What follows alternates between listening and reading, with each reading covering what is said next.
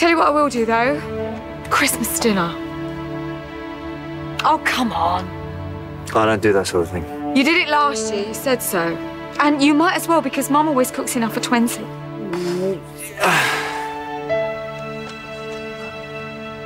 All right, then. But you go first. Better warn them. And don't say I'm a Martian. I just have to park her properly. She might drift off to the Middle Ages. I'll see you in a minute.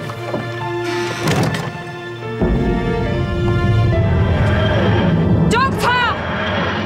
Doctor! Blimey, you can shout. Am I ever going to see you again? If I'm lucky. Just promise me one thing. Find someone. I don't need anyone. You know, you act like such a lonely man. But look at you. You've got the biggest family on earth.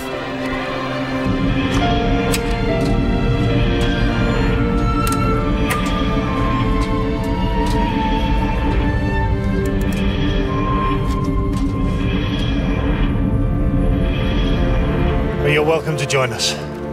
We thought we might all dine together at the Traveller's Halt. A Christmas feast in celebration. And in memory of those we have lost. You won't stay. Like I said, you know me. Goodbye.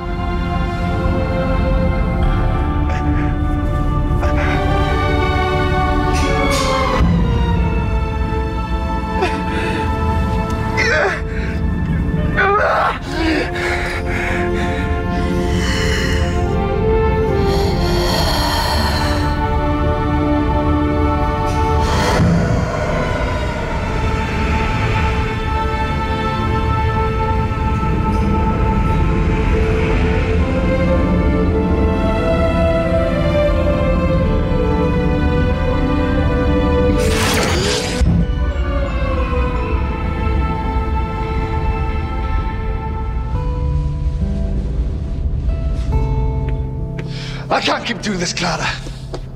I can't. Why is it always me? Why is it never everybody else's turn? How long can I keep doing this, Clara?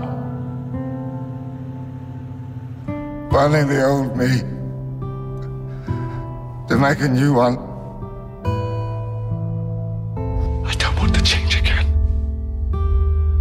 Never again!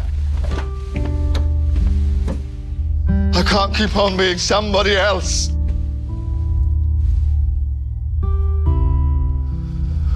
Whatever it is, I'm staying. Can't I ever have peace? Can't I rest?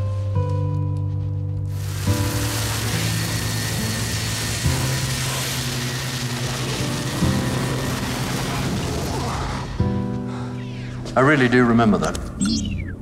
Every second with you.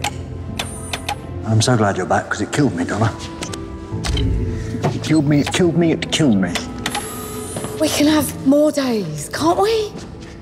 I mean, why is it such a big goodbye with you? Why is it one last trip? Because you could visit with my family. You've been given a second chance. You can do things different this time. So why don't you do something completely new and have some friends?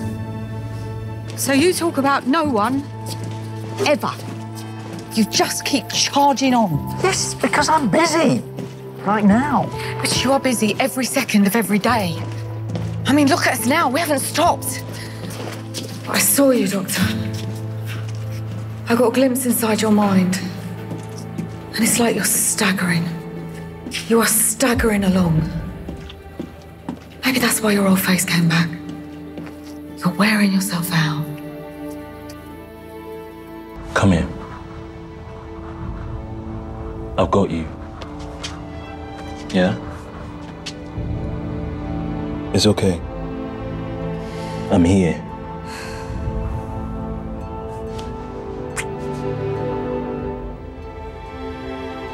You're thin as a pin, love. You've been running on fumes.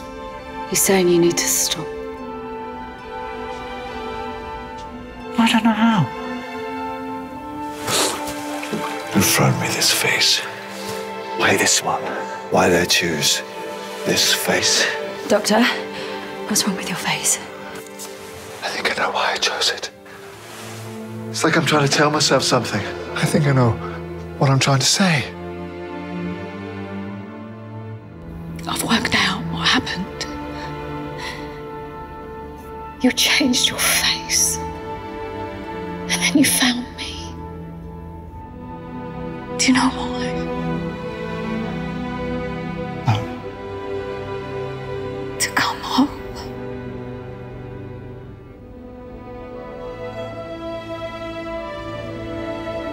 You don't have to stay forever. We'll see. Do you miss it? Out there? Funny thing is, I fought all those battles for all those years. And now I know what for. This.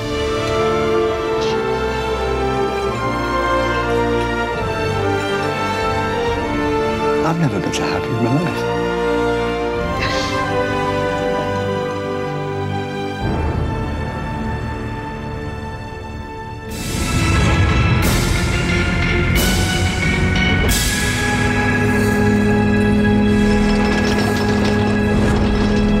Actually, when 14 eventually dies, his soul will go back in time to become 15. The Doctors didn't split at all. 15 is just from the future. Well, now 15 knows Donna and Rose's entire future, and Series 14 will prove it. There's a giant off-screen time loop. RTD actually confirmed this in his own words.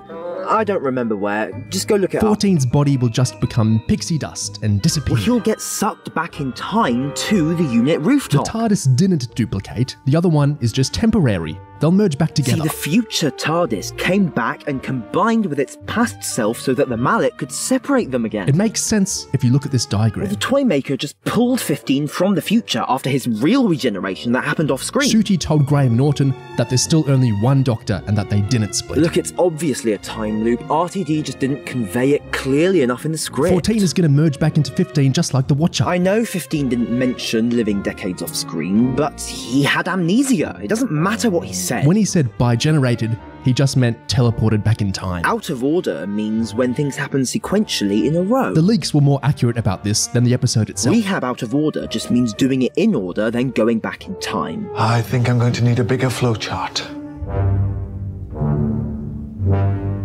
Doctor Who's 60th anniversary ends with the giggle, the Toymaker, the bi-generation, the Doctorverse, the new Doctor, the music, the genre shift, the move into fantasy, the Vlinks, attitudes towards spin-offs and apparent setup, the weight of the past and what it means to come to an ending. We have so much to discuss and to debate because the three of us do have differing opinions on a lot of what we're going to talk about. The three of us being myself, Neo from Australia, joined by Ingiga and Oliver, both from England. As usual, we're discussing not only the episode itself, but also the mountain of extras, the behind-the-scenes Unleashed episode, the in-vision commentary, the web behind-the-scenes content, and of course the novelization by James Goss, which is a whole discussion unto itself. But let's start with the episode itself. We're going to cover loads of different topics relating to the giggle, and avoid starting our bi-generation discussion/debate until we've really gone through those topics about 2 hours in. And after our bi-generation discussion, we'll move into some of the topics more relating to extras material, like the Doctorverse idea from Russell T Davies. And then we'll end on explaining what the novelization did, especially what it did differently. So to start the episode, how did the giggle make you feel? Well, I'd start with vindicated, partly because I knew a lot of what was going to happen in advance, but also I think about the direction RTD2 was going in, because I think it's pretty declarative of a statement regarding that. But also, just as a viewer, as a fan, I suppose, it made me smile. I would say I was taken, not altogether like 100% just completely enraptured, but I think I was, I'm sympathetic to everything it's basically doing. The giggle made me feel excited for the future, but in like in a slightly passive-aggressive way. Like, I'm excited for the rest of it. My main takeaway from this episode of TV was that I'm excited for the next episode of TV. I don't tend to like RTD finales in Doctor Who or any other show. Even on shows we've loved a lot on this channel, I often get pretty negative about the finales. I remember doing that for years and years, other shows. On Doctor Who itself, I know I've talked on other discussions we've had before. When I was a kid, I stopped watching New Who after the Series 3 finale because I just hated it so much. It just turned me off the show. I didn't watch Series 4 live. I didn't watch that until 2013.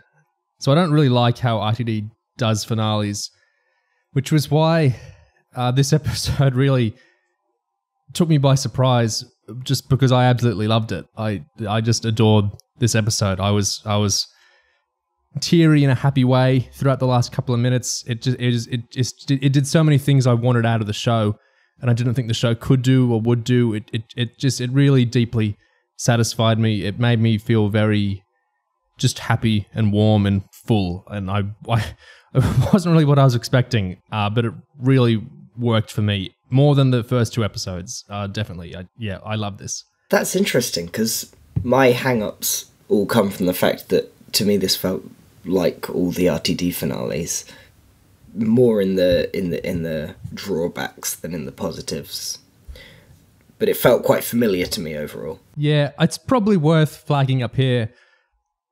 We'll talk about things in the episode first, and then eventually we'll get into talking about the regeneration by generation, because I know we'll have different opinions on a lot of that between the three of us. So we're going to dance around that for a little while. We'll do a little Neil Patrick Harris dance around that while we bring up other stuff around the episode. Because it's difficult to talk about our differing levels of satisfaction probably without going into that. But yeah, finality by generation. There was a lot going on there. Gig, do you want to develop your feelings anymore on the episode before we start talking about specific elements? I would say, surprisingly on rewatch, because before I was thinking, well, this is an episode of just 2 halves. You've got like the slight idea of the giggle stuff at the start, and then what it's really about, which is all the Bi-Gen stuff.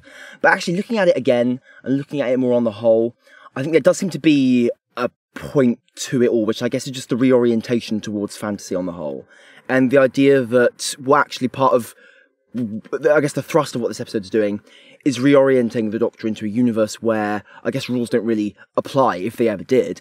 And now that, because you've got the human race being turned into toys, and you've got the Doctor has let in a force that can't be bound by physics, and it's the whole, even just like the role, the kind of the slight role that the giggle stuff itself actually plays in the episode, seems to just be part of welcoming in this whole sense of the universe is just like a plaything now. It's just a toy, and the Doctor is kind of almost unmoored within this, because all these much more powerful forces are kind of storming in now. So it kind of makes a bit more sense overall looking at it that way. And even the kind of the Bi-Gen stuff and the kind of the cheats of that kind of fit into that. So I think I can see what the overall shape is a bit better now. So I would say, like, I'm not as annoyed with kind of the slightness of the giggle stuff as I was before, but I would say it does hark back to some bits of RTD that I didn't like.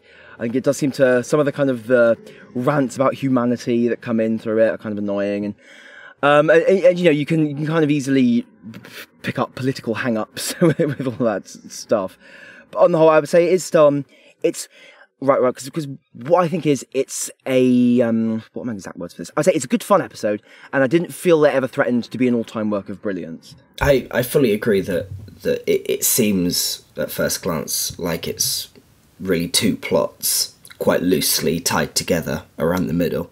And the plot definitely has that big divide in the middle, where it's not really about one whole thing, and you don't particularly get the sense that the giggle's actually solved by the end of it. You know, I suppose it is, because they defeated the Toymaker, but there's no actual revisiting of that idea in any serious way. They don't even actually shoot out the satellite, right? But you have got this real connective tissue across the whole thing, and you've got a thematic link with the giggle, some of which I thought was a little sketchy, maybe a little like a writer trying to connect 2 halves of an episode that he had realised were different. But, you know, you get the like you said, the humans are framed as toys, and the giggle makes them into toys, which, sure, I guess.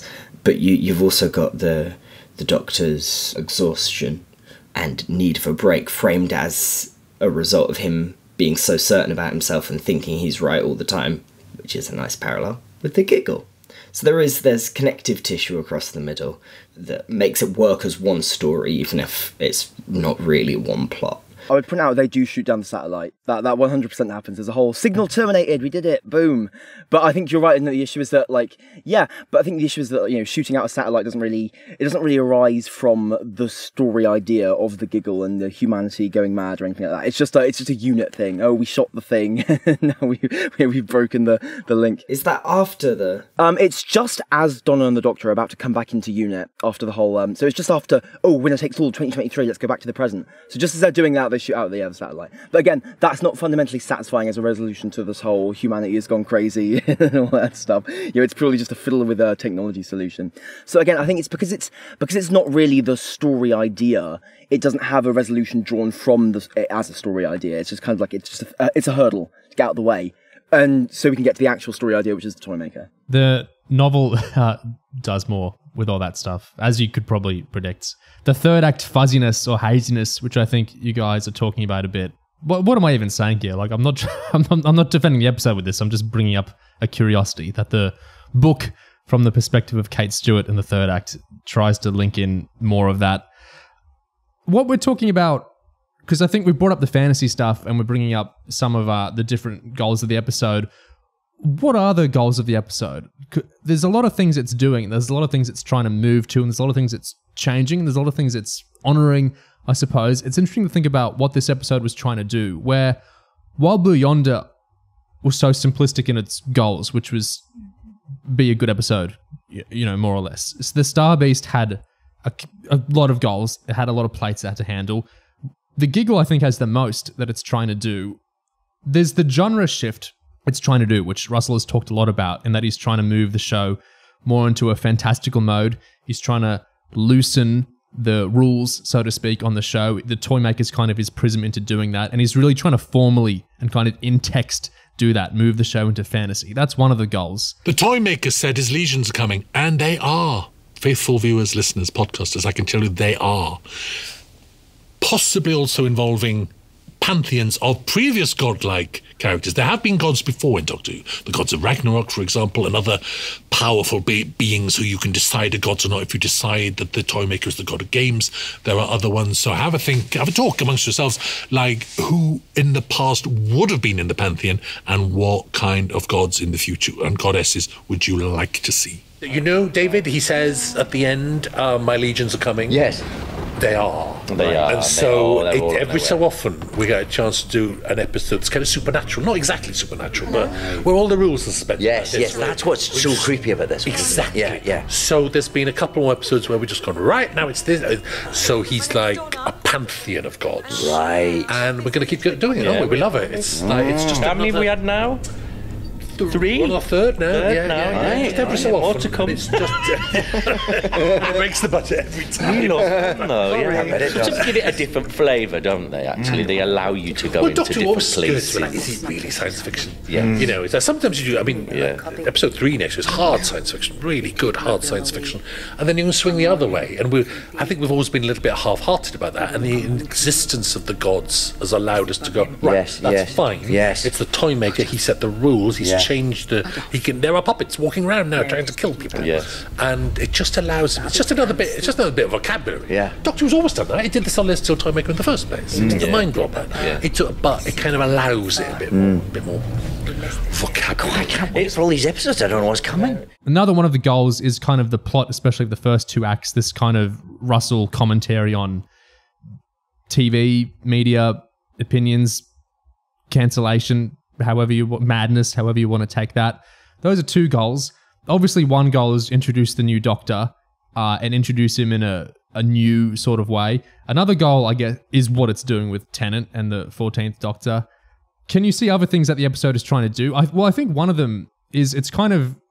Russell isn't a huge fan of multi-Doctor specials. like he's talked about a bit. This ending, you always knew this was coming. This was your sort of working backwards from this to an extent. Always. Yeah. From bringing you back, it was like, we will bi-generate. I don't think I came up with that word until quite late. But yeah. To have, well, because your anniversaries are traditionally multi-doctor, which I'm not madly into. Marvellous, though the ones you've done are, I don't ever fancy writing that. And it's weird. It's like, you know, I'm sure you'd love it, Phil, if I said, oh, let's bring them I can all back see in. the challenge, though, because you've sort of got to give them... I mean, it's like you've got to give them... You've got to make all these clever people exist in one story. Yes, 12, imagine having 12 clever people, they just solve the problem. Just solve the problem, so... Well, that's the ending of the 50th. It's brilliant. It is the one solving it. Yes, and I don't quite believe it. I think you're looking at the actors and not the people. Right. I think there's something in it makes me go, because I'm such a purist. He said, with a toy maker swinging about a great big gun. Everything it was so real, David. It's so real. I think this is him kind of smuggling in a multi-doctor special after all into his anniversary trilogy, where he was going such another way at first. I think he kind of... It's almost like the Tennant Doctor becomes like the past Doctor the new Doctor is interacting with in the long run in these specials, and kind of what he does in the end. So I think there's a kind of impulse to, okay, let's kind of do an anniversary-ish anniversary in my way at the end. What other things do you think Russell was trying to do with this episode? Well, there's one you forgot, the pilot for the Unit spin-off, of course, starring the Vlinks. Well, You don't agree? No, I really? I don't. People see the Vlinks, and I'm so befuddled by the reactions to the Vlinks. So when we met Martha's family, I didn't raise my hackles and go, God damn, the BBC are trying to make yet another Doctor Who spin-off. They're setting up the Jones spin-off. I didn't. They were just characters in the show. You know, when I see the Vlinks, I've seen some people make all this cynical commentary about Disney, which didn't make this episode for whatever it's worth, and they're saying they're so clearly trying to do this and they're so clearly just trying to do that. And I don't think, like, I gorge myself on Russell, you know, paratext all the time. I don't think he's trying to do what people think he's trying to do. Like, Russell's mind is off planning Series 4 of the new Russell T Davies show. The one spin-off they seem to have any engines on has fallen behind, as he said. It's not happening as quickly as he wanted it to happen, and that's the weird, Sea Devil apparently thing they're trying to do. Unit, I'm sure we're going to get a lot more use out of that Unit set. They talk about that on the InVision commentary. Totally, 100%. But like Russell has said, the spin-offs you think are happening aren't happening. He basically said to Doctor Who magazine a while ago, I'm not really feeling it. And if the Unit spin-off is happening, it's the set that would convince me, not just a new wacky character being on the show, because that happens all the time. Is the Vlinks a recurring character? You will see the Vlinks in the future slightly upgraded from what he is now. I like the Vlinks, I think. Well, I think this is the Blinks when they've just fished him out of the wreckage of a spaceship. Sure. And now Blinks is on a journey. He's been polished. He's kind of chrome now. Yeah. Which is just a little bit. But he was always meant to be, actually. It always said chrome, and then that just got forgot along the way. How much do you love this set? Oh, I love it. Well, I don't love it. It's the most expensive set in the world. Yeah, but how much use do we get out of it? Operate. It's like the bills we get for footage and screen hire. My word. I'm sorry, Faithful. But it's amazing. I'm joking. We are getting our use out of it. Should we go to Unit HQ? They say drop of a hat. Should we do 30 pages in Unit HQ? Literally, it is literally 30 pages a series. Please pay for it. So. Oh my god! I think really the main prompt with people to react to the Vlinks is just the fact that it's a beautifully designed robot that the episode isn't about in any way at all. Like, it's not really, it's literally just a side thing. It's just like a plot device. It just kind of moves the plot along a bit quicker, and it makes some like cute sort of weird little robot lines while doing it. So I think it's the kind of thing you can expect to see come back in a future episode, just because they put so much like work into that, and you know, it doesn't really feature in a huge way. No, not necessarily a spin-off, but certainly going to be something, a recurring feature of the show. Like, that's completely to be expected. But also, you know, on the Unit front in general, you also have stuff like, hey, come work for Unit, Donna, and hey, Mel works for Unit. So, I don't see that happening. You don't see Donna working for Unit? If there's a Unit spin-off, Catherine Tate coming back without David Tennant, like, there's not going to be a Unit spin-off with David Tennant. There's just absolutely zero chance you're going to get a fully fledged Unit show with Gemma Redgrave and also David Tennant meekly poking his, you know, doctory nose around. That's not going to happen. Catherine Tate coming back without David Tennant, like, I'm sure she likes Gemma Redgrave and all that crew, but I don't see her doing that. I know she gets the job or she negotiates the job or whatever. I mean, we might all be laughing at egg on my face in a couple of years. I just don't see it happening, and I don't see RTD really having the interest in it and how he talks about his new empire. Maybe it's not that they need to be in it, but maybe rather it's showing that it's something they could join. You know, those characters could be involved with, like something that they would hypothetically be interested in or whatever. Like with Martha. It's kind of meant to at least seed the idea that we take UNIT seriously, like, even if those characters aren't actually part of it in the future. I mean, that was the thing for me. The set is very, very big and very impressive, so much so that I did think that's the kind of set you build for its own show. But like you say, nothing in the narrative itself actually suggests we're going in that direction. Also, slightly invertedly, I guess, the fact that we're so adoring of UNIT in this episode and in the Star Beast, and the fact that there's nothing particularly critical suggests to me that there's not a dramatic engine there in the way that I sort of expected might come up in these specials. Yeah. If they set up clearly there's a conflict within UNIT between a more militaristic, fascistic side and a science leads, friendly to aliens side, then that could have driven a step into something else. But as is, it's very, yay, UNIT, in a way that, to me, suggests they're just going to keep turning up like this. There'll be a couple of episodes of series that are about UNIT, and that's how we'll use the set. I think UNIT will be in... Well, obviously UNIT's going to be in the show. Like, we know Mel will be in Shooty's series, and I'm sure we know the Blinks is going to recur in a more chromed up fashion. We'll see this again. It might be in the Sea Devil spin-off too. That wouldn't surprise me at all. I think there's a kind of... When fans get cynical... If like a geeky fan is cynical about geeky properties, sometimes they take well-earned lessons from one property, then they apply to other properties where it makes less sense. Like, I think people... Disney Plus... My Disney thoughts translating to Doctor Who, and now they're transferring, and I don't think Russell's doing what they think he's doing. Basically, I think Russell's priorities, the whole media empire, what he's doing, his priorities are to make it happen every year. That Disney would love that consistency, and that's what I think he really wants to bring the show back to. That's how you get the show back in.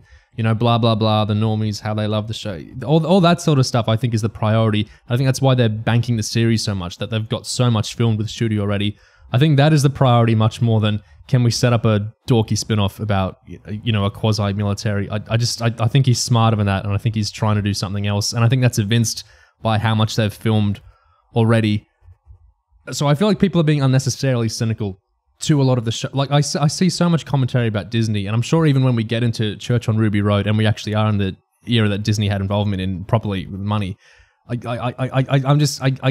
feel like sometimes fans make their own experiences worse because they're bringing in this negativity that they think they're being shrewd with, but actually they're just kind of poisoning their own experiences a little bit. I'm just wary of that. Speaking of dictatorial control over an empire, I just wonder, what do you guys think of the moment the Doctor gives permission to blast a satellite from another country out of the sky? Because that was a very world president moment, wasn't it? You have my permission. Yeah, it reminded me of Death in Heaven. Yeah. I mean, my thoughts watching that was like immediately, oh, you are so dying for that, motherfucker. Because that felt like a very flagged up tenant hubris thing. This is what's going to get him killed, and it kind of is because of the laser. Yeah, but it's kind of isn't as well because he doesn't die. So but that does seem in there on purpose, and maybe there'll be future consequences for UNIT because of that intervention they made. Oh, that could be the threat of conflict. Like Oliver's searching around, UNIT itself seems happy, but maybe the governments hate them, but they've already built the big tower. They're at war with South Korea. That's the plot of the spin-off. You never know. South Korea's on the sea. The Sea Devils could invade there. We can do Sea Devils with racism. Again. There's a line thrown in about how they're out in the open these days. They're living their out and proud UNIT life. I suppose you have to go in that direction. They've been a big deal recently, and they've got a new big tower. But it all runs really oddly with me, because the first thing we see UNIT do in the Star Beast is kidnap a journalist. The reporter thing, yeah. And I was so certain that was set up for not so much a twist, but a tension in the third episode where there was going to be conflict within the goodies have actually started relying on, you know, overly militaristic means to quiet up alien invasions. But there's nothing like that at all. There's not much for a critical angle on them at all. I suppose the closest thing to one at all in this episode would be Kate's little meltdown when we see her affected by the giggle. Oh, that was interesting. It's probably like one of the only times anyone's ever tried to do anything a bit weird with Kate, isn't it? And I had said beforehand that Russell's going to come in and immediately give something to Kate, give characterization where none's existed, and that's a really clever way of doing it, setting out what the threat of the week actually is, in a way that both lets the actor do a big, showy, look at me acting section, but also actually does reveal uncomfortable, dark and prejudice beneath the surface coming out in this exaggerated way. And it makes the whole big background threat of the giggle feel personal, and it makes you understand what its individualized impact on the population is. So it's very effective, very good. Like that bit a lot. So Kate being more reactionary than we'd assume. The note about Shirley, I think, was the strongest bit of that. Just this awful... In the novel, it kind of describes how when Shirley says absolutely okay, when she reassures her afterward, it's like awkwardly too bright.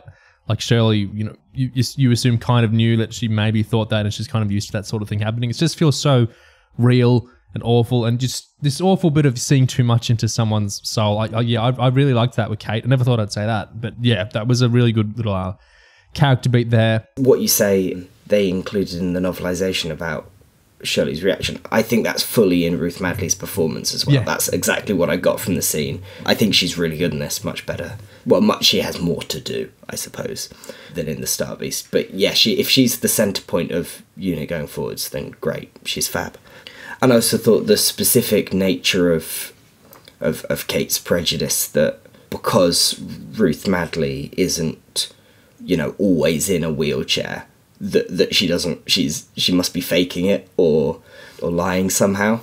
The way that prejudice comes out through Kate, I found so perceptive, because after the Star Beast, there were loads of people saying, well, Ruth Madeley's not a real wheelchair user because, you know, she crosses her legs and sometimes she doesn't use her chair.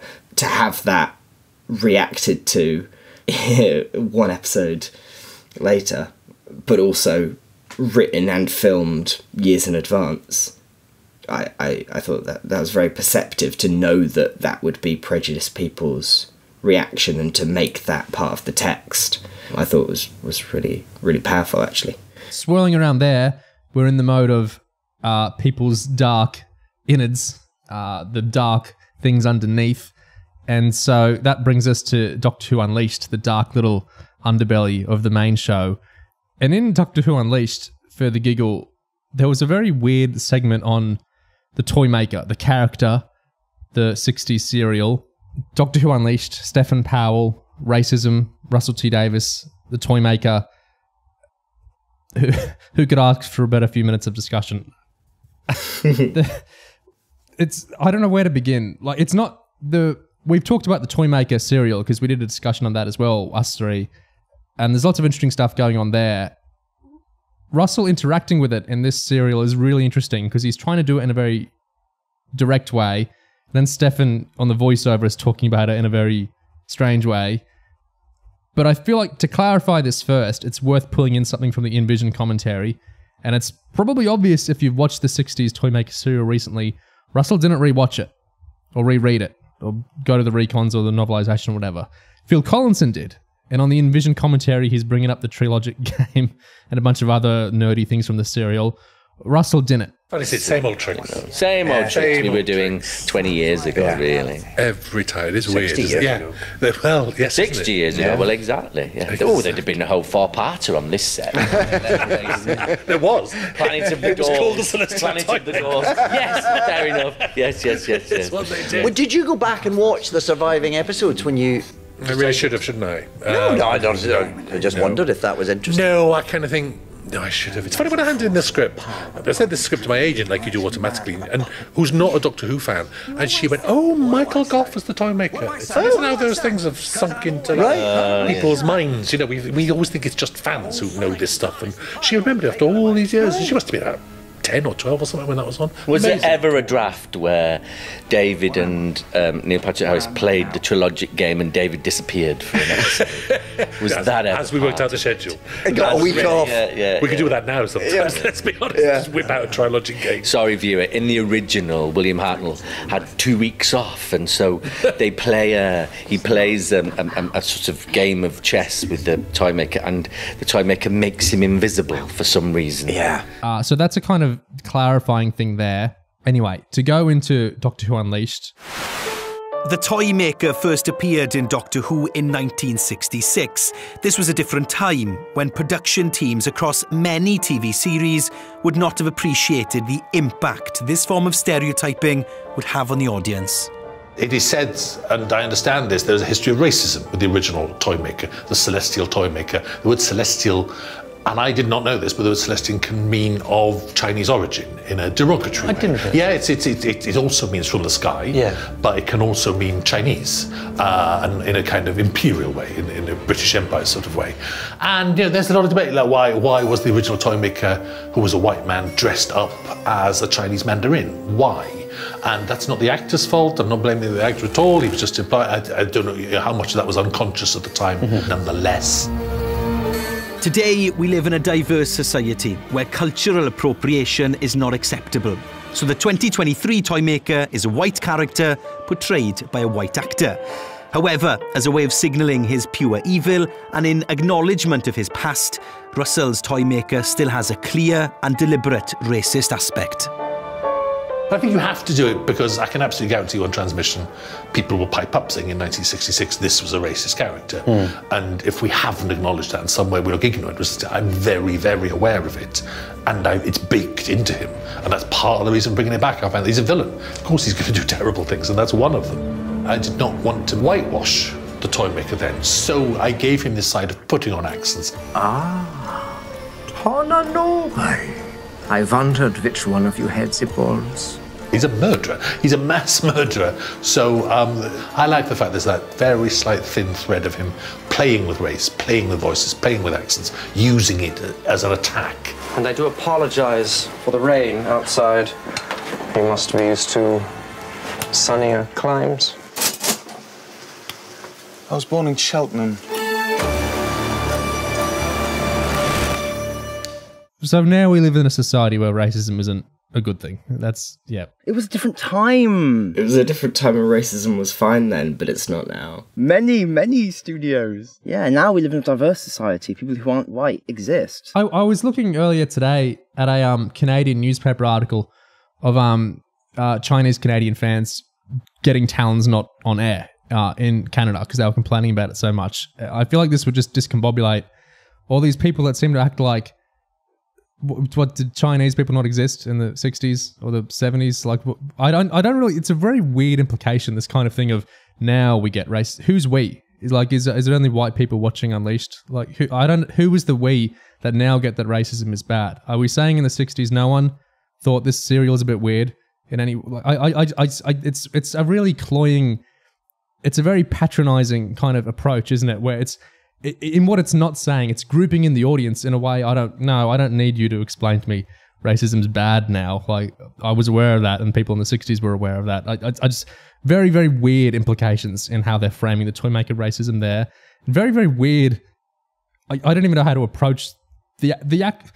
Like, I get that Russ was trying not to hide the racism like a lot of writers would do for bringing back the Draconians or something. Like, Russ was trying to say, racist character, we're going to use that. You know, we're going to use his racism as part of his villainy. Okay, the accent. I don't dislike the insanity of the. He's very clearly putting on accents to toy with you know, people, to toy with nationalities. Like, I get what they're doing there. I think that's an interesting approach for the character.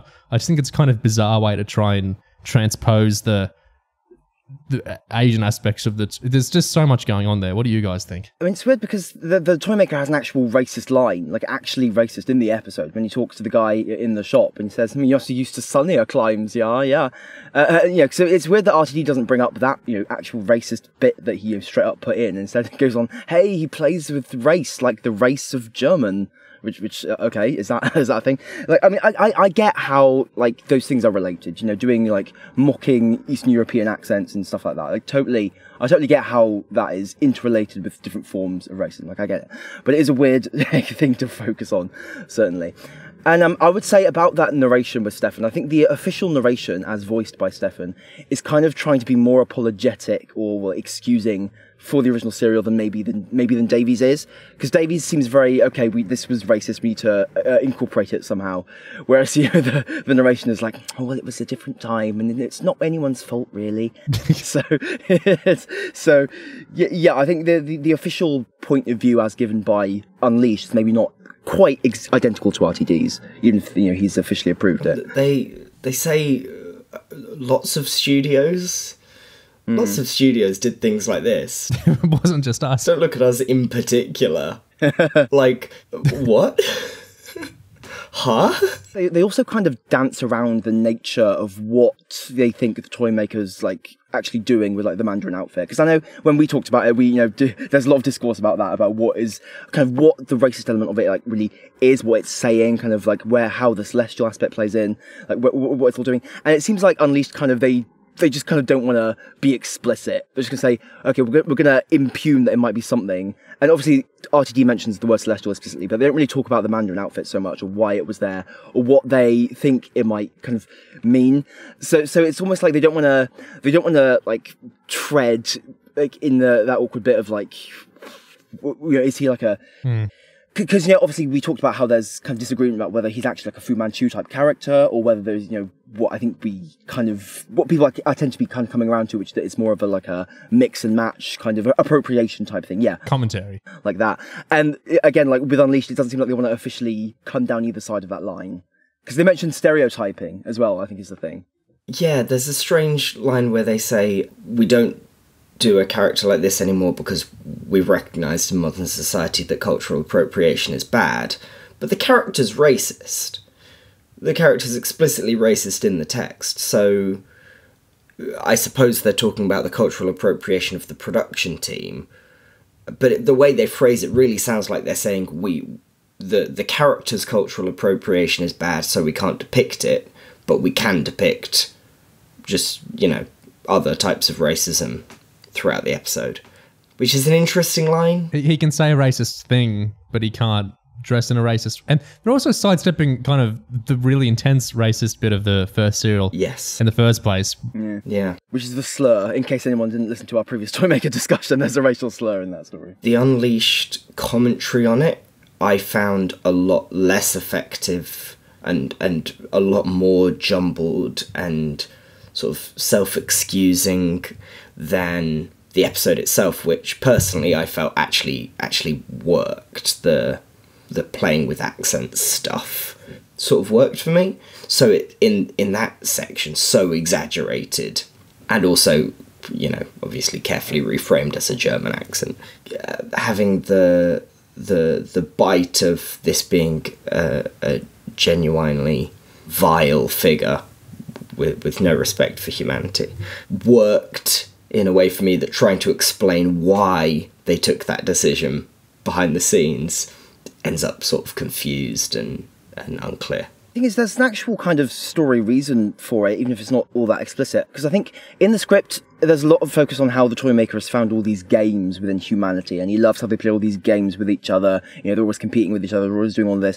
And in that sense, racism is just another one of those, isn't it? Like you see someone whose ethnicity is a certain way, and you make a sniping comment at them, like the Toymaker does in the shop. That is in its own way a type of like childish game that people play. So you can kind of see how that sort of, why would this cosmic being be so racist to random humans? Well, that's why, isn't it? It's kind of there. It's in how RTD conceives of the character and actually kind of makes sense. But that's not really drawn up. Instead, we get this sort of thing about how it's an orthogonal way of repackaging the older show's racism into ours, which, okay. I think the performance, his performance really sells that he's going so aggressive with the accents, the French and the American when he does them, but of course mostly the German, that he's like trying to irritate who he's talking to through like the performance of nationality that he's doing. Like he totally is trying to gamify a kind of human aggression towards those that are different. Yeah, it's really, if this was an entirely original character and maybe he didn't have the awkwardly just straight up realistically racist line at the start of the episode, I think this would work a lot better for a lot of people. I say that, you know, like I loved the flashback to Hartnell and the Toymaker. Like that was chill inducing and everything because, oh my God, it's color and it's classic Who and yeah, you know, that's great. But I wonder if the character might have worked in a way even better if he'd kind of been untethered from these associations. Broadly speaking, I found the link to the original strange and immaterial at times, and mostly based in dialogue rather than the actual action of the characters.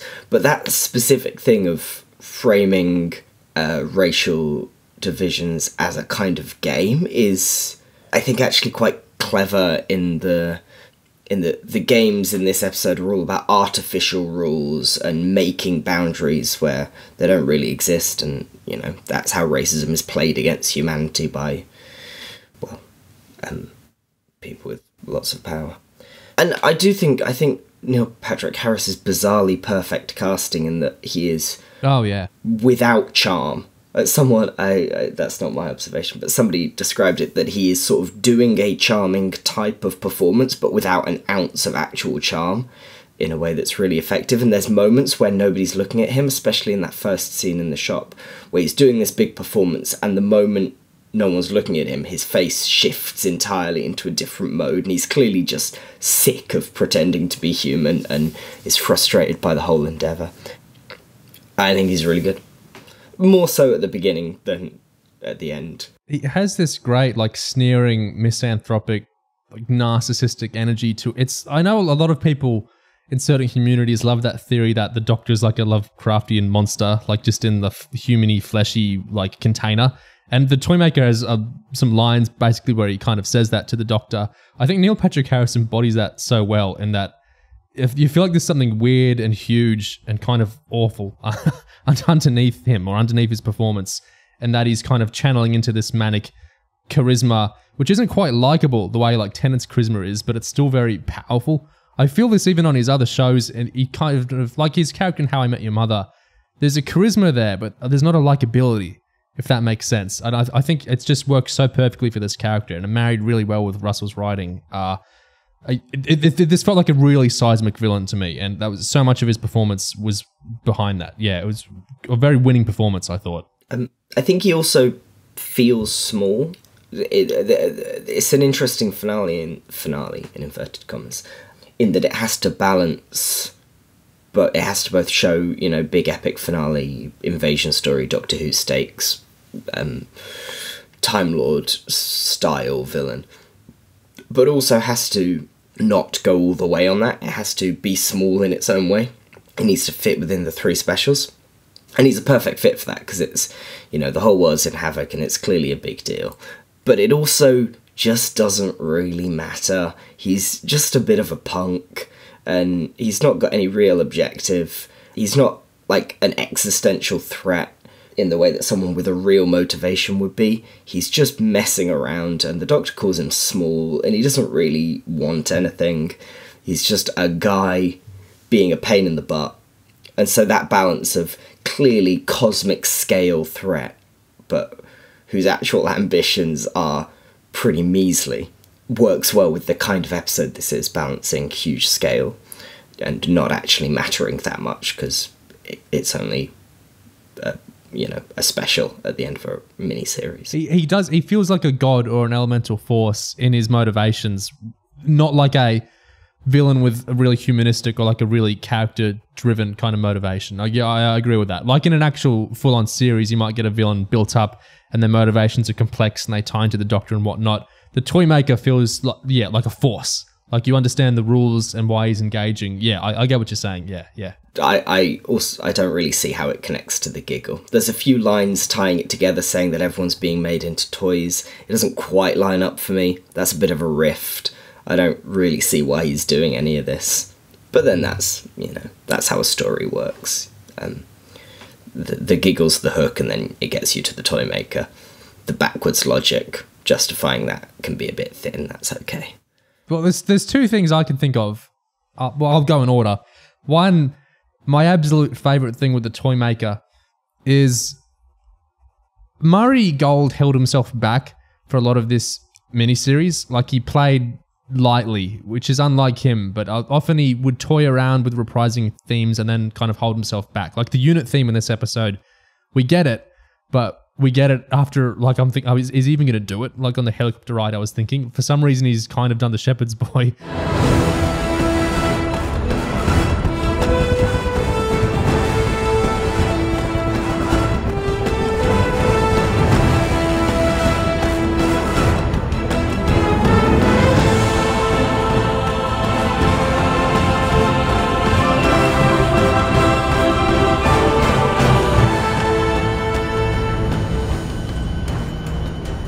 But are we going to get the unit theme? And then we get a bit of it.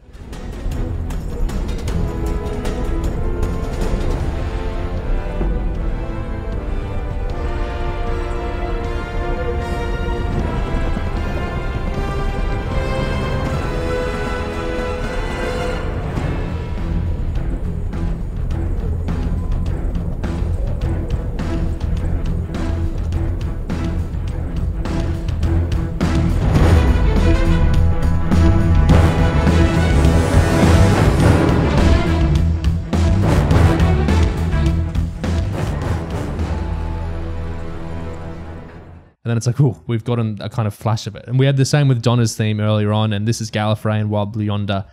He was really holding himself back from the old themes for so many of these 3 episodes.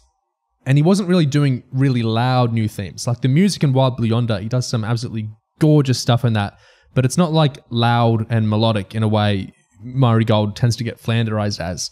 So I was really, really happy we finally got a full-on, full throttle, very loud, very recognizable, very powerful Murray Gold theme in what he did for the toy maker, which is a mix of a couple of different things. It's got the arpeggio da-da-da-da-da-da thing that when we first see the toy maker, like at the start when he's doing his French routine and the doctor looks at him and we get the children's like choir singing that up. Oh, it's amazing, amazing.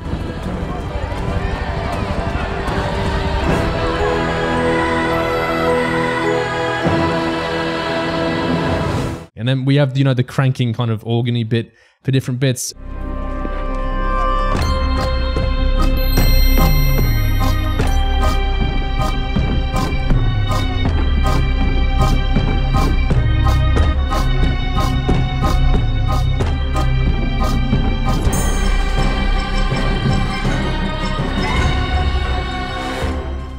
And then the bit where we get the flashback to Hartnell, that really tense bit dancing around. Just the music for the toy maker really lit my fire.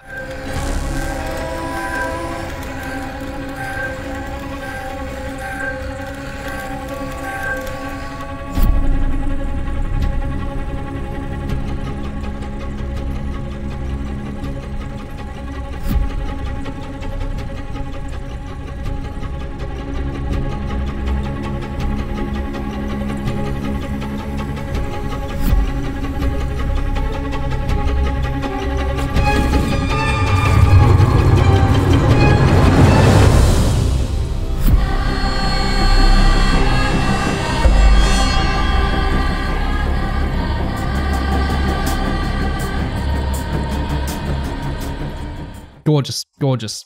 Another interesting thing with the toy maker though, and I think Oliver's kind of connecting to it and what you're saying, is the toy maker wasn't the original villain of the episode. What was it about the toy maker that you thought, oh, this is perfect for this story I wanted to tell? It's quite a complicated history. I'll tell you the whole thing and you can edit it down. But it's like, first of all, I came across Stooky Bill. Yeah. I was writing a drama in Manchester called Nolly about Noel Gordon, the soap star, who was the first woman on earth ever to be put on colour television by John Logie Baird.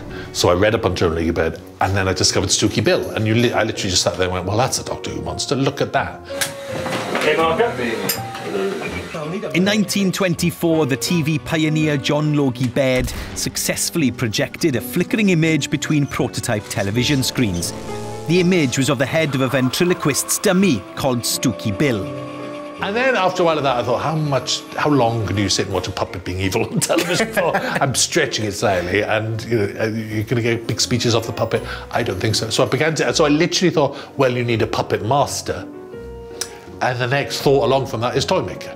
It's an old enemy from the 1960s, 60th anniversary, 1960s, that I wanted to bring back. But actually I started with Stooky Bill.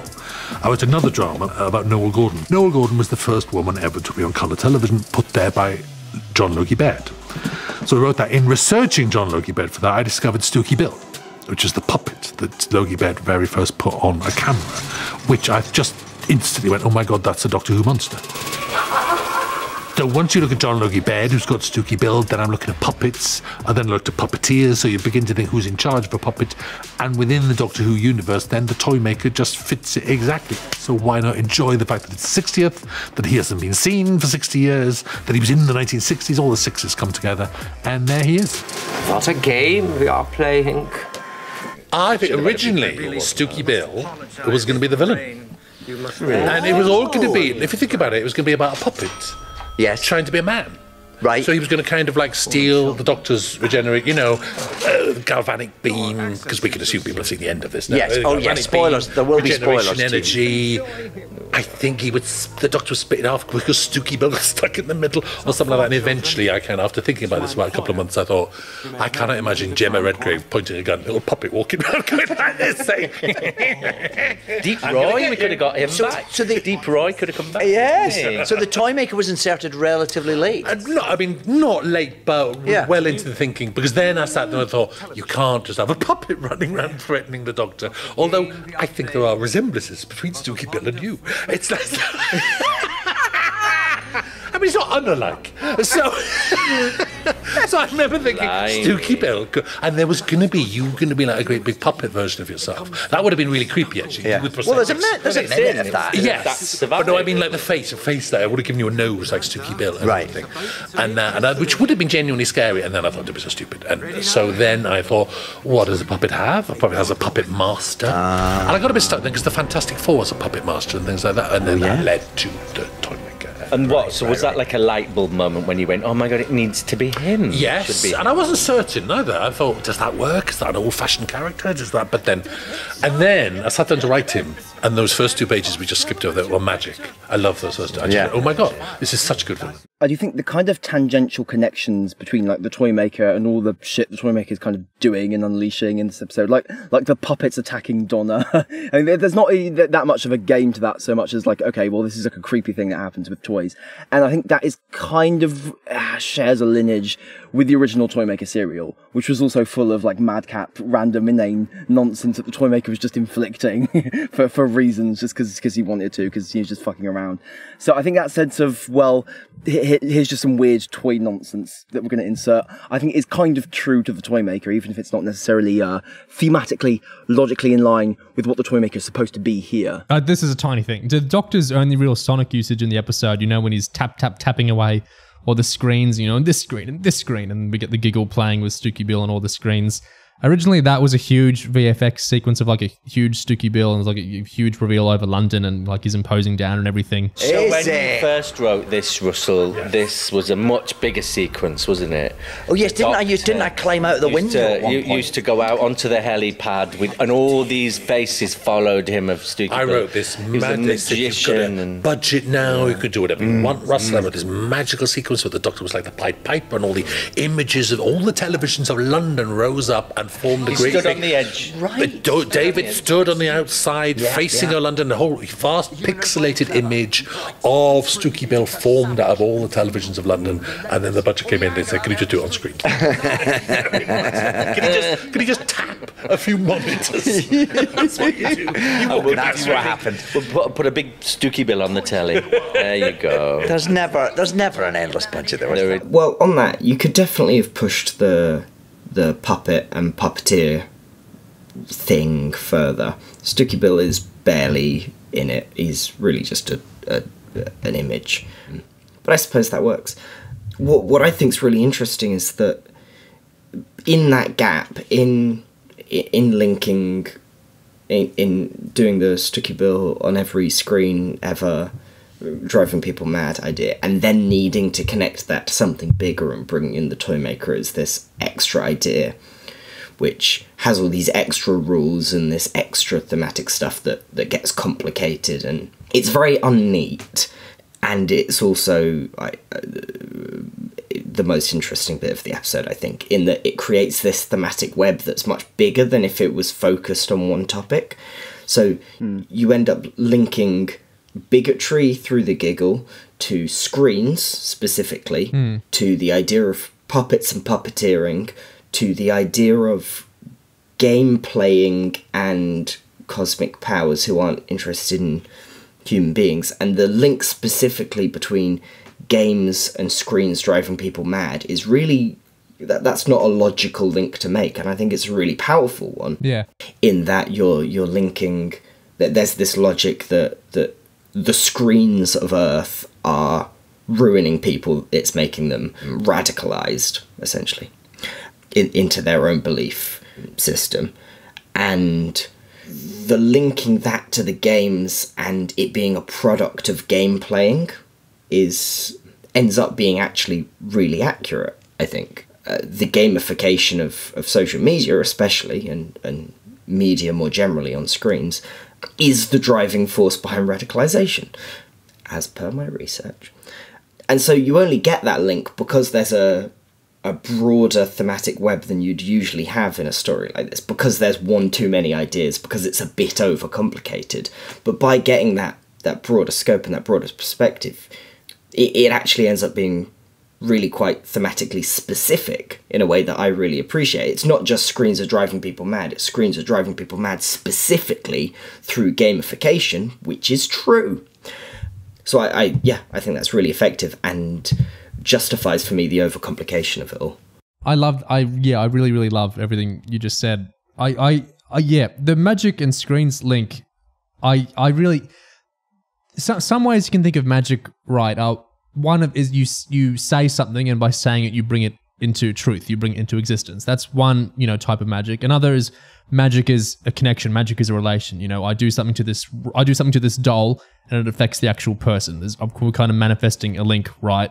And the way the giggle works, but the way by that satellite linking is that finally the entire Earth has interconnectivity. Finally, everything is connected all together. There's a kind of relational web connecting everything now because of all the screens, and to connect humanity that much drives them mad. I think that's a really interesting idea. It's like this level of connectivity is bad or dangerous. Even it's like the actual Toymaker thing is the fantasy legions are coming. Like, this is Russell saying, I'm putting magic in the show formally now because the Toymakers put magic in, and I love how that kind of pairs with because a phone screen is kind of magic, isn't it? You're looking at that, and there's someone. It's like it says in Unearthly Child, the first episode. We've made. There's a person smaller on your television screen or whatever. Isn't that a kind of, dimensional magic? And so I love this kind of, I think it's really interesting. If anything, I wish the episode was longer and it could have explored this even more. This idea of, phones as magic, interconnectivity as magic, as dangerous magic. I think that's really cool. And then to speak something into truth, and then what the giggle does to everyone is they only see their opinions as truth. By saying something, I'm invoking it into reality. What I'm saying is true, and that's what the Toymaker's done to humanity, is to say, no, this road is mine. So in the book, the angry guy that the Doctor talks to is in the car, and in the episode he's on the street. But the idea is the same, that this is my road. I'm correct about how the road should be used. It's like so juicy what Russell's done there, that it's I never think this is an actual shame, but it's almost a shame the episode is doing so many things and has so many ideas. I think it's better to be wanting more after an episode rather than wanting less, because by God, we had a few years of that. But yeah, there's just so much going on. And Zar is no leader. The episode does seem to be doing this whole Tribe of Gum kind of throwback almost, doesn't it? I mean, it mentions cavemen, but also just the idea that, of course, The Rock as well. And also the fact that when we talked about Unearthly Child, we kind of brought up, there's this television aspect to it. Like, television is almost represented by that fire. Technology is the fire that the cavemen are fighting over. And so that just seems to be floating around, hovering in this episode somehow. The idea that technology is now reducing people back to cavemen, almost, making them just, crudely, bump up against each other. You're turning them into competitors. Like Oliver's saying, it is kind of convoluted, but I like how this link of the Russell T Davies phones and people and stuff is bad and weird and wrong. I like how that kind of commentary, like we get they shout and they type and they cancel. We have the Toymaker calling out ghosting and, you know, kids playing video games and Tetris and all that. I like how we kind of link the Russell T Davies social commentary with Russell's big kind of presaging the Shooty era goal of introducing fantasy into the show. Like it's such a non-obvious link, but I think that's so fascinating to try and link those things through the Toymaker. The My Legions Are Coming stuff, and then on the Envision commentary, Russell's talking about they've done multiple episodes now. Of course, they've filmed 2 series. Of course, they've filmed multiple episodes for Shooty by now, and they've, you know, written even more. That they'd had multiple episodes which are going to be just more fantastical in the kind of vein of the greatest show in the galaxy, having the gods of Ragnarok, you know, I mentioned in the episode, to be having actual gods. We've seen the previews for the Church on Ruby Road where, hey, it's just magic goblins. It's not like the show couldn't do this before. And Russell, you know, he says that in the commentary as well. The show did do magic sometimes, but he really wanted to, like, really, really formally and, like, in a very declarative way say, we're going to do magic stuff now and it's just going to be magic. I've kind of formally opened it up so no one can say, where's this coming from? It's coming from here. I've given, like, an in-text source for the magic. I love that. And I find that so exciting, especially as, you know, new Russell T Davies era, what are they going to do new? It's fun that he's kind of staking out, well, here's something I am going to do differently than I did last time. This is a new focus I'm going to do. I don't think the gig was a backdoor unit pilot, but I think it is a kind of backdoor magic pilot. And I think that's really, really, really cool.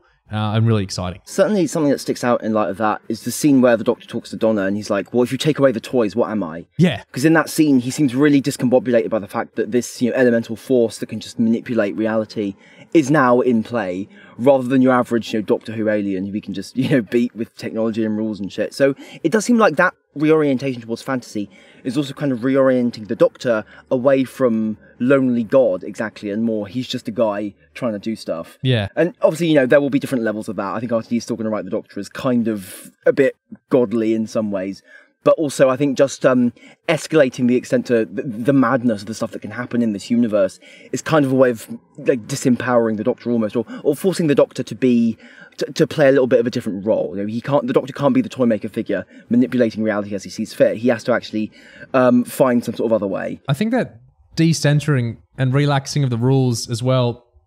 It's also, I'm not trying to get out of the magic conversation. This is just kind of a side thing to it. Is when the Toymaker is saying to the Doctor, I came to this universe with such delight and I played them all, Doctor. I toyed with supernovas, turned galaxies into spinning tops. I gambled with God and made him a jack in the box. I made a jigsaw out of your history. Did you like it? And then he talks about what he did to the Master, and then he tries to set up the Shooty era villain or something. But I made a jigsaw out of your history. And then on the commentary, Russell, he explicitly says the TV movie, The Timeless Child. Your life, this ends the 14th Doctor's life. This does things to the Doctor. It generates him. Things have never happened before. Here comes the flux. Yes. The flux. Oh my God, here we go. The flux. Well, and I think, you know, I think the people say to me, "Oh, you're going to mention the flux? Like, did that happen?" Of course it did. We watched it. Chippy Chibnall's, you know, great contribution. I love the flux. It's like, and there it gets reduced to 5 puppet moons. I'm sorry. With faces. I'm sorry. With faces. There's a little moment here which makes me think that here there's the moment where the Toymaker says, I made a jigsaw out of your history. Oh, yeah. Which, again, is part of this whole loosening the rules. The Doctor first, you know, was the Doctor half human when he was Paul McGann? You know, is he a timeless child? Is he this? It just relaxes the rules, say he is whatever you want it to be. Right. It could be the Toymaker's puzzle. That could be interfered, or it's all true, and it is all true, but it just opens the canon a bit, you know? And when he lost, I sealed him for all eternity inside my gold tooth. You know, he's done that kind of Moffat-y thing of, I've given you the tool, you don't have to use it, but if you want to use it, this is how you can kind of rationalize or do something with bits of the show you might want to put into different sort of boxes. Remember when Moffat outright said that if you want the Child and Listen to be the Master, I've given that to you, like you can do that. I feel that sort of impulse here with Russell. He hasn't said the Timeless Child isn't real anymore and was just a trick of the Toymaker, and you don't have to believe that at all. You know, he's spoken very respectfully of the Timeless Child. But I really like this kind of magic-y character in the Toymaker. Has kind of done this magic-y thing of saying, I've toyed around with your history in an unspecific way. And so as fans, if people want to park bits of the show in certain boxes, they can do that, and they don't have to. But I just, it's a kind of magical opening up, I think, there. And I think that's a respectful way to kind of deal with, I don't think it needs to be dealt with, but if you want to deal with different bits of the show that have come before, I think that's a kind of opening up way to do it rather than a closing off way to do it. I will say what RTDs does there, I think compared to Moffat's version, I think RTDs is much more fan-brained. Because when Moffat was talking there in that interview, he was talking about the actual story bit that he wrote and how the nature of it made it a bit ambiguous.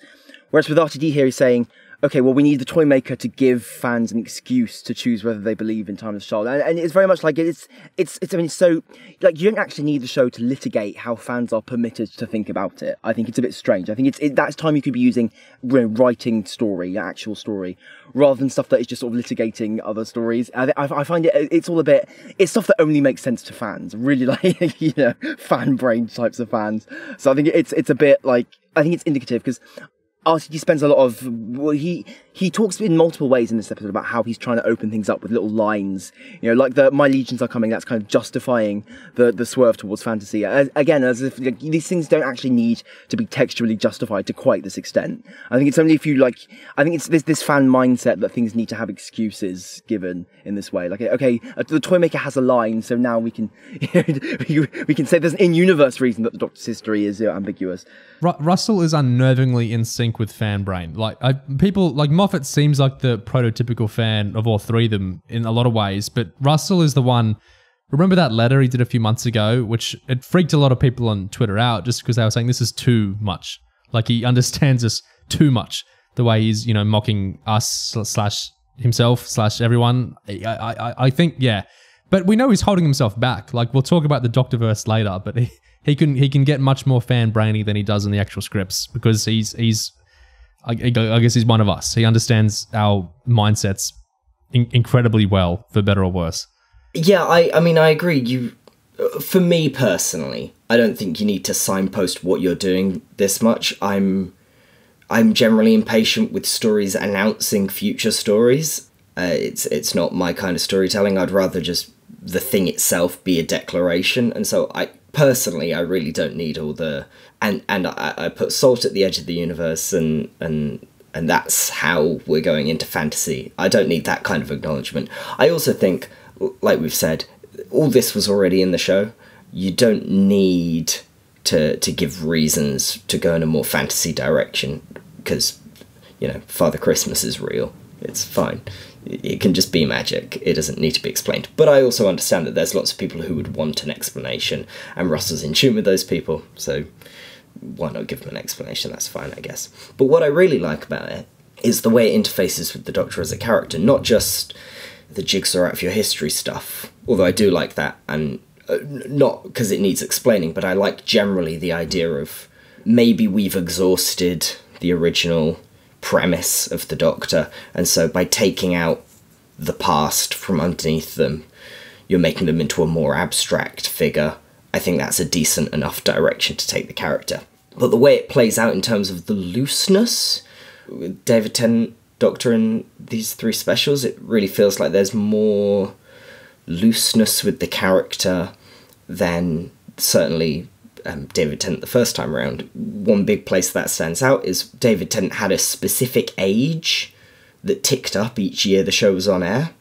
You know, he was aging in sync with the show. Whereas in this episode, Donna asks why he's never mentioned Mel before, and the Doctor goes, I'm a billion years old. And sure, I mean, is he? I don't know, but he's the kind of character that is, you know, an infinite amount old. And if you're re-gearing the story and the stories generally towards fantasy, making the character more of a fantastical one, more of an impish, trickstery god rather than a Time Lord specifically with these specific rules and this specific system. Having the character loosen up like that works for me. And it ties back to stuff like in the Star Beast, the Doctor's sort of romping through the story, taking it all a little bit unseriously, putting on his little wig. All of that works for me as part of the reorienting towards fantasy. And I really like that as a direction for the character. The hands-off, rules-free. I wonder if there's going to be a really noticeable difference between how Russell handled sort of ongoing characterization and the exact realism he approached it with last time, where it lines up with the audience's perspective exactly. And I wonder if it's going to be looser this time. It would make sense, and I like that as a direction. Before we get in an actual new topic then, I want to talk about the music a bit more. Did you guys pick up the Shepherd's Boy when it happened? That was weird. I'm not complaining, but that was weird. On the helicopter ride.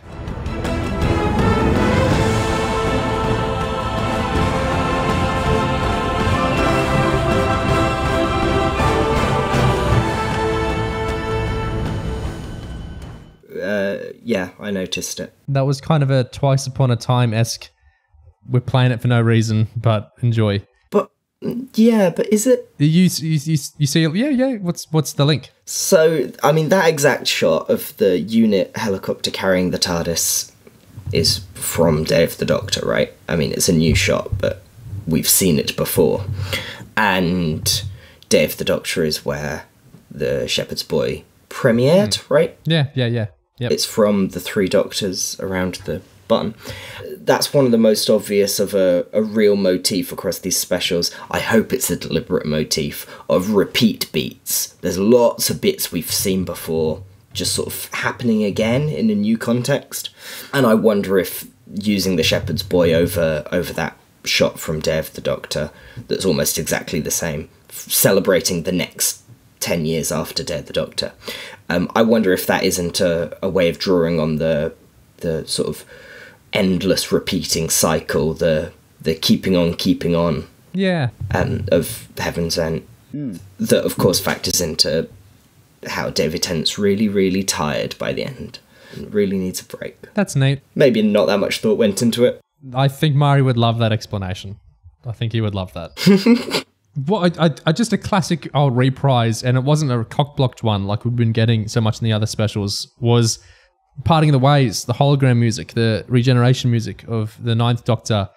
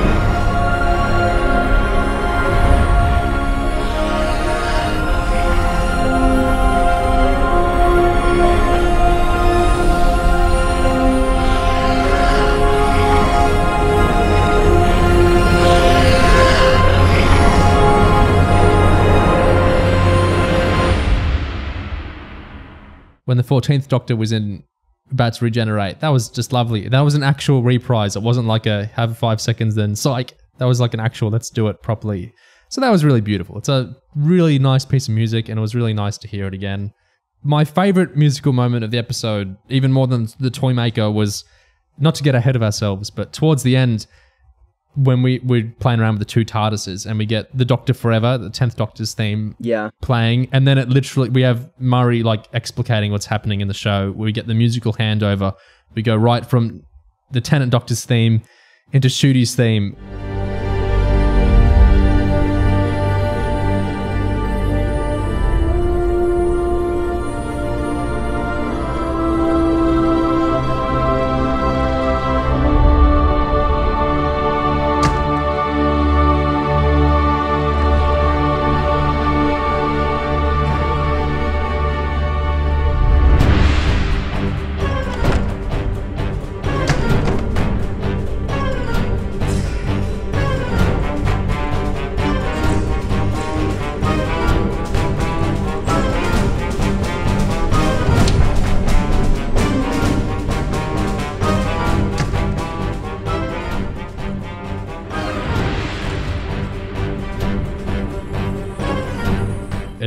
it's the best one, isn't it? It's really good. It's astonishingly good. I've listened to it, I'm sure, upwards of like hundreds of times since the concert where it premiered a few weeks or months ago or whenever. It's just a gorgeous piece of music, and to hear it in the episode, to hear it in the show finally, it just really felt like we're going into this new show that I have great feelings about. Not just because of the music, I love Ncuti Gatwa as well. I have a really good feeling about the incoming era, and that music just absolutely incredible, just beautiful. Can't say enough good things about it.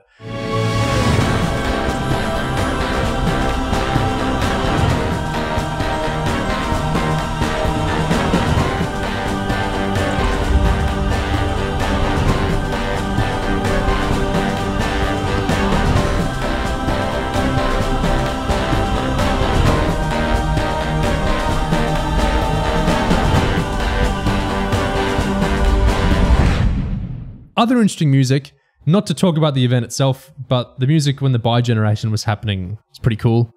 A pretty memorable bit of music.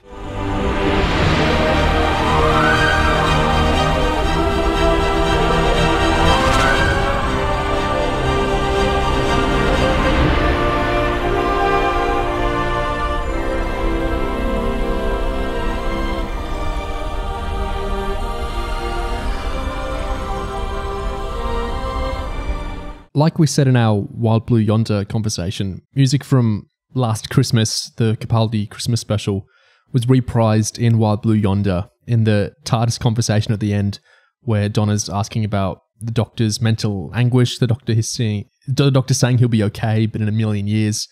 And then in a similar conversation in The Giggle, that music from Last Christmas is reprised again. It's when Donna and 15 are talking to 14 about how he's running on fumes. And Donna's saying, I found this really emotional, this bit. The reason the Doctor is 10's face again is a message to him to come home, to Donna, to family, retirement. So that's Last Christmas music again.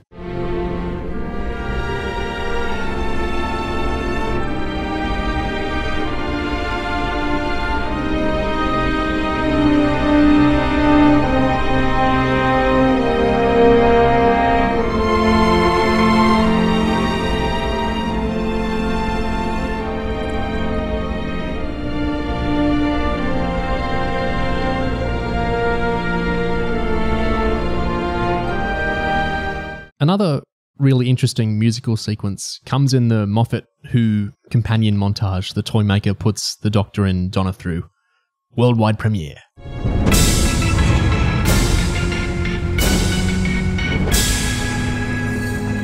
So the Toymaker talks through Amy, Clara, Bill, and the Flux. Those three companions, of course, have loud and proud themes. Amy's got two, really. And Flux also does have associated music from Seigo Nakanoa. Do you hear those motifs in this sequence? I definitely hear an outright allusion to Clara's theme. Clara's theme is a really recognisable melody and rhythm. It's peppy and it was played in the show very often in very recognisable ways.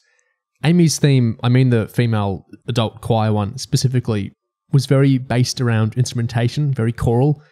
Bill's theme is great and bubbly, but it was never foregrounded heaps in the actual show, not as much as the other companions anyway. The Flux is complicated, I'll get to that at the end.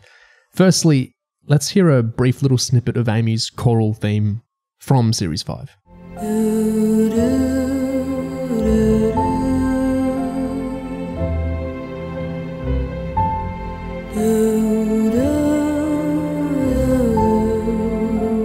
Here's the music that plays in Amy's puppet show in The Giggle.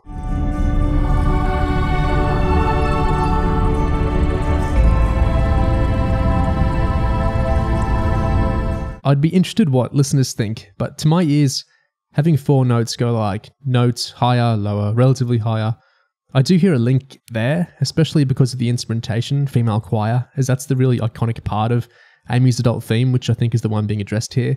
But it is so subtle that maybe Murray just means it purely as a reference via instrumentation more than the notes, if anything. Next is Clara. Here's a nice iconic rendition of Clara's theme from Series 7.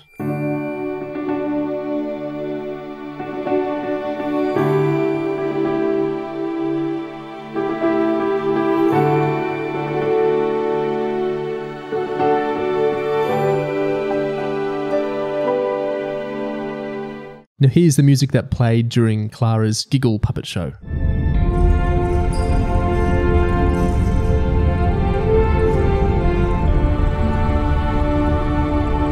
Da-da-da-da-da. I think that's definitely a reference. Here's Bill's theme from the opening moments of Series 10.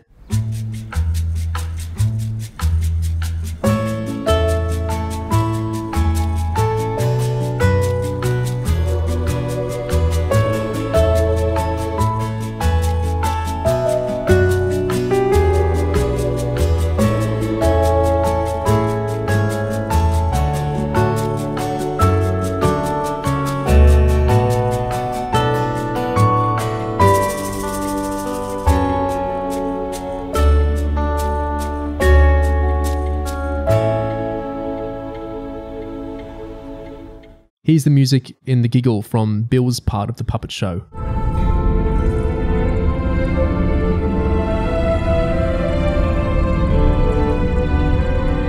I don't know, the movement in the peppier bit is sort of similar, but I think this is the vaguest one.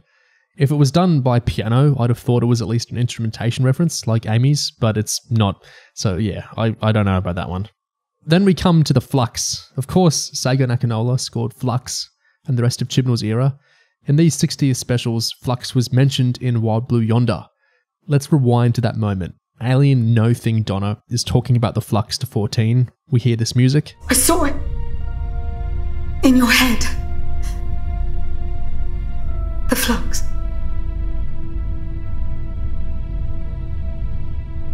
Hearing that without voices, we hear this.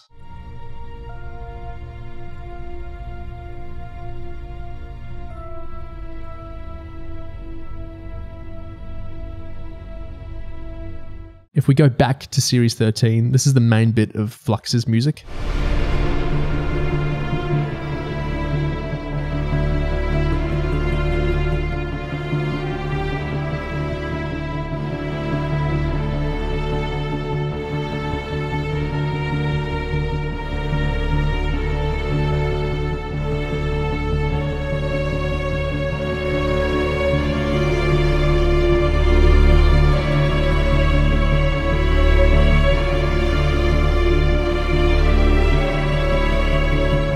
Here's that bit from Yonder again.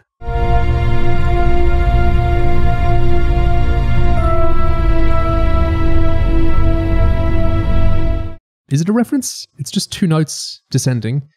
Could be a reference, could be a coincidence. Back to the Giggle, this is the music playing during the Flux puppet show.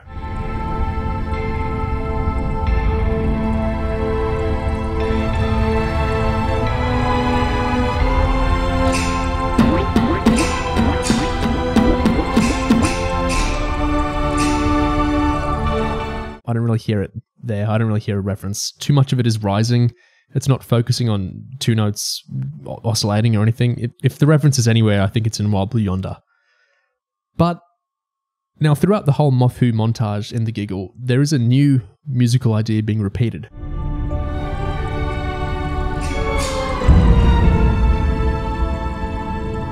It plays during every time the Toymaker Scissors terminates the companion stories and the Flux story.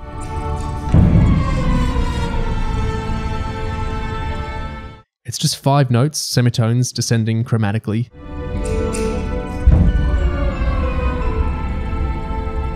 Da da da da da.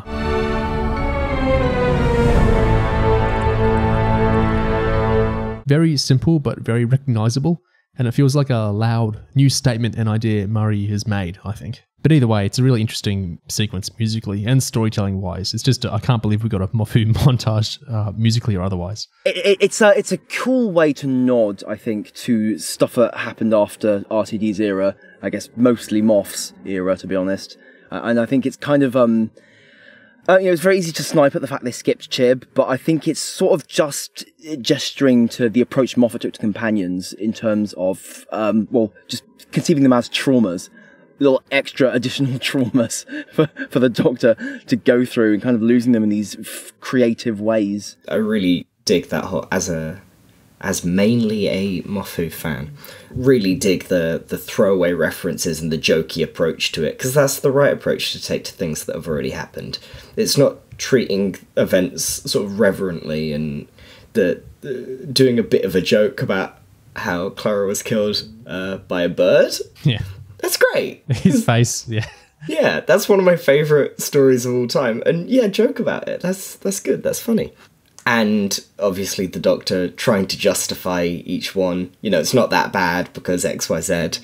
You know, they survived really. And oh yeah, that's all right then. I think, I suppose might drive a difference. I wonder if it might drive at a difference between Moffat and Russell. And I wonder if there's I wonder what perspective we're being asked to take there on whether it really is okay that all these characters did survive in a way, sort of. I suppose the main point of the scene is that it's driving at the Doctor's trauma and the tragedy of it all, and how, in that case, the fact that they all technically survived doesn't really relieve any of the stress on him personally. But I wonder if it's gesturing at a broader thing, that it's not really okay that these characters technically survived. Like, the Doctor still did a bad thing by putting them in these situations because they still did die on his watch. Like, there's like an element of like almost guilt and self-blame for the Doctor in it as well, isn't it? Like the fact that he kind of has to try and defend himself. Well, they didn't technically die. This other thing happened, and it's like it's showcasing his attempts, his efforts to try and save them, or get better outcomes for them, which don't really undo the fundamental like issue. So I think I think this ties into what we eventually get with how the Doctor seems to be blaming himself for not being able to save everyone, and how kind of moving on from that means kind of just accepting that, okay, you know, some people have died, some bad things have happened, right? It's in the past. Like, you know, so I think maybe what that sequence is also doing is establishing how these things still weigh on the Doctor, even after all this time. That he kind of feels like compelled to, like, no, it wasn't like that. You know, it's different. It feels to me like in Journey's End, you've got that sequence where Davros throws all these accusations at the Doctor that he makes people into weapons, and David Tennant sits glumly there and takes it all. And it's fun as a sort of answer to that here he's throwing up defences that really don't work. He's going, no, it's okay actually, because they all survived in a teardrop in a ship in a bottle in a dream, so they're not really dead.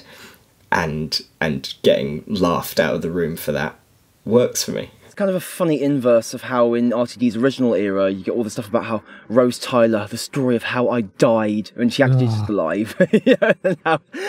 Donna. Yeah, I mean, Donna kind of does die in a real sense in Journey's End, but also, you know, it's still sort of not as well because she's back now, isn't she? As a Star Beast. So there you go. Yeah. Oliver was touching on this. What I really love with the Moff Who montage there is, like in Moff's 50th, the show isn't being precious with RTD's lore. It's actually kind of saying, fuck that, I don't like that, let's do it differently. It's Moffat saying, I don't like how the Time War really works. That doesn't sync up with a character for me. I'm going to fix it. Well, I'm going to change it. That is very story generative. It's making, he's not treating RTD's era, like I know Moffat and Chibnall have talked about, you don't treat the show like a fine piece of china. You don't treat it like a piece of glass. You're delicately moving across the room. I love in the 50th, like I don't actually love what the 50th did to the Time War. I prefer RTD's way of looking at it, but it's good for the show and for the showrunner to feel, you know, strong enough to actually want to make story out of the show, and to, you know, because it's like a bottle universe, of course, isn't it? Series 1 has always got its own version of the Time War. Series 1 to 4 is a slightly different version of the Time War, and so on and so on. You're not ruining anything to do that. So I like when the show feels in control enough to actually do something with the past rather than just treat it like, oh my god, you know, remember when that happened and wasn't that beautiful? So I think there's the kind of spikiness of the Moff Who montage there is awesome because it's not patronizing. It's like saying, hey, we can make a little link out of Moff era stuff, and some people will take this as a nice little tribute and some people will take this as a bit of an indictment. But either way, we're using this into the future because we're using it to make a point about the character that's then going to tie into the ending we're doing for this Doctor in the episode. I really, really like that because it actually feels like there's enough story and enough respect between the eras there to do something with it. And when you move into the Flux thing, it feels like a slightly different thing is happening. Like, I get that Yaz was a main companion. She was around forever. She didn't die, or she didn't fake die in the way those companions did. So it wouldn't even really work to bring her up there. Like, I don't think Russell's doing some hidden diss of the Chibnall era to not include the companions. They just wouldn't really make sense for what he's trying to do there. Whereas he can kind of make the Flux, well, I don't know, because I don't know what the Vanquishers did to the Flux exactly, but Russell's version of the Flux can kind of work in the, oh, and you didn't save people way. Just kind of different approach to the eras, which I thought was interesting. And I really do like how Russell's kind of square peg round hole the Flux into something that's kind of working for his purposes. I think that's quite interesting. Yeah, I really dig that. I think that's a great decision. And overall, I'm really glad that the show's actually engaging with the Last Era. And it's not, I'm not sure it's fully engaging with it on its own terms. No. I think it's it's slightly reshaping it into something. But, you know, treating the Flux in that sequence especially, you know, it's the fourth beat of a 4-beat sequence. Treating the Flux as the climax of, you know, things getting worse and worse and more seriously traumatic over time. Treating the Flux as the climax of that, as representing the biggest thing that the Doctor could, you know, fail at, the biggest number of people the Doctor could fail to save, really works. And it really works for this story, recontextualising it as a traumatic thing. And also, it gives us a definitive answer to what happens. To what actually happened in that series of TV. People have suggested watching Flux and then the 3 specials after that, and then these 3 specials as one whole unit. And obviously it's not written as that, it's not designed as that, it doesn't make any sense at all. But it's definitely in conversation with it. It is. This is a resolution to that series.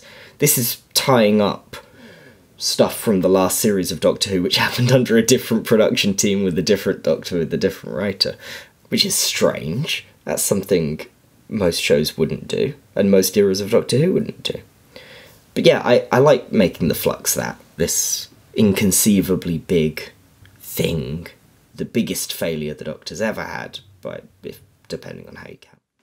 We were talking about social commentary earlier, and it struck me, because as compelling as that image of, okay, a manipulator, a really contemptuous manipulator, laughing at the human race as it renders them, you know, puppets, toys, kind of dehumanizes them into this kind of, you know, distorted parody of a human being, is the creepy Stooky Bill, which gets that great jump scare at the start of the episode, which has got me on both watches when the mouth opens all of a sudden on the screen, and just how kind of meaningful that feels as like this image of something actually manipulating people, you know, manipulating mankind.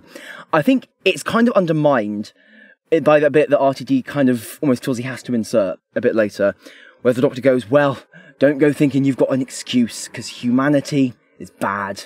Bad humans. This is all human badness. Humans, you hate each other. This humanity. Gosh, this is the problem with you lot. And I find monologues like that, as much as they were kind of endemic in the original RTD run, I think there is something kind of shit about them. I find that as they don't have anything to do with what is interesting or memorable or compelling about the Doctor as a character, and I also feel like they're just kind of meaningless posturing for centrists almost, because I think what it is it's kind of a form of victim blaming.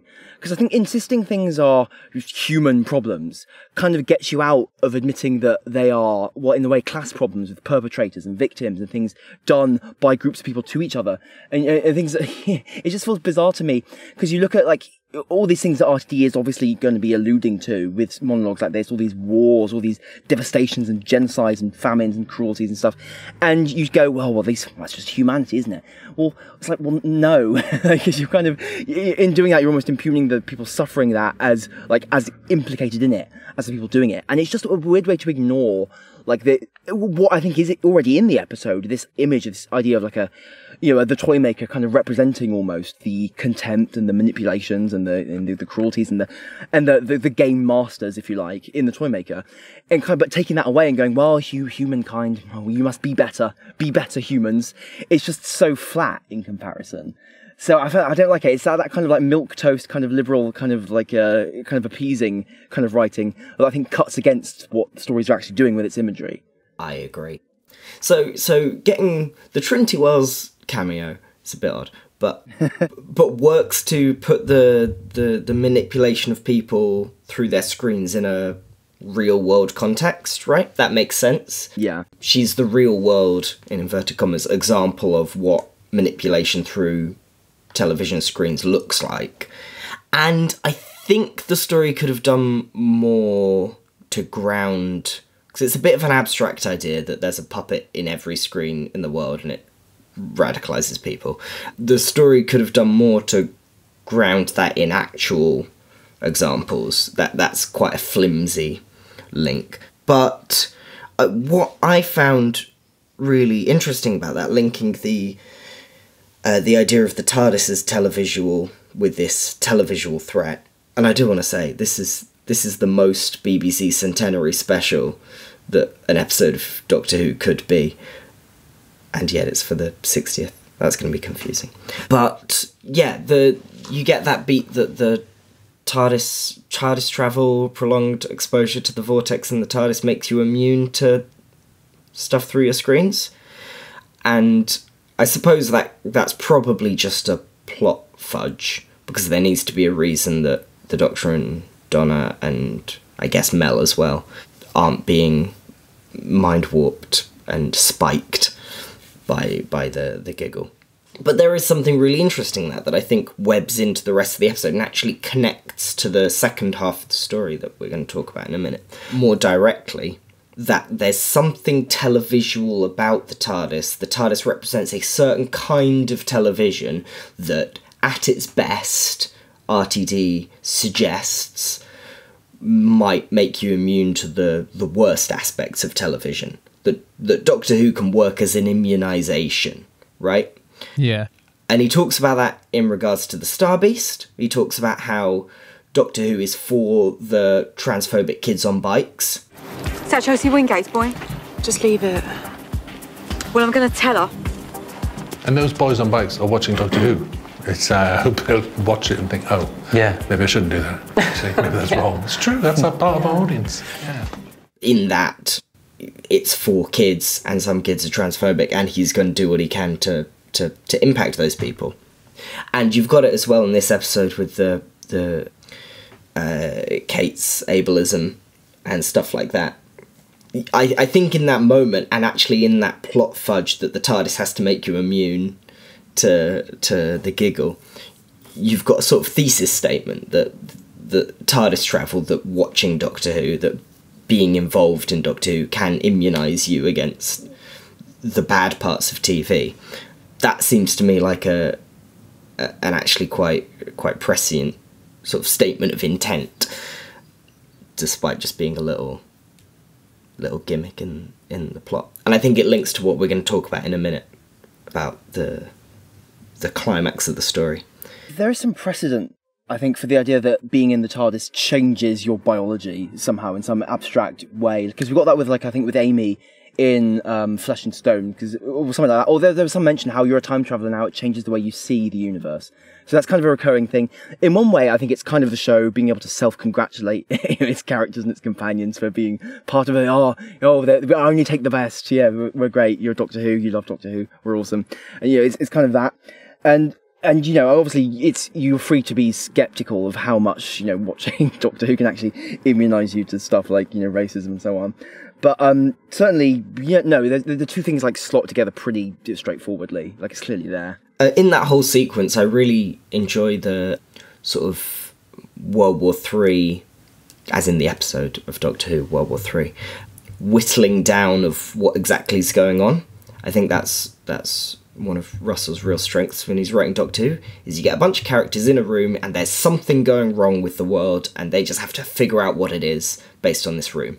And the way he keeps doing this, I think there's 3 beats of it, where they check whether a thing affects everyone in the room and it doesn't affect certain people, and that tells them a little bit more about.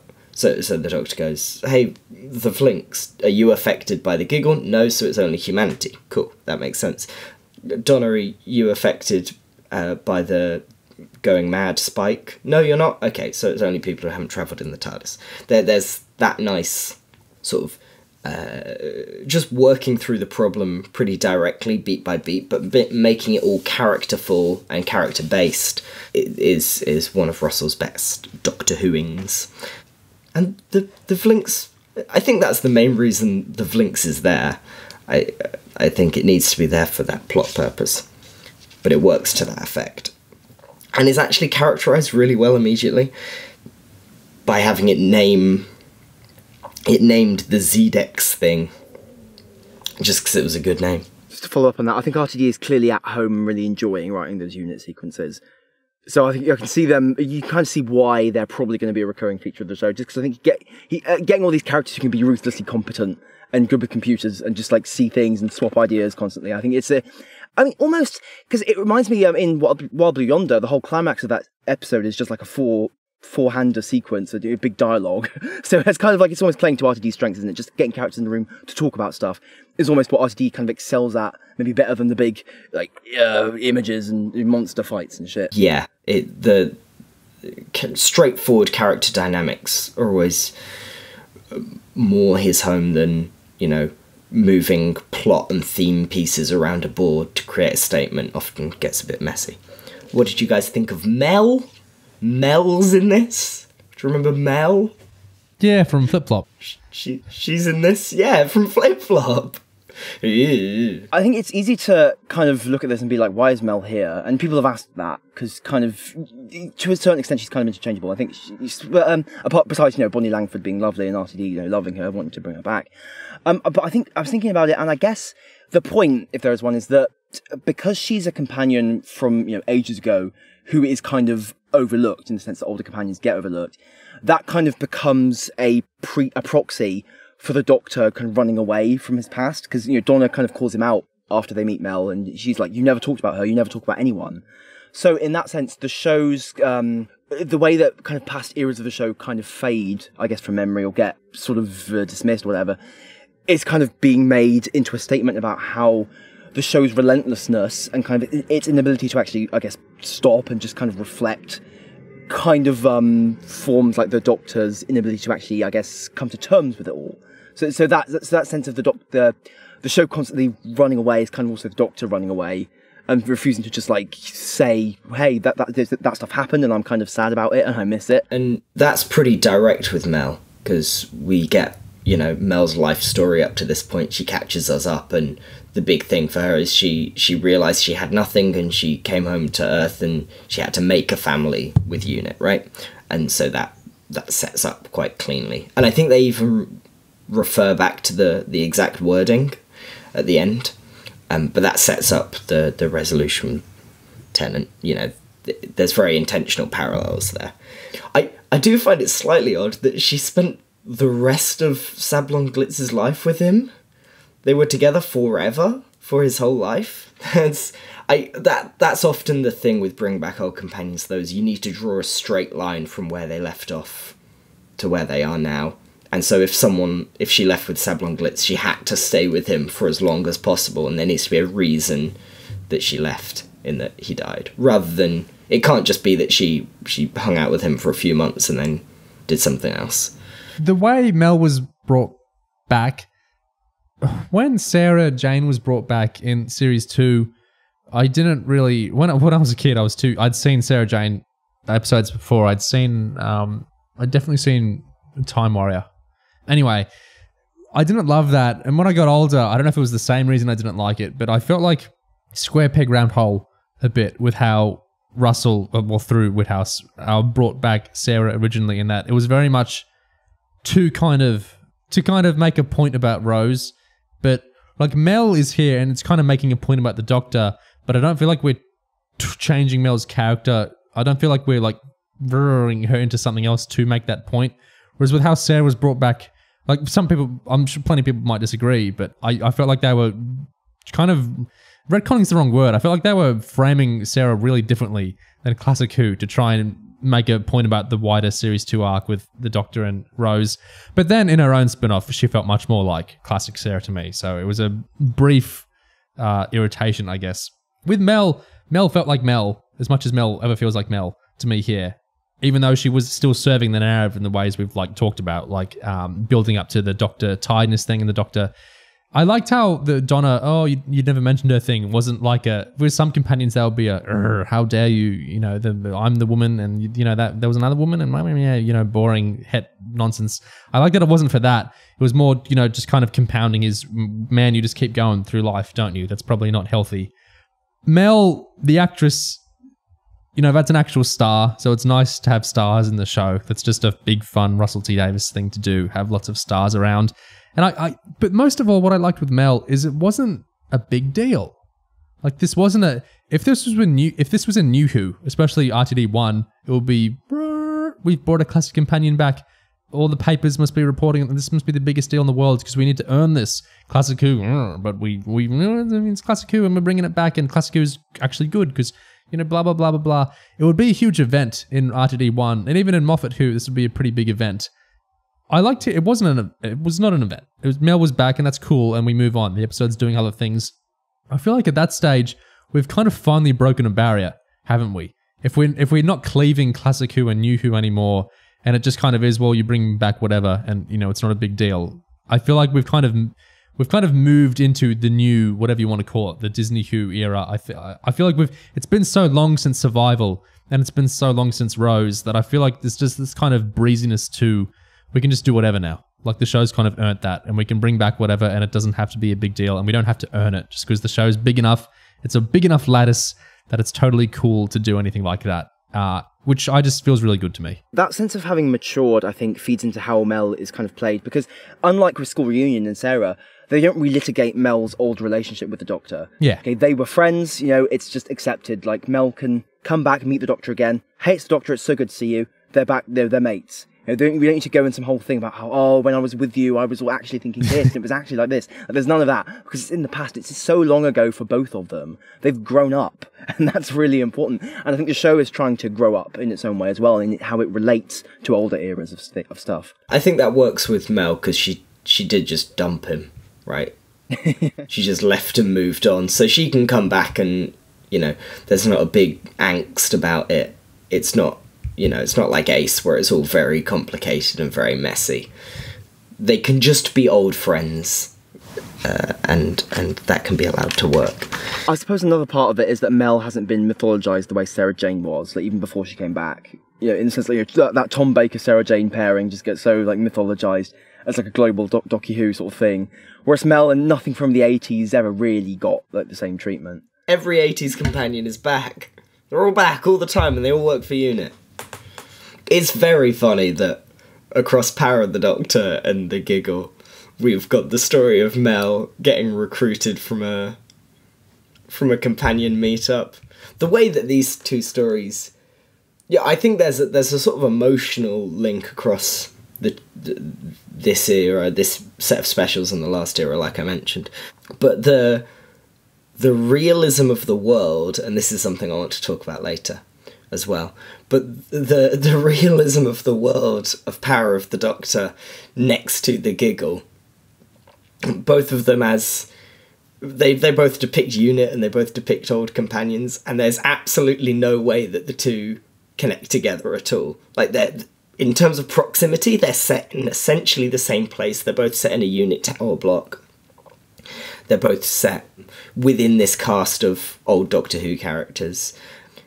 And there's no way for them to work next to each other whatsoever.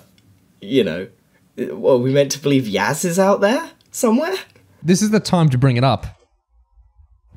We know there was stuff not in the episode, you know, which is sometimes a shame, sometimes it's not. We've made these things called, excuse me everyone, but Tales of the TARDIS. We've made little dramas with Wendy Padbury, Fraser Hines. Well, I know because I might have a family member who's in one. Of course you do, of course you do. Yes. Oh, they're so lovely. Yes. Oh my God. Stephen and Vicky, Peter Purves and Maureen O'Brien. Yeah. Together and in the I TARDIS. remember, That's giddily exciting. And I was sitting there watching it, thinking he was in the original Doctor Who with the time, with the Time Maker. I mean, right? Unbelievable, isn't it, to think that? There's one genuine tragedy for something that didn't make it in the episode. I don't know. I know, Gig, I've talked I've talked to Gig about this. I don't know if have you watched the commentary, Oliver? Not the commentary. I've seen bits of it. I skimmed it. Okay, I'm hoping. Well, I don't know if you would have heard this or not, but it's the most insane idea I think Russell T Davies has ever had in his life. So originally, we have the Vlinks, you know, the new robot in the Unit HQ, unexplained, you know, whatever. That's. Oh yeah, no, So, for listeners unaware of this, this is just, it's the most insane thing I've heard in my life. Originally, it's more insane than it sounds at first. There's kind of two levels to this. In the Unit HQ, at a desk, there was going to be a huge cow. At one point, there was a giant cow in Unit HQ. One of the creatures, like the Vlinks. Oh, yeah. There was going to be a big cow sitting at a desk. That's rather good. And I know, it would have been really, but it was called the ruminant. That's what it's called. It's got the ruminant. Because did he just sit chewing the cud? Like just a cow analyst sitting at a desk, and the cow's name would be the ruminant. Obviously playing on the double meaning there, the cow meaning and the thinking meaning. And so there's a cow working at Unit. That's great. And so for most of the episode, the cow would have just been in the room. Ruminating. And there was going to be dialogue between Mel and the cow and the Vlinks. Great. Very weird Russell thing to do. Would it be a... the vibe I get from the 60th is this would have been a physical cow suit. Or some I don't think this would have been a CGI cow. I think this would have been some sort of... Maybe like Beep the Meep, like a cow... Maybe the talking face would have been CGI and then there's an actual... Who knows how they would have done it. Maybe a real cow would have been brought in. But either way, towards the end of the episode, the cow would have transformed and unveiled itself. And it turned out, you won't believe... Well, I think maybe... I think the Toymaker might be about this. And then it turned out to be Stephen in disguise. And the things that go through my head, I know. The things you don't ever see that, like... Wow. He was going to go, wham, like that. I'm here to fight the Toymaker. And it would have been much better than that. But I never did it. Look. That's a great... I mean, that is a... We just... And so there was going to be another Classic Who companion in Unit, and they would have been in the body of a cow. Cow form. I don't know how that idea happened or where it came from, but I weep for it not being included in the episode. How early in the process was Mel part of this? Very Was she post the ruminant? Immediately, yes. Yeah. She was alongside the ruminant. She was there with the ruminant and the Vlinks. So scenes exist somewhere with Mel, the ruminant, and the Blink, all chatting. It's like, well, I think it should be like a madhouse in the ops room, you know? I think we can't throw enough in there. Oh, my We God. should have, you know... He's not finished yet. Oh, I can see that coming back to bite me. If you've come up with an idea that brilliant and madcap, how could you possibly not realize it? And it gets brought up multiple times in the commentary because Phil Collinson and David Tennant rib Russell a lot about it. There was nearly an episode where this was all you, David. Right, yeah. Apparently, we've learnt today. You've been wrapped up in that brown paper, hanging up. No, he was in... That was the climber. He was in Unit HQ. It's like, I I'm the see. Dr. Puppet like this. And like, it would have been great. It would have been very good. Much more papier-mâché kind of thing. Like, Oh, I see. I remember thinking for a long time, oh, David's going to be so unhappy with all these prosthetics. Then we never got there. It never happened. Not as unhappy as Peter do Purvis was going to be with his ruminant costume. The things you never see. I've got to do it one day. Look. And he kind of goes back and forth on whether he should do it or not, or whether he should have done it or not. But I really, really wish he had, because that is the most absurd thing I've ever heard of. Where's the toy box, Mel? Here she comes. She knows. She just knows instinctively. Because she's a good companion. Yes. Yes. Melanie knows. And gone, my legions are coming. Is that box... Did we see that box again? No. It's been buried in... Off. It's been Buried in buried in salt. salt. In the archive. Doesn't mean... But it's mentioned. It's mentioned. Is it? It is Right. mentioned, yes. You bound the Toymaker in salt to get set by someone Okay. in the future. Is it the ruminant? Not the ruminant. Imagine a mad giant cow chasing Doctor Who Played by time and Peter space. Purvis. Cow. It would have worked. It would have made it work. Don't give up on it. Oh my gosh. It must have come from that line, you know, a space helmet for a cow. Yeah. That association between Stephen and cows. Like, that was in the text, right? It must have come from somewhere. Still, not sure how transforming into a cow is really... He could have come out in the ball game at the end or something. That could have been how they won the day. He charged the ball or something. It just would have been a great reveal for that third act, that we had a 60s companion inside a cow. cool. Who knows how his mind works?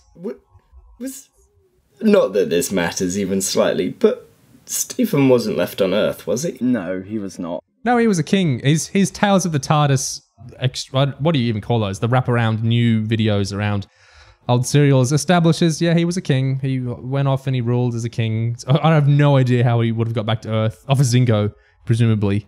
Well, yeah, maybe he got Zingo. Yeah, but his Tales of the TARDIS says like he's had a long life. Well, he's still alive, but he's had a long life as a king and he's happy and everything.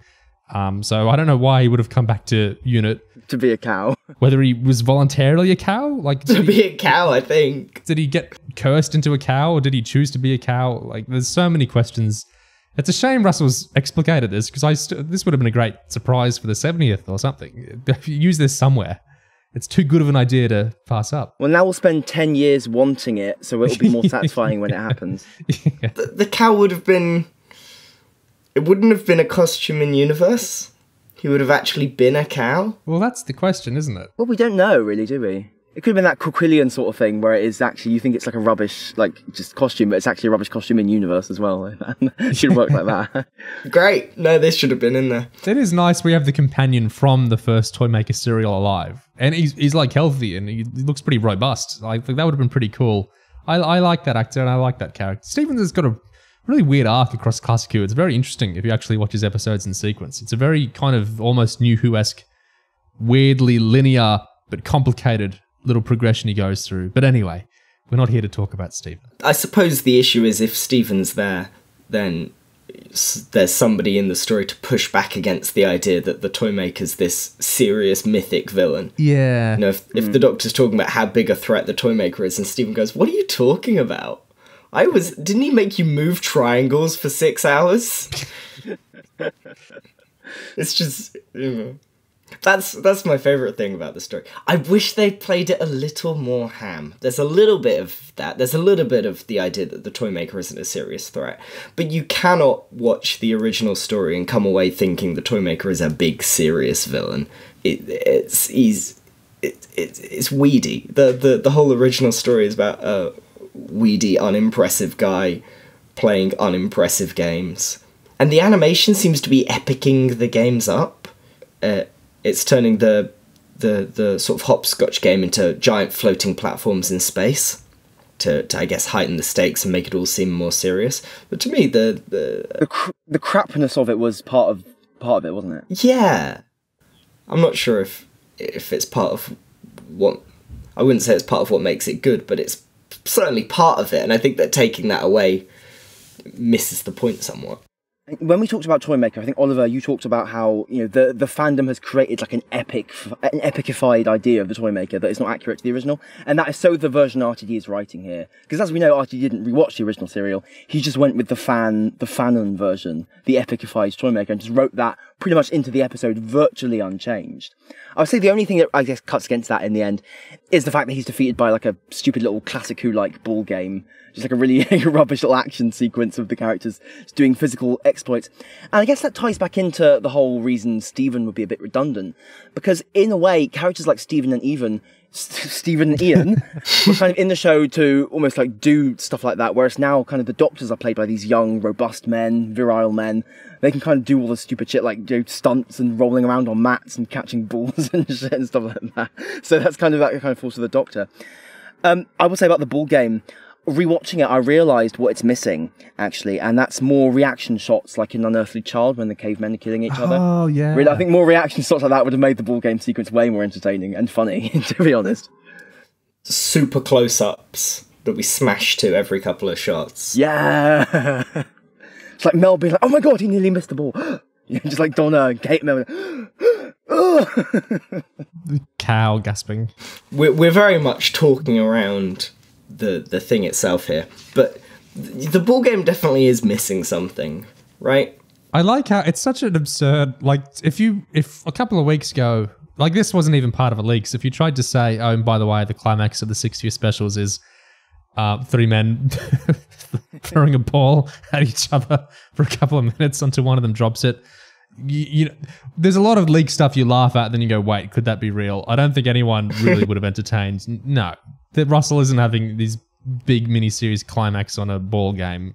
So I do like the madness of, like, it's a really weird idea, and I don't think it's flat how it's filmed. I just don't think it's as exciting as it could have been. Like, if you filmed it a little bit sportier and, like you guys are saying, more reaction shots and gone a little zanier with it, I think it could have kind of spiraled into more of an absurd, fun showcase. Like, I don't think it's boring the way it's shot, but it's one of those. It's such a out there idea that you've got to embrace it with so much pizzazz, don't you, to kind of make it work. I don't know if it got all the way there.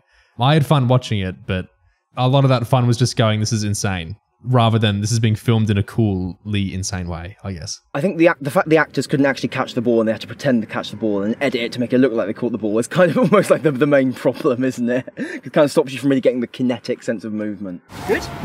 All right? Yeah. I could never ever catch the ball. And so we ended up having to fake it by it always being in my hand and me pretending like I've caught it because I was terrible at that. You would try and sort of palm it behind your hand and then do that as you caught it, which should hopefully make us look slightly better at catching than any of the three of us actually were. So the script was a whole page of just catch, and then he catches the ball, catch. Like literally a page in the script was written 40-something times on 40 different lines. In the script, there's just a page where it says catch. That informed everyone that the intention was to, to really drag this out, to make it feel like precarious and on which so much rested. So it's on purpose, I guess.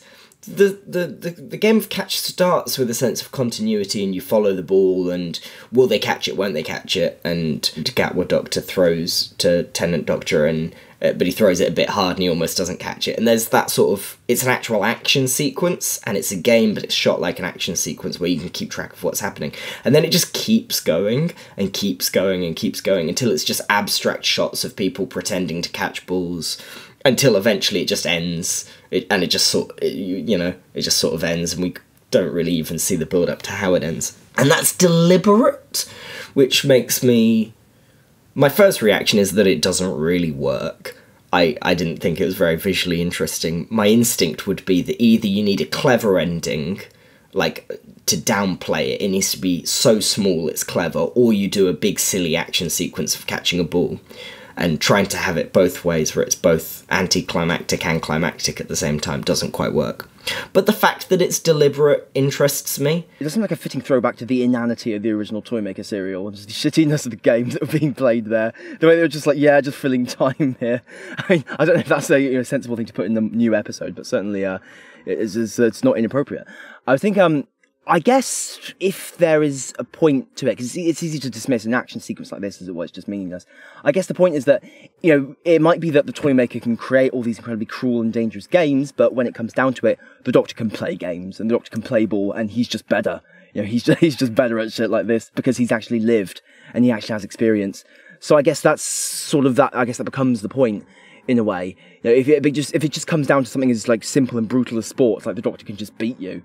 So, in a way, like that kind of the anticlimacticness, I guess, has a certain amount of a point to it. So this time there's two of us is the beat, I think. I guess that if there's two of you in a game of catch, you just win.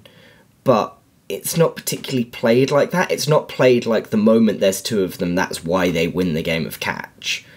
If you ran really quickly from the reveal that two of them are going to be playing the game and that's why they're going to win, to them winning, that would feel like a neater beat to me. Having that distance between there's two of them playing, because if you want the beat to be that there's two of them playing and that's why they win, there's much neater ways of doing that. If it was, rock, paper, scissors or something, there's no way you can beat two people working together in a game of rock, paper, scissors. You can't do it. It's impossible.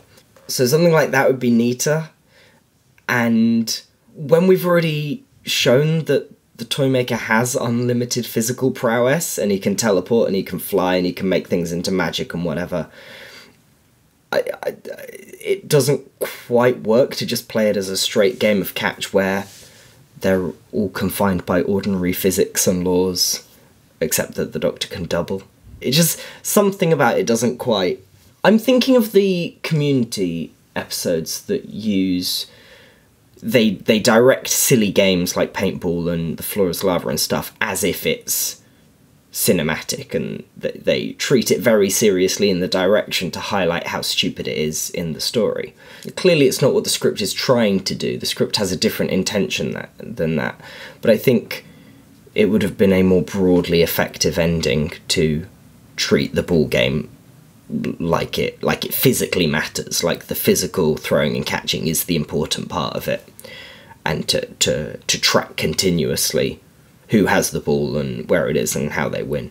You know what might have helped? Some shit like in The End of the World when Nine is about to go through the fan and he's like suddenly slows down, he senses the movement of the universe and he just manages, uses hypersensitive perception to sneak through the fan. Something like that, just as Gapta is about to throw the ball. He feels the ball and it moves through him, and that's how he gets the perfect throw and just thrashes the Toymaker. That would have been fun. Closes his eyes and every previous Doctor appears to him in his head and goes, you can throw this ball, I believe in you. We're all in you, and throw this ball. I will shout out one more thing before we do buy regen stuff. I like that they mixed the audio in the Spice Girls sequence to drown out a racist line in the song, because that makes it the perfect thematic sequel to Celestial Toymaker. Because if you listen to that, they do the very same thing with the racial slur in that episode. So, really, I love these connections across 60 years of Doctor Who. That's what makes being a fan of the show such a rich experience. I'm always using pop music like that. I always think there's a savagery to it, darkness in there somewhere. Yeah. The relentlessness, that's the word. There's a ruthlessness to pop. Sound of drums, there was... Yeah. It's bang, bang, bang, bang, bang. Good pop is like hard. How easy was it to get this song? Because there's always a bit of a wrangle with clearance. It was all good. Yeah, it was all good. Yes. There's one. It took a while, but...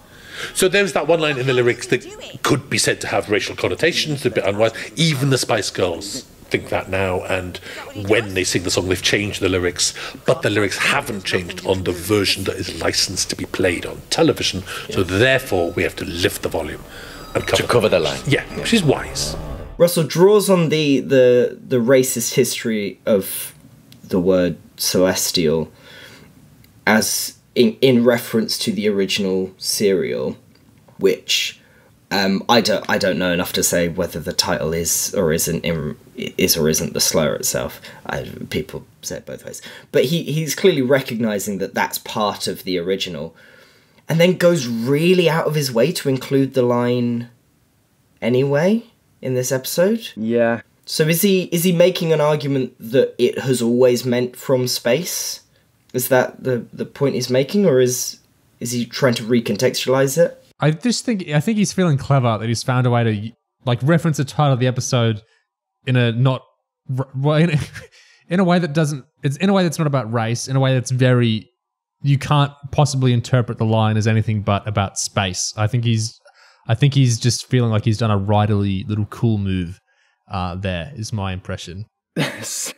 Such a fan-brained moment. Imagine not knowing anything about the original serial and watching that moment. We could be celestial and just having no idea why the Doctor chose that specific word at that specific moment. Why it's played as such a significant beat that he uses that word. It's just one of those strange, Doctor Who, just fan brain corruption moments. Another one is, of course, Mavic Chen being name dropped as well. Oh, as yeah. If it's the source of the Doctor's trauma from that story. Not what happened to his fucking companion in that serial, no. Just Mavic Chen, the moustache twirler, who happened to be in league with the Daleks at that time. There's some cross purposes, I think, where people are talking about that, because I think referencing that serial, 100%, that serial, if you're going to reference big events of his life and big traumatic events of their life, that one makes total sense to reference, in terms of what happened to companions and how long it was and how much stuff happened in it. Yeah, referencing Master Plan, 100%.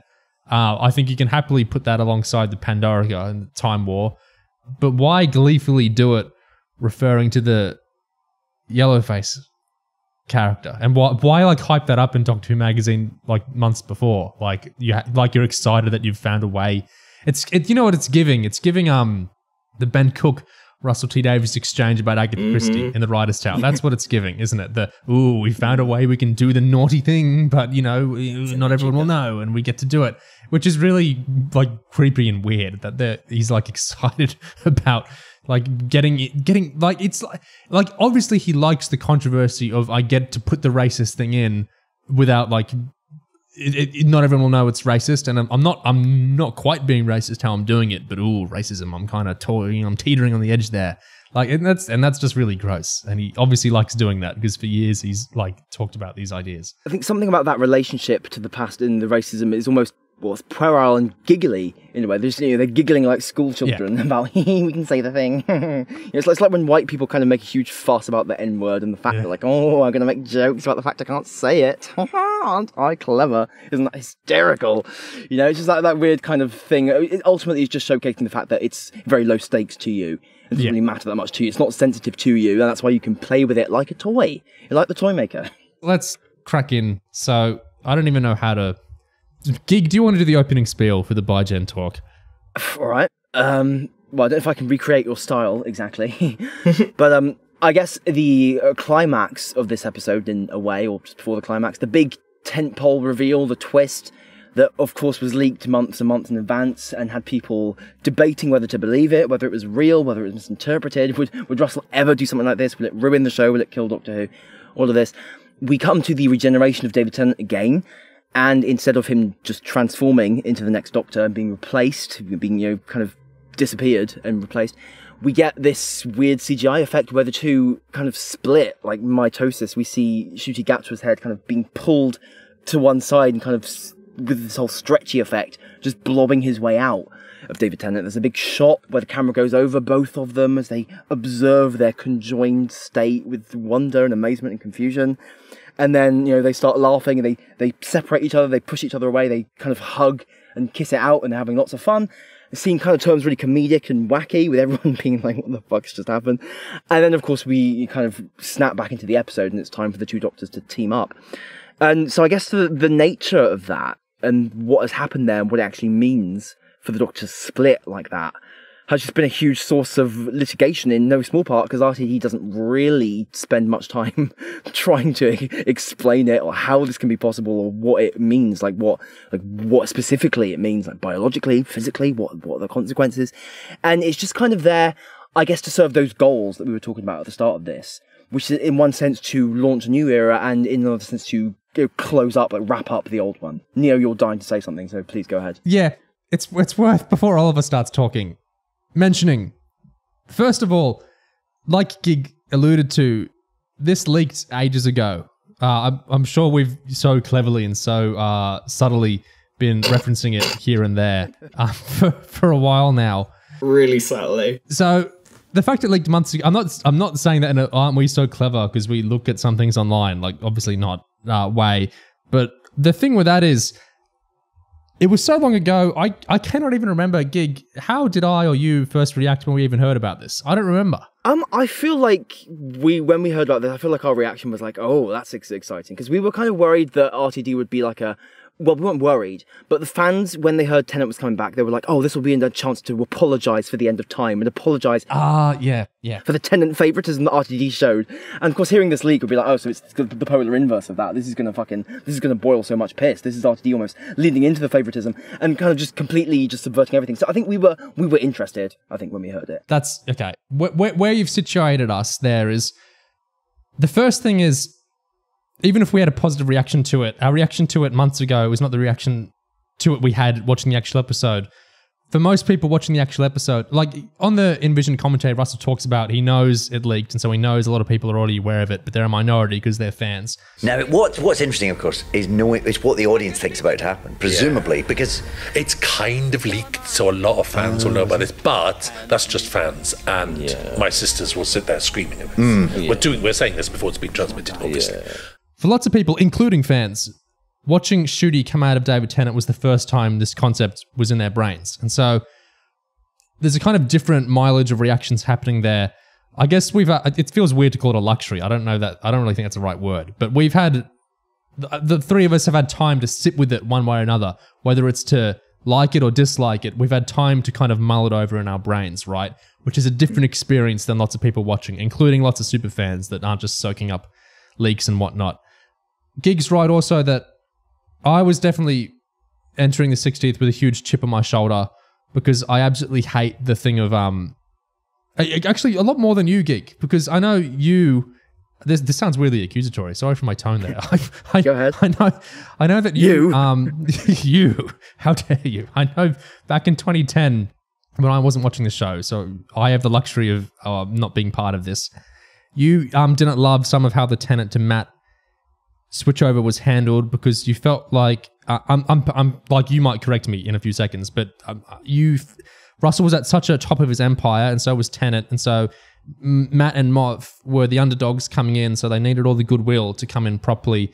The fact that Tennant had such a showy, in the end of time, some new man goes sauntering away. Like, I love that take on regeneration, but I think I get the point from some people that, like, it's kind of not setting up Matt to win in that, like, Tennant is everything and he's the best, and the next guy's going to be a totally different guy.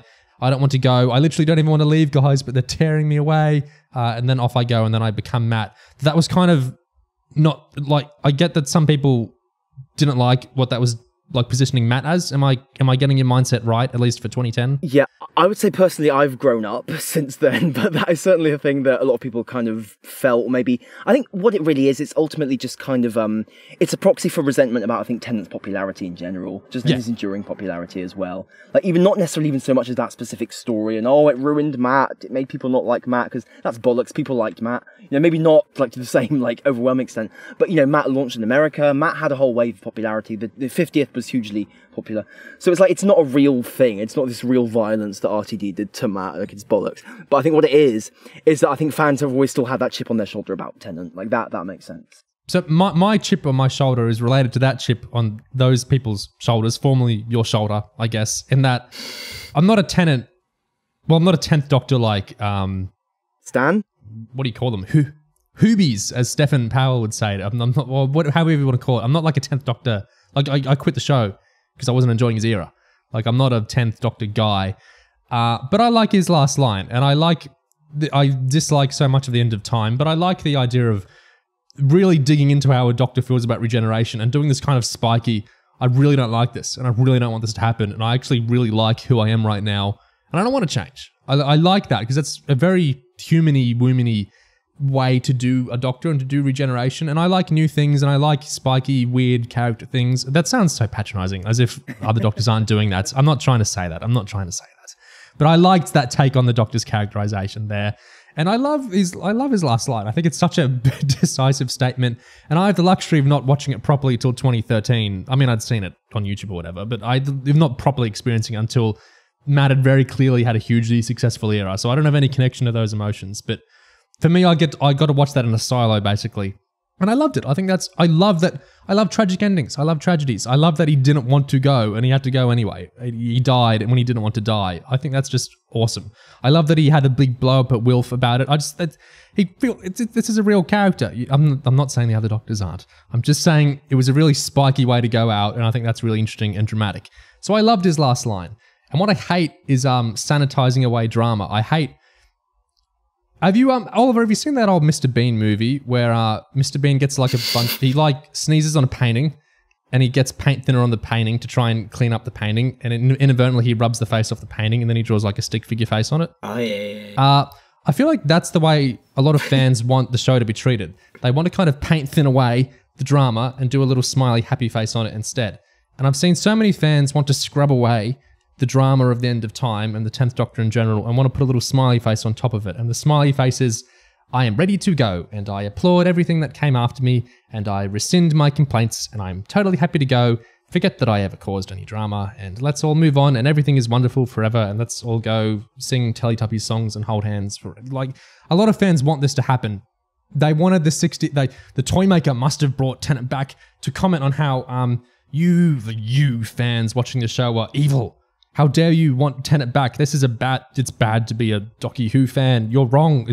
It was the most absurd. What's one of them? I drench myself in fan opinions, all the time. I read the Paul Cornell book about fans in the night. I read all fan stuff all the time. I'm drenched in it. I'm soaking in it. And it's one of the weirdest things I've ever seen fans do, is not only want, but expect the 60th to attack fans for wanting Tennant back. Most people want Tennant back. He's extremely popular. He's like Tom Baker. People love David Tennant. They want him back as the Doctor. It's a happy thing for most people. To think Russell was going to go, you will be ashamed of your words and deeds for wanting Tennant back, and us and bringing Tennant and Tate back, I'm actually doing this to say nostalgia's bad. I'm not doing it to say it's good. I'm doing this to complain to the Brits that this is wrong and you shouldn't be enjoying this. And this is really bad that you're enjoying this bit. Like, it's one of the most absurd things I've ever seen Doctor Who fandom process. And so I had a big chip in my shoulder going into the 60th, and that I was a squillion % convinced there was no way in hell Russell was going to do that. And there was no way in hell he was going to apologize for David Tennant, and he was going to use the Toymaker to do that, and he was going to basically say Tennant is bad and wrong, and this is awful that I'm bringing him back. How could I do this evil on you? But don't worry, Shooter's coming through, and then you can enjoy the show. And you get all the misinformation coming out of nowhere to support that. Like, did you know Shooty was meant to do the 3 specials, but he was busy doing sex education? That's just a lie. Like, that comes out of nowhere. It's just a lie. Russell said it a million times. The specials happened because of this talks that started during the tweet-alongs about Tennant and Tate being happy to come back, and everything folded out of there. Originally, it was going to be set in Series 4. Blah, blah, blah, blah, blah. You know, and so that was my chip on the shoulder, was I don't want the specials. I'm not even a Tennant guy, but I don't want them to apologize for Tennant because I hate that idea and I think it's weird and wrong and just a really self-hate, loathing view of fandom that just baffles me.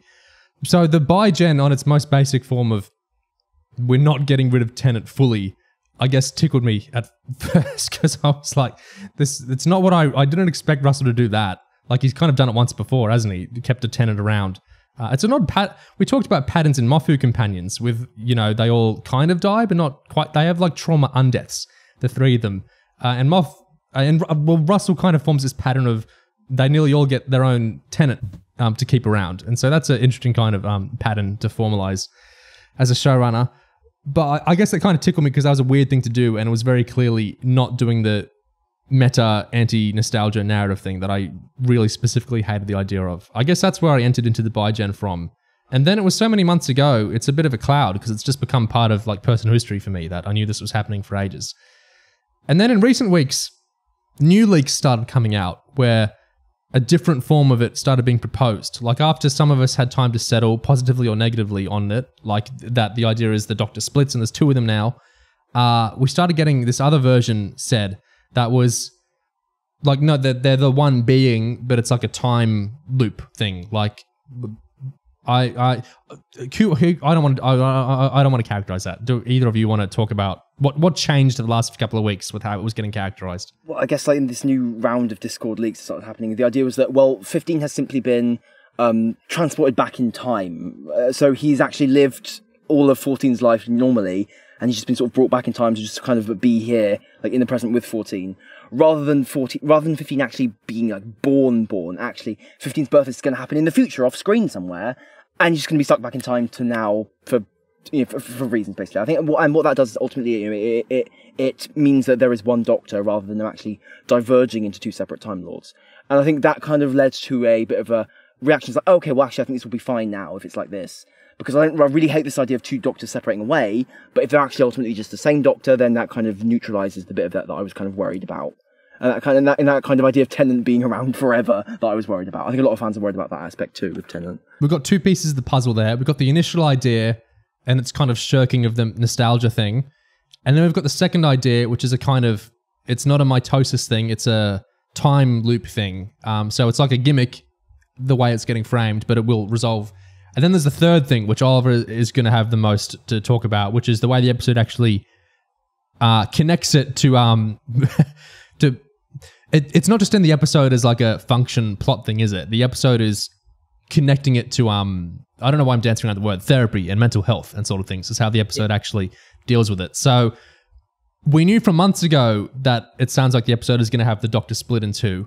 And then a few weeks ago, the idea was coming, but wait, maybe he's not actually 2. Maybe it's 1, but it's just like a temporary split thing. And then the actual episode did its own idea again. Like, the Doctor did split in 2, and we never had, I mean, we're about to litigate what the episode actually did. We never had a super formal, I'm looping the loop kind of thing. We got dialogue, which people are taking in different ways to support different takes, basically, on the episode.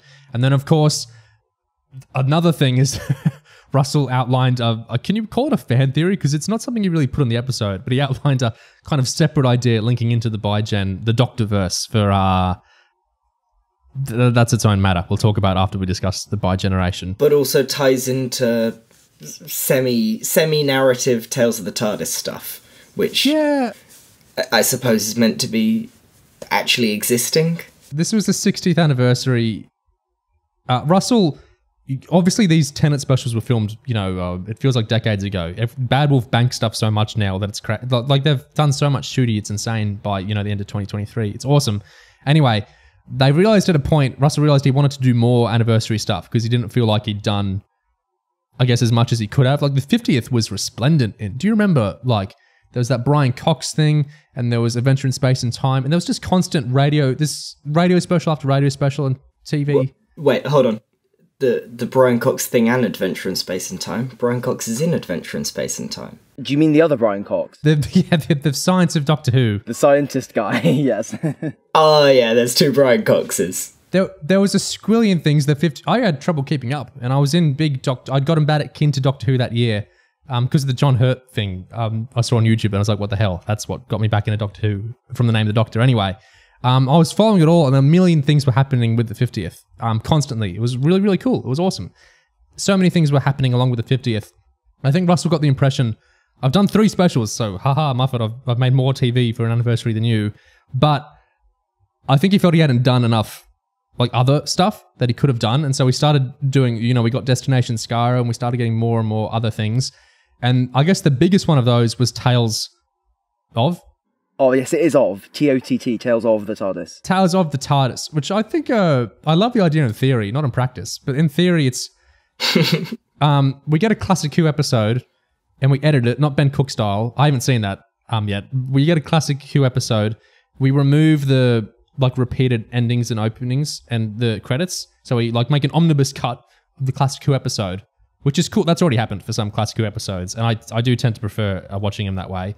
But we add a little wraparound at the start, at the end, and the wraparound is in text. It's not like a actor talking thing. It's like the characters are talking, but it's the actors from 2023, so they're old now.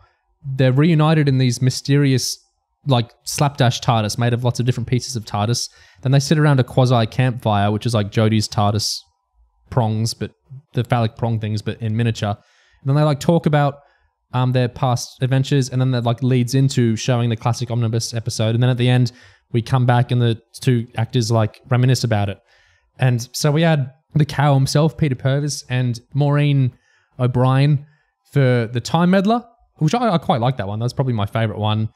Peter Davison and Janet Fielding for Earthshock. That was the one Russell wrote, which was interesting dialogue in that one. And we had Clyde from the Sarah Jane Adventures and Katie Manning for the 3 Doctors, and so on and so on. So we had a couple of different serials with these wraparounds. And they felt to me like a kind of quasi... they didn't feel like it was just the actors doing a lark. It didn't feel like it was a comic relief thing. But it also didn't fully feel in the show right. Because I thought it was a dream. I was watching these and I thought it was the TARDIS dreaming of these characters. But I thought it was the TARDIS reuniting the consciousnesses. The consciousness, in Name of the Doctor, how in time travel has always been possible in dreams, and they have that little dream meeting. That's what I thought Tales of the TARDIS was, basically. It was Clyde and Joe are meeting in a dream, the TARDIS is dreaming of these people, and as they're dreaming, their consciousnesses are getting drawn into the TARDIS, which is reprocessing old adventures for whatever reason in Shooty's era. That's what I thought it was, or in Tennant's new era, which is a cool idea. I didn't really like the dialogue in most of them, maybe besides the Time Meddler one, but I thought it was a pretty cool idea to gloss up Classic Who and, hey, it's all on iPlayer now and we're doing a cool thing with it, and look, we've kind of spruced up old episodes. I thought that was pretty cool. Gig, I don't think you even watched them, did you? I watched the RTD one because he said, oh, well, Tales of the TARDIS will be relevant. So I thought, okay, I've got to watch RTDs at least. And I think your assessment of them as kind of a TARDIS dream sort of thing is basically still on the mark, even with what we now know. I think it's just the only thing is now this idea of, well, hang on, the fact that the Doctors are old and still alive, well, that's actually maybe now that has a thing, a narrative, I guess, idea behind it. Anyway, RTD made a comment that these might make more sense after the 60th. And in the 7th Doctor and Aces one, he makes a comment about, in some timelines, I never regenerate. Maybe I'm from one of those, or something like that, which just sounded to me like It's Pete McTighe writing vague McCoy Seventh Doctor dialogue. That's what happens. We're getting ahead of ourselves. We should discuss the bi-generation before really going into the big franchisey Doctorverse thing. But that's the last bit of context is Russell kind of backwards set up some stuff he's going to go into with the bi-generation reverberations. So the bi-generation, Ncuti comes out of Tennant. There's two of them. Tennant defers to Ncuti.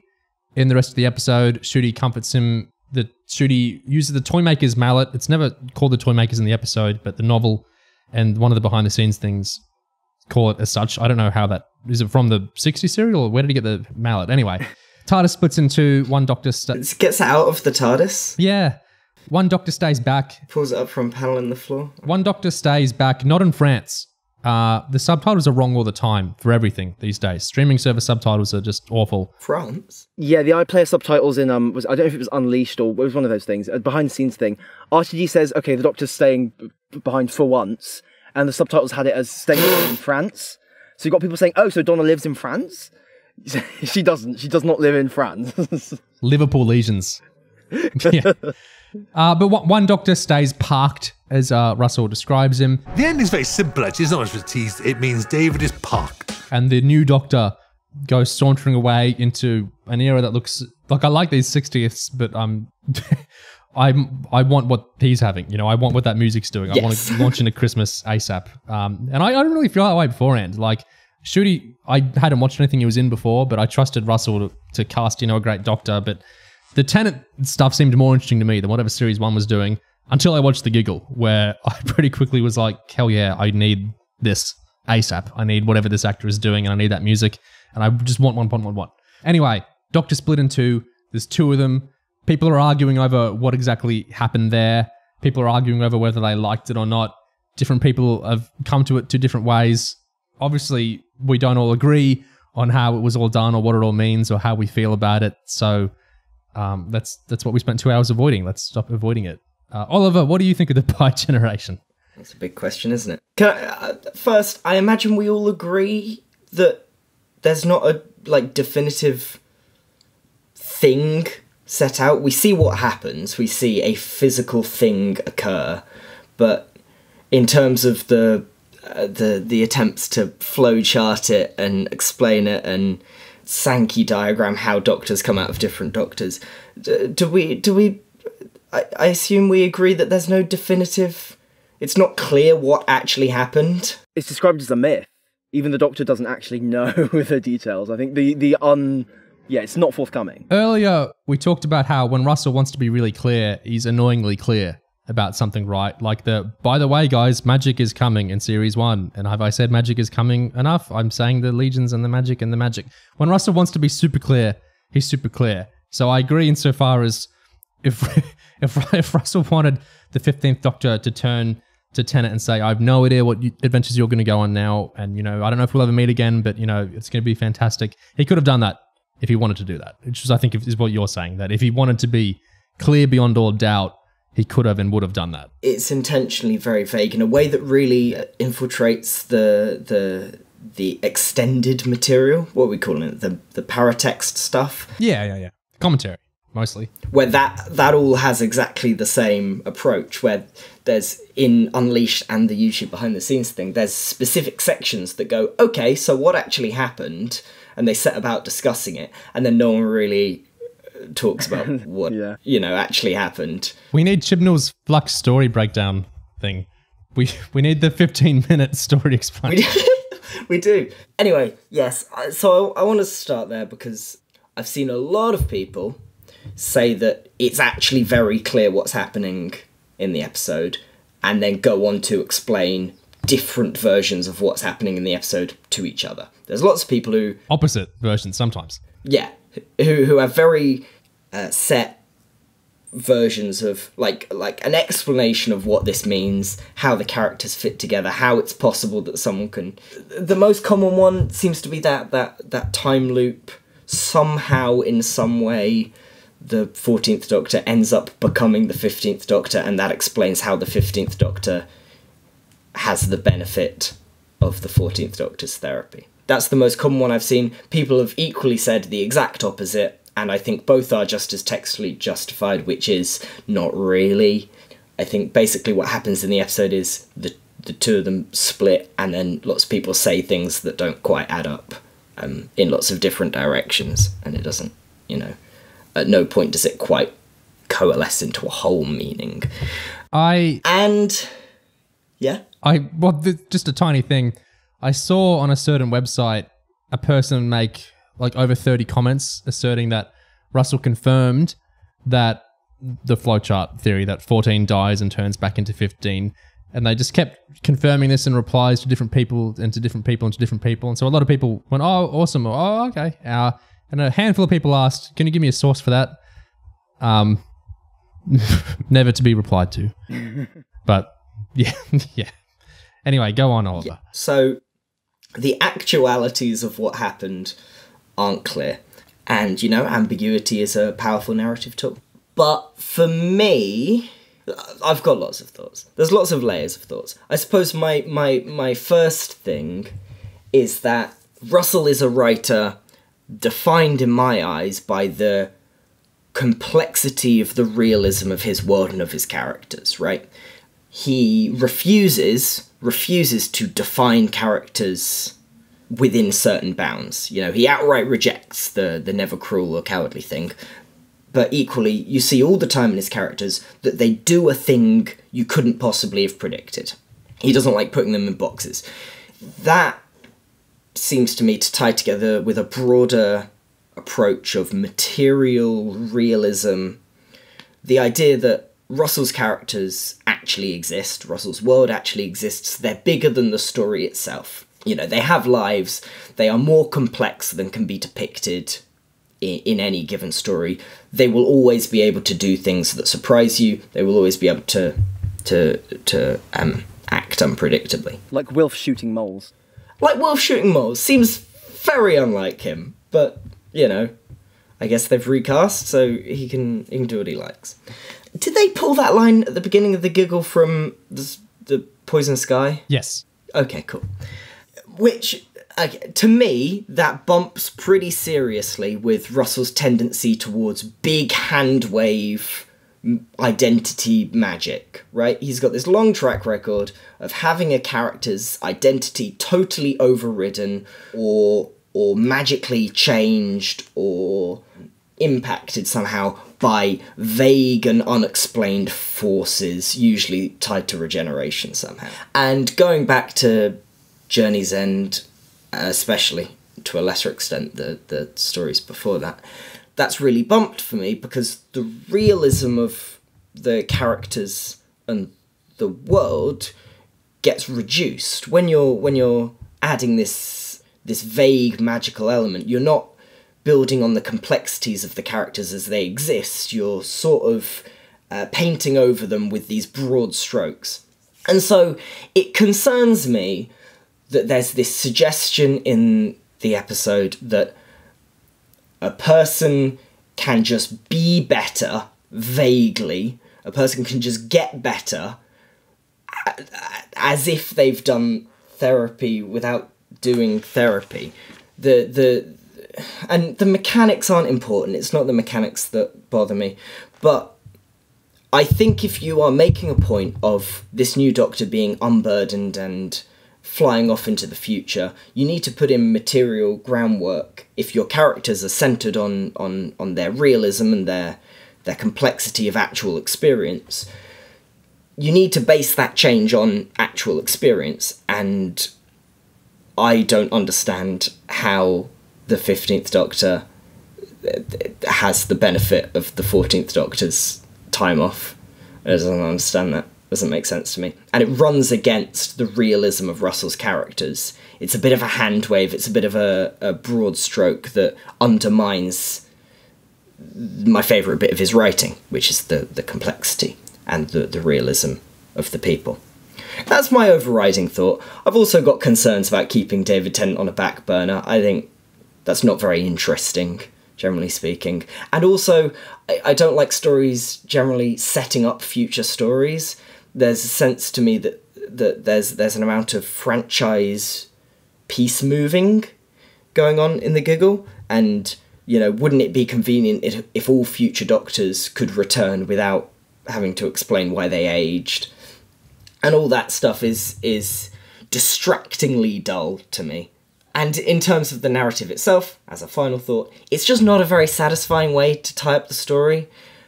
The whole narrative is about rejecting rules and rejecting binaries, and you think a thing can't happen, but it can happen. So it's set up narratively that something unexpected is going to happen, but I think you need to be more precise with that kind of storytelling. If you're rejecting a rule set and doing your own thing, you need to be careful that it's not just nonsense, that it makes some kind of internal sense, which Russell's usually very keen on, because people get bored if it doesn't make some kind of internal sense. You know, I'm not making a moral position that things need to be internally coherent for an ethical reason. It's just often boring if they're not. So those are my thoughts. I have more thoughts, but I'm sure we'll get around to more thoughts. To be clear, I don't hate it. I like getting Gatwa in sort of 15 minutes early, and rewatching it, I really love their interactions. Actually, I've had this idea for years. I've always wanted, instead of going back and meeting old doctors, I've always wanted the Doctor to talk to his new version. What? And for once, we had a situation where I'm in place with the old Doctor and the new Doctor. How could you resist? Actually, why has it never been done before? How can you resist the two of them having an adventure at the same time? You're me. No, I'm me. I think I'm really, really me. It's absolutely joyous, and the two of them together are joyous. Two actors and two characters meeting like that is just makes me smile. It absolutely makes me grin. So it was time to do that. He wanted the new Doctor to play with the old Doctor, and that's sort of the centrepiece the rest of the ideas flow out of. And I did like that. I suppose I'm not convinced that this is an interesting model going forwards, if this is just going to be what regeneration is now. I'm not sure that not having to say goodbye is dramatically interesting. And there's a level of divorce from the meta-narrative, where if we are moving on from a Doctor, if we are going into the future and leaving the past behind, then it makes most sense to have the narrative be actually concerned with leaving the past Doctor behind and moving into the future in a way that happens and doesn't happen here. And it's handled all right in this story, but if this is the default going forwards, yeah, I worry about the lineup between the text and the meta text. Somebody else talk for a bit. I wouldn't want every regeneration going forward to be like this, because I mean, it's just because then you're just losing out, aren't you? You're losing out on actual other things you can do. And you're losing out on the opportunity to show the Doctor's dying for real. I mean, that's really dramatically rich, something like that. You shouldn't just like throw that out just because you've done something different one time. But I think part of the, I guess, the excuse, I guess, for doing it this way is that we've already seen Tennant do his big death. So it's like, well, okay, we might as well try something else. So you kind of almost have like an excuse, like a license to do something else. I would say, like, again, I totally... all the interactions with 14 and 15, hugging each other, loving each other, kissing each other, that's all totally fun. There was that one shot where I thought they were about to kiss on the lips. I was like, wait, what? They don't, of course. Yeah, we all thought that. A damn shame. I kind of get the feeling almost that, like, when it became clear that Ncuti would be in the specials to like a really big degree, even if it wasn't, even before we necessarily knew about the bi-generation or whatever, it kind of made intuitive sense to me, because almost in the sense of, well, we're bringing back Tennant to kind of get people's attention again, but we also need to really, in the process of doing that, if we want them to continue, we need to make a real, honest to God, like massive pitch that, hey, you want to watch the next guy as well. If we're dealing with this whole thing of like people love Tennant so much or too much, and people are obsessed with Tennant, then we want to get them obsessed with the next thing too. And the obvious way to do that, I guess, is to bring in the new guy in a really substantial way before that last Tennant episode is even finished. So that whole thing, that all made intuitive sense to me. And I guess what in terms of what it actually does for, like, I guess Tennant's Doctor, like the old Doctor, I guess what appeals to me is the sense of just being able to do a kind of story like that, like a wrap-up like that we don't usually get. Purely in the sense of, I keep saying in the sense of, it doesn't really mean anything. I think it is really nice to be able to say, rather than, okay, the Doctor is just dead and transformed into the next one, the Doctor is like just leaving, I guess, the Doctor Who-ishness of Endless Adventures. It's just saying, okay, I'm actually just gonna like, to wrap it up in a way that isn't just dying and transforming, but it's just actually like a narrative, a character-justified decision to actually say, I'm wrapping this up. So it just feels different to me, because it feels like something that the show is usually restricted from doing in any real sense. And that has kind of intruded in the show, because with Capaldi we've got the sense of what is this endless like back and forth of next incarnation, the next Doctor, the next Doctor. Like, why can't I just get an actual ending? Why can't I stop? Why can't I say, leave the universe behind, leave it behind me? Why do I have this imposition on me? So I really appreciated just the opportunity to just break out of that and do a bit of a different story. I think I really appreciated the opportunity to do that. And the other side of it being that RTD takes this opportunity to try and connect this new unburdened, regenerated 15 with that ending, with that leaving, with that healing that 14 does. As much as it is a weird conceit, I think ultimately where it comes from is that regeneration has always kind of been a bit of a cheat in terms of you're giving the Doctor a new brain, and it comes from, you can interpret where it comes from, but it is generated almost in that moment. Like, it's not exactly just a one-to-one continuation of what the Doctor was before. It's almost like it's giving him a new head, and in a sense that in some cases in the past, it kind of has almost made him better in some ways, or healed him in some ways. Like 10, at the end of 10, he was suffering so much, and then 11 pops up and he's like, woohoo, I'm a youth, I'm wacky, I don't give a shit. And then of course with 12 to 13, 12 is like got the weight of the world on his shoulders, 13 pops up, and obviously later in 13's run, she turns all brooding and shit again. But when 13 pops up in series 11, she's like, well, hey. So almost in that sense of the regeneration process as a gimmick, it has always been kind of doing that thing where it kind of breaks the one-to-one realism of the characters a little bit to give them like a new interpretation, make them a bit of more of a symbol. And then from that starting point, we then do more psychological realism. So I think RTD is ultimately just trying to play with that, because the material consequences of this, I think as we see them, it's just the equivalent of if 14 regenerated and 15 just had a better brain, like just by luck, by coincidence. Because now he can look at all those memories that 14 has, all those losses, Sarah Jane, Mavic Chen, and he can go, well, I don't blame myself for these, and I don't blame myself for these anymore. I can look at these as they are, which is things that are in the past, they are finished, right? And that's why I'm better, because I just feel better. I don't have those connections to self-blame and self-punishment that you have, that 14 has. They're gone. Like they've wished away. And you could easily just do a regeneration where that just happens. But RTD has chosen to say, well, this has happened now where it couldn't before, because this is a response to 14's life. This is a regeneration that's happened because of 14's life, and 14's life hasn't finished yet. This has happened early. And yeah, I mean, the result is ultimately there is like a skip that's happened, like a jump from 14 to 15, and that has happened not because of actual like experiences that 15 has, but because of a regeneration that 15 has gone through. And I think ultimately that is not, like, I don't feel that's a massive jump from how regeneration has worked emotionally for the character before. I think it is bringing in this kind of like this snarl of like time logic and kind of like weird cheatiness. But I think he's also doing it in a way that he wants to make on some level intuitive, because, well, one Doctor comes after the next one. So, even though the past one's still alive, this new one is still after him in this way that is, if you think about it for more than 2 seconds, it's actually kind of complex. But if you don't think about it, and I think RTD doesn't really think people should bother to think about it, it sort of has a simplistic kind of playground sense. That's exactly it, right? They throw around lines like 14 is going off to heal now, and 15 is better because 15 is one more than 14, right? He's the next Doctor, therefore he's after 14. Is he actually after 14? No? Yes? No, it's not in the episode. It's not clear, doesn't really make sense.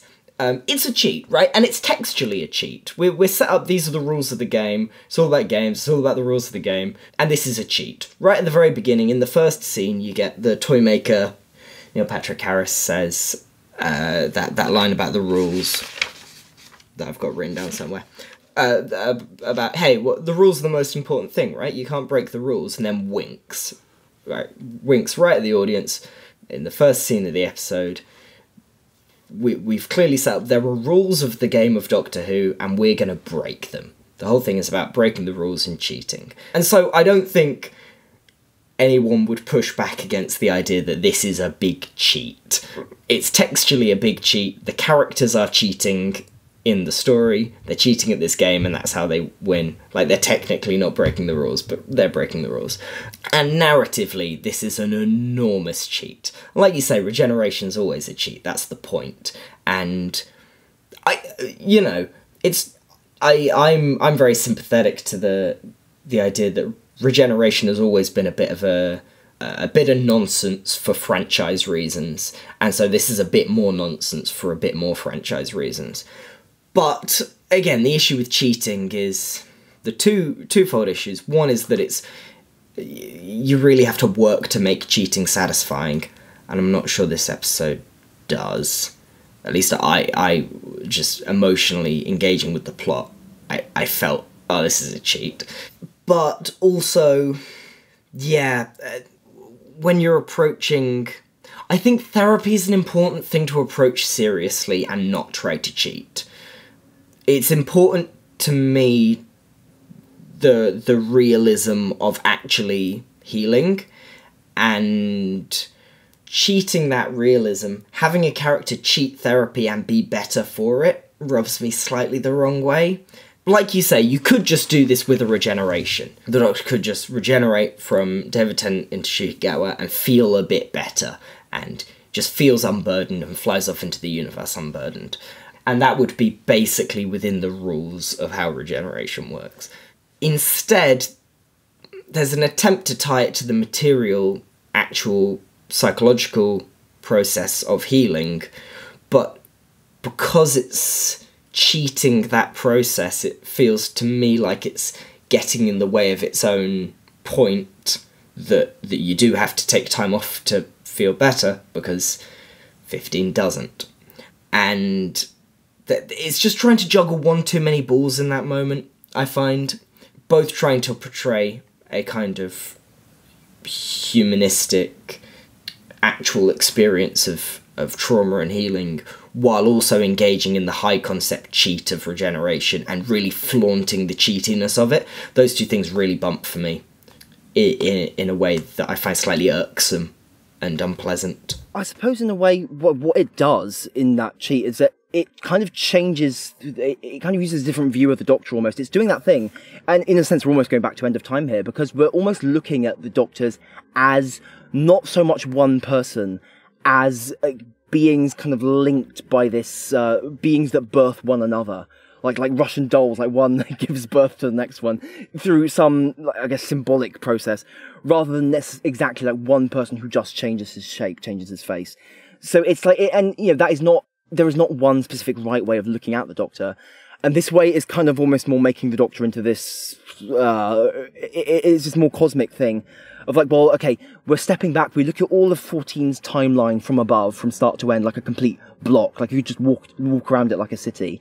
And we're taking all of that and using that to generate the next Doctor, who is 15, and his persona rather than his memories, like a separate thing. Like this style of person that 15 will be is drawn like as a response almost to that whole timeline of 14, and he's going to pop up earlier on in the timeline. So that's not conducive to this idea that the Doctor is just one person with this nice contiguous experience. And I guess that is inherent in the idea of splitting the Doctor off in this mitosis kind of way. It really is kind of breaking up the Doctor into this patchwork of people rather than one really coherent, like solid organism you can get quite a good grip on.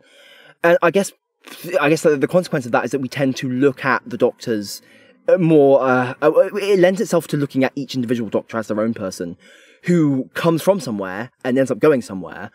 But certainly within that, we can only really look at what they are within the context of their own life, rather than exactly what the exact continuity is between the end of the last life and the start of this one. Like there is, in playing up that kind of gap, and you're kind of separating out the Doctors more as like almost different men. I prefer that. You break your silence after a long period. Yeah, I'm sure I've talked about it before. I don't like the Moffat thing of they're all the same person, because they're literally not. They're different actors. usually written by different writers, from entirely different eras and different teams. It's just never really... I don't even really get the appeal. Like, I know some people really like the idea of this character in the 60s. Like, I get that they're the same character in like an overarching way, the same way that Batman's the same character, whether it's, whoever playing him. But it's never made sense to me, because I watch The Time Meddler, and then I watch Invasion of the Dinosaurs, and I watch Time of the Rani, and no, it's not the same character to me. Like, not really. Like, I get the Batman thing of, yes, it's the same figure, but this is kind of what I like about the character, is they're all sequels to the previous character, and very occasionally a prequel when we do the weird John Hurt thing. Isn't that true of everyone? Isn't everyone a sequel to themselves? Yeah, and I find that more. I don't actually find it's all the exact same person, and it's kind of arbitrary the way we're differing them. The way like Moffat talks that up. I'm not sure he even actually writes that way. I don't even really find that very connected to the real world, because I don't really think that's how it works. You can have sequels to the same person in the sense of like a mentor to a mentee, or like a antecedent to like a descendant. You can have, if we look at our own lives, there's probably a point where you can say, I'm kind of a different person after this point. Like, I'm not just the same person, different. I'm kind of a new person after this certain event or this certain transformative period. So you can kind of stake a sequel claim. That's getting very metaphysical, and I'm sure some people won't agree with that. That's, a personal thing, how you see yourself. But yeah, I think that's one reason. I hate so much of the End of Time, but one reason the regeneration take always really worked for me is I always thought of the Doctor that way anyway. Like, they always felt like they're separate people. I get that it's the same person, but they always felt like separate people to me. So I guess that's one of the reasons I was more endeared to this bi-generation thing, because in a way I was just kind of formalizing a way I already saw the character. Like, I don't really... Like, this must sound blasphemous to some listeners. I don't really see David Tennant and Matt Smith as the same person. It's they're playing the same character in the way different Macbeths are playing Macbeth, but they're different Macbeths. Like, it's the same character, it's not the same character. You know what I mean? Oh, I knew this conversation would give me a headache, but oh boy. Oh dear. Oh, I'm trying not to think about any of this too hard. We're all different people all through our lives. Yeah. Yeah, I mean, I think it's largely semantical, whether you draw the distinction that... Because, it is textually the case that the characters, in brackets and question mark with the S, of the Doctor share their experiences, right? They precede one another. I'm quite fond of the explanation in that Shearman Mozart Big Finish, where Colin Baker explains that we've all got the same memories, but our brains, interpret them differently. We've all got the same shared experiences, but they're being filtered through different personas. And that does rely on a version of persona that is somehow separate from experience. Yeah. Which, in a real world context, that doesn't seem to make a lick of sense to me. How can a persona be based on anything that isn't your experience? What is it, in your DNA? That doesn't make sense to me. But that works for me for Doctor Who. My worry with doing full-blown clean slate, and this feels like an attempt at a sort of clean slate, yeah, and it's sort of having cake and eating it too, because it's a clean slate, but Ncuti very clearly is based in the history, and we know there's recurring elements coming up in the new series, and Ncuti's Doctor remembers and still has these things, but it's using the sort of therapy sort of thing as a chance to reset something. I'm not really clear what it's actually resetting, but the reason, one of the reasons I find the all the same person thing kind of endearing is that it sort of forces you to find a new angle on the character. You can't just do the same story again and again, which is a trap it would be very easy to fall into with a show like this, where the same dynamics, the actual structure of the show doesn't change very often, so it would be very easy to just repeat the same story again and again and again of, the the Doctor doesn't treat a companion well and the companion wants more and there's a conflict there and then it gets resolved without ever learning a lesson that sticks for more than one regeneration. So I think that's a sort of narrative argument for continuity of identity, is that it forces us to find new thematic and dramatic ground, which I always like. I like new stuff. And I don't know how much of a deal it's actually going to be, but I'm curious to see how, if at all, the reset affects characterization going forward. I expect that 15 is just going to be the Doctor, and it's not going to be much more complicated than that, and it's going to be basically the same flaws and hang-ups as the previous Doctors, and the reset's going to be a lot of fuff about nothing, really. Is how I expect it to go. I expect the Doctor to be the same basic figure with the same flaws and the same issues, and maybe the big healing therapy will mark a huge division in the character between the past and the future, but it doesn't seem that to me. It seems like Russell's going to be writing pretty much the same Doctor he's been writing before. Well, if anything, it certainly feels like an announcement that anything like Time War guilt, Flux guilt, PTSD, I'm sad about what happened to my companions, I'm so haunted by that. It certainly seems like all of that is going to be gone. And for practical reasons, if nothing else, like, the new Disney Plus audience watching the show, they don't give a shit. So it does seem like an announcement of that, at least. And I think that is kind of a significant change, certainly for RTD, because he made that idea of the Doctor's dark history, the Doctor's, haunted by his past. That was kind of a thing. That was kind of a big thing for how RTD wrote the character. So breaking away from that quite overtly and dramatically, that does seem like he wants to at least tread some ground that he personally hasn't tread a huge deal before, and I think that's kind of like a good sort of ground to set out on, at least for RTD. Neil, you were sighing as I was saying that. Oh, I hate all that. One of the reasons the Time War, Russell's Time War, was so great is that this sounds so dismissive. I like Classic Who and I love the Wilderness. It cleared out the clutter because it did a huge demarcation that that's all gone, and we have a kind of hole that we've formalized into a story thing, and then we get drama out of the hole. Like Susan gone, Romana gone, Classic Who, Wilderness gone in this hole, and that we make drama out of the hole, which I really liked. But eventually, the hole became the new clutter, which it's not like that could have been avoided. So eventually, as the series piled on, we got clutter and lore from the Time War itself, which was meant to be the whole taking the trash out. Taking the Doctor is trash. I'm with you. Cleaning out the cupboard. And so in the 50th anniversary, we kind of have the big, let's all clean that up. But it didn't really happen, so did it? Like the 50th changed the clutter. But then we kept, this sounds so dismissive, but we kept getting stuff out of it. All of Capaldi's characterization at the end of the day stems from Time War, Trenzalore, 50th, it's all building up from there. And then Series 11 does a lot of great things. And then Series 12, we're right back on that. Gallifrey, we're just relitigating it then. Gallifrey destroyed and the Master and Time Lords are dead and the Time Lords are back and now they're evil, but they're cyber evil. And then, it's like we kept, the same stuff was kind of circling around and around and around and around. Same kind of beats for the character. Like Series 12 was so similar to stuff we've had before. In many series. It's like what was once the vacuum to get rid of past stuff and make new drama out of it became the exact same thing as like classic. I love a lot of Eric Saywood stuff, but I love it and it's not good in some ways. Attack of the Cybermen, like it really titillates me a lot of what that's doing, but it's not a very healthy thing what that's doing.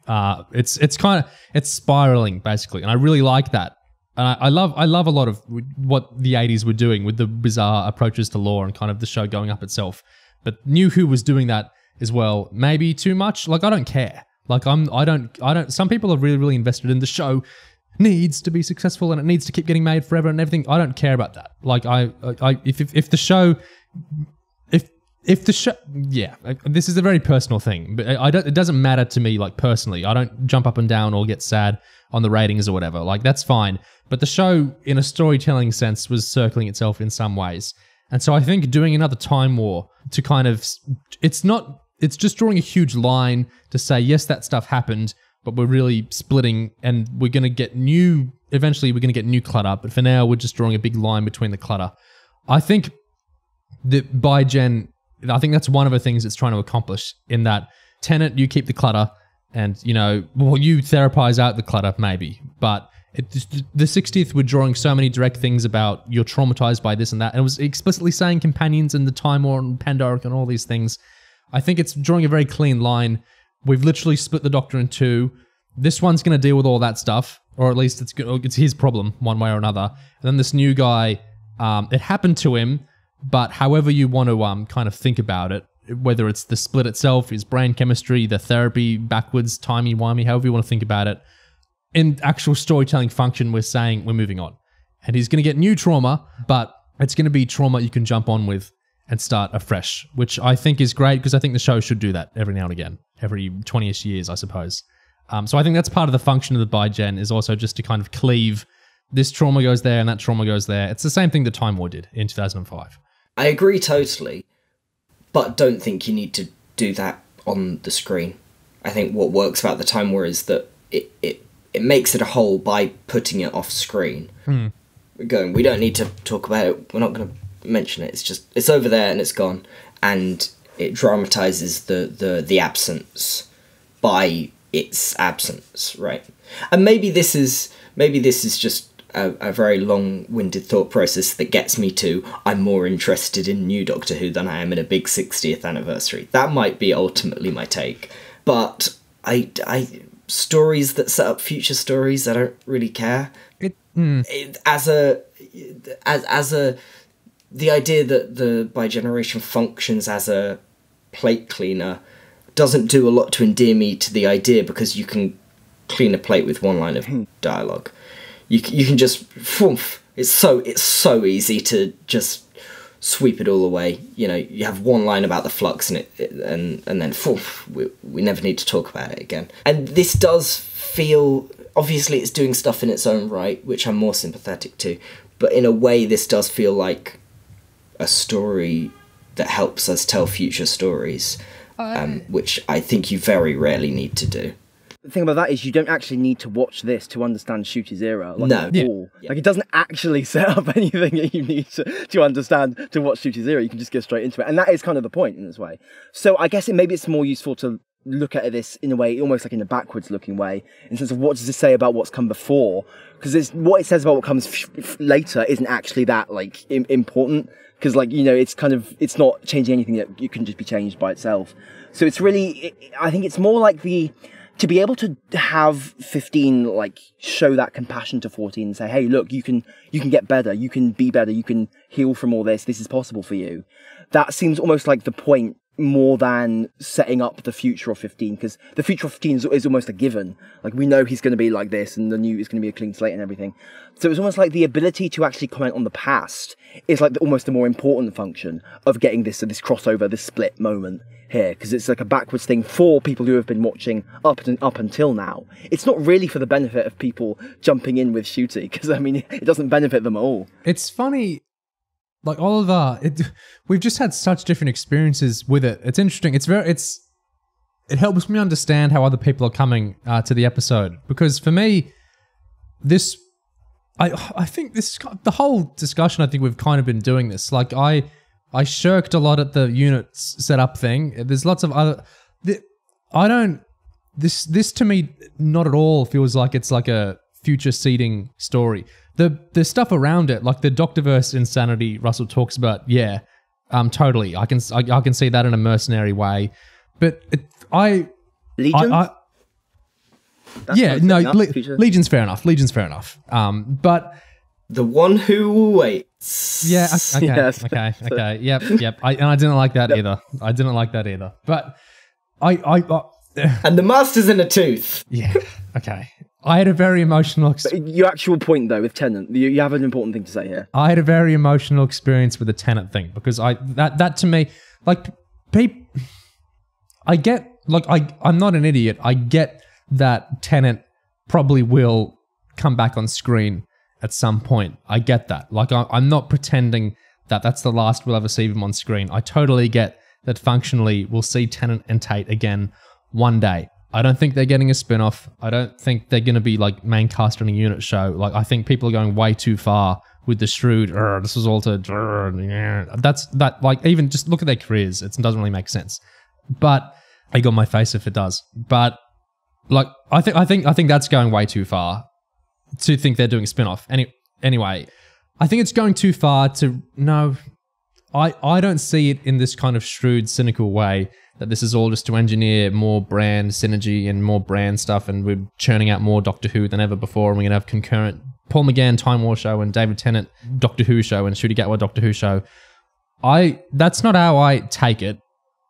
And the really powerful thing of the Bi-Generation to me is that we've developed a storytelling tool that lets you finish a Doctor story in a way the Doctor story could never be finished before. Because by splitting the Doctor, we've enabled to do a new ending with the character that we can do because there's another one. And people will bring up Darillium, or people will bring up, there's actually been quite a few times, the university years in like Series 10 or just before Series 10, I suppose. People bring all these up, but it's not actually the same thing. Because in Darillium, the Doctor knew that had a time limit. In the university years, the Doctor was guarding the vault. And all these other ones people can bring up of, whatever era of the Doctor, there was always a catch that at some point I have to go back to being the Doctor again. At some point I have to go adventure again. Or my like respite here is tied into a thing I'm kind of doing to keep the plot moving along. Like I'm guarding Missy or I'm doing this or that. There hasn't actually been there has in like one sense, but it's a Doctorversy thing. Anyway, to actually retire the Doctor properly is a new sort of story you can tell with the character. And I feel like it liberated the show into ending the character in a way like it's not a show you can give an ending to the character with, because the character has to continue on forever. So by splitting the character and being able to end the character, I found that really profound, to be able to like put a line under it. And so I don't think it's wrong to view it in a mercenary way about setting up future stories, but it's just interesting to come to it from such different angles, depending on how we view the episodes and how we feel about what's going on here. The reasoning for the Doctor's face being the Doctor's face, I love that we have Capaldi really formalized the idea that the Doctor's face can be like a indirect or like a subtle or underneath a subtextual reasoning.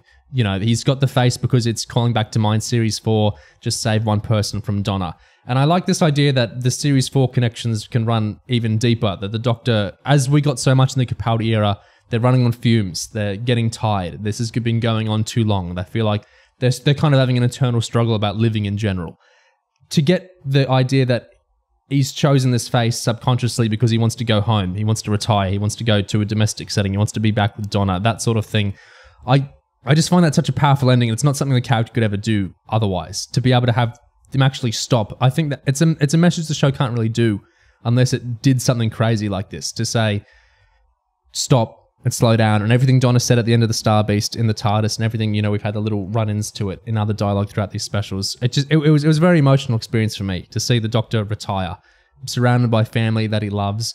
And he's not like cut out his character, like he's still going on holidays sometimes in the TARDIS, but they're holidays. He's parked himself, he's staying somewhere, he's retired. Like, to me, that didn't, in my brain and heart, that's not at all like a cynical franchise. I know he'll be back one day, but it's not a cynical thing to me. It's not a franchise thing to me. It's a very emotional, liberating, we've ended the character here, and that's not something we can ever do. What it makes me think of is Twin Peaks 3.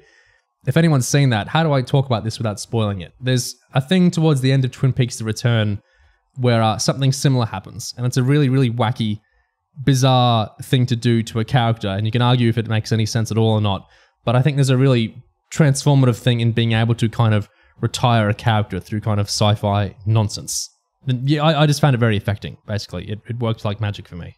I would say a detail of it, because I think focusing on the specific contours of this ending that Tennant gets here in this Tennant story, I think is useful to understanding it. I think one detail that I like is that he's been adopted into this family, and this is a family that this is a pre-existing family. So this is not a family that has accumulated around the Doctor. If you recall back in Journey's End, I think Sarah Jane told Ten, "We've got the biggest family on earth. Look, all these people are your family," and that's true. But those are people who are joined by their connection to him. So the Doctor can never just be a member of that family. He's always going to be the nexus of that alliance. And look how that episode ends. Yeah, of course, he's on his own once more, and I think I think one thing that kind of fans kind of have understandably kind of taken issue with is this idea that, hang on a minute, why is Donna's family the family that the Doctor gets? What about all these other families that the Doctor has kind of had throughout? Like, what about when he was basically like the Pond's son-in-law? You know, that was kind of a family that the Doctor had. You know, there are scenes like End of Widow and the Wardrobe where he comes back to Amy and Rory, and that sense of family around him is like a real thing. And I think like so this is RTD showing favouritism to Donna. It's not fair. I think in this case it's like it's almost because that family of Donna's is kind of almost like a separate thing that just sort of it's not so much like it's not wrapped around the Doctor so much. There's a family that Donna's just created by herself, but basically, and the fact that the Doctor can be like adopted into that as an adult feels like a really specific thing. You know, it's funny, we throughout the Chib era and the Chib commentaries, how often did adoption come up and the importance of adoption? Like, to the Doctor adopts people like Tecteun or whatever. It's so fascinating to me to have the Doctor kind of adopted, like, as an adult, like, knowingly into this other family. To just have him be taken on, just be like not even as like a senior member, just like almost a junior member of that family, like the brother, like a symbolic brother to Donna. I think there is something that feels really humanising about that, and I think it just kind of... I think it's important for that sense of retirement that he can be just another guy, like in that family, and not like the fucking like the blooming tight, complicated space-time event around which that whole family orbits. You know, RTD also mentioned, I think in one of the behind-the-scenes bits, that he was pleased to give Tennant a new final line. But the whole thing's been odd. You know, coming back to something that was such a huge thing, and you come back and it's so vivid. But it's for a short time, and then you sort of step away again, and it carries on. And there's people, you know, I've just seen Shooty again in the car park. Yes. It all just carries on. It does. And it's. I'm so glad we did it. Glad. They were all saying that last week on Tales of the TARDIS. She'll be back. 50 years time, here he is. Yeah. He's Zimmer frame. Gosh, but it's lovely to have the chance to do this. And it is, isn't it? Yeah. And I think a better last line for you now. Yes. No one's happy in my life. Yes. It's funny because it kind of preyed on me. The regeneration is always done as a tragedy and a sadness, and you know, life moves on and stuff like that. I thought, let's have a happy one. Yeah. That's the only option. That's the only different one we can do. But let's have a happy one. Like, he seems like he considers that last line Tennant gets, like, I've never been so happy in my life, like a more satisfying line to end Tennant with than I don't want to go, like the original.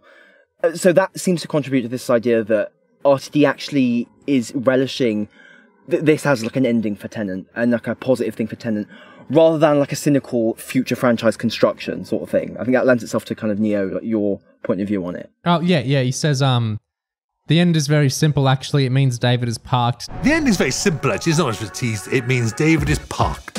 David is living. For once, we've got a happy Doctor who is no longer saving the universe. But that's parked with Donna for a happy life. Yeah, I suppose the Doctor will settle into being a honorary member of the Mott Noble Temple clan. And we'll see how his days drinking tea and trying to stop Wilfred shooting the moles, I suppose. While the Doctor, which is always the next Doctor, and that's always true of Doctor Who, the Doctor is the next Doctor, is out amongst the stars, he's flying off, he's going to have a companion, he's going to be there on Christmas Day, it's going to be very exciting, I'm going to say goblins, and enormous fun to come. So that, for once, is where the subtitles said France. Just so you know, where the France misunderstanding crept in. David is living. For once, we've got a happy Doctor. Part of the issue to me, Neo, you mentioned before this idea of sort of smiley face, people who wanted Ten's original ending to be this uncomplicated, positive, fully coming to terms with where he's at. And this might just be a matter of degrees for how it was played for me, but sort of immaterial idealisticness of this ending strikes me strange. The idea that the Doctor is just now fully happy, and we have given the Doctor his cake and also allowed him to eat his cake, as two separate things. To me, what works about something like Beryllium and Sir Husbands and then Return of Dr. Mysterio back to back is that you get to do a story about retiring, and then you do a story about carrying on, because you are carrying on. The show is carrying on, we are carrying on, so therefore, you know, that has to be in the narrative, because the narrative and the meta-narrative are one and the same. It's untidy to me to retire. If it was played more strongly, I don't think I'd have so much of an issue. But it's untidy to me to retire the Doctor and keep on going and not have to have the retirement deal with that fact. It's like we said, it's a cheat to get you to that point, and that's undermined to me by the fact that, like we've said, it's clearly not. Parked doesn't mean left, never to come back. Parked means we're going to return to this, and like you said, it would be ludicrous of us to never revisit the Doctor here. That idea of both giving this perfect, infinitely happy, happiest I've ever been ending, while also not having it have to be an ending, both continuing on with the 15th Doctor and presumably at some point picking back up with this Doctor and having him regenerate into Dame Judi Dench.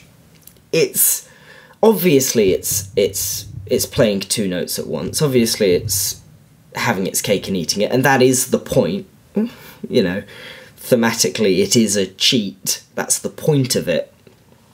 But in terms of this story itself, not even looking at the broader context of the series as a whole, I don't know which beat to engage with emotionally, and the both of them at once just don't quite work for me emotionally. Part of the issue, I'm sure, is that I went into this in my mind that David Tennant is a stopgap Doctor. He got brought in because no one was running the show this year and they needed a 60th anniversary. And I'm not personally emotionally engaged with, David Tennant's Doctor Who in 2023.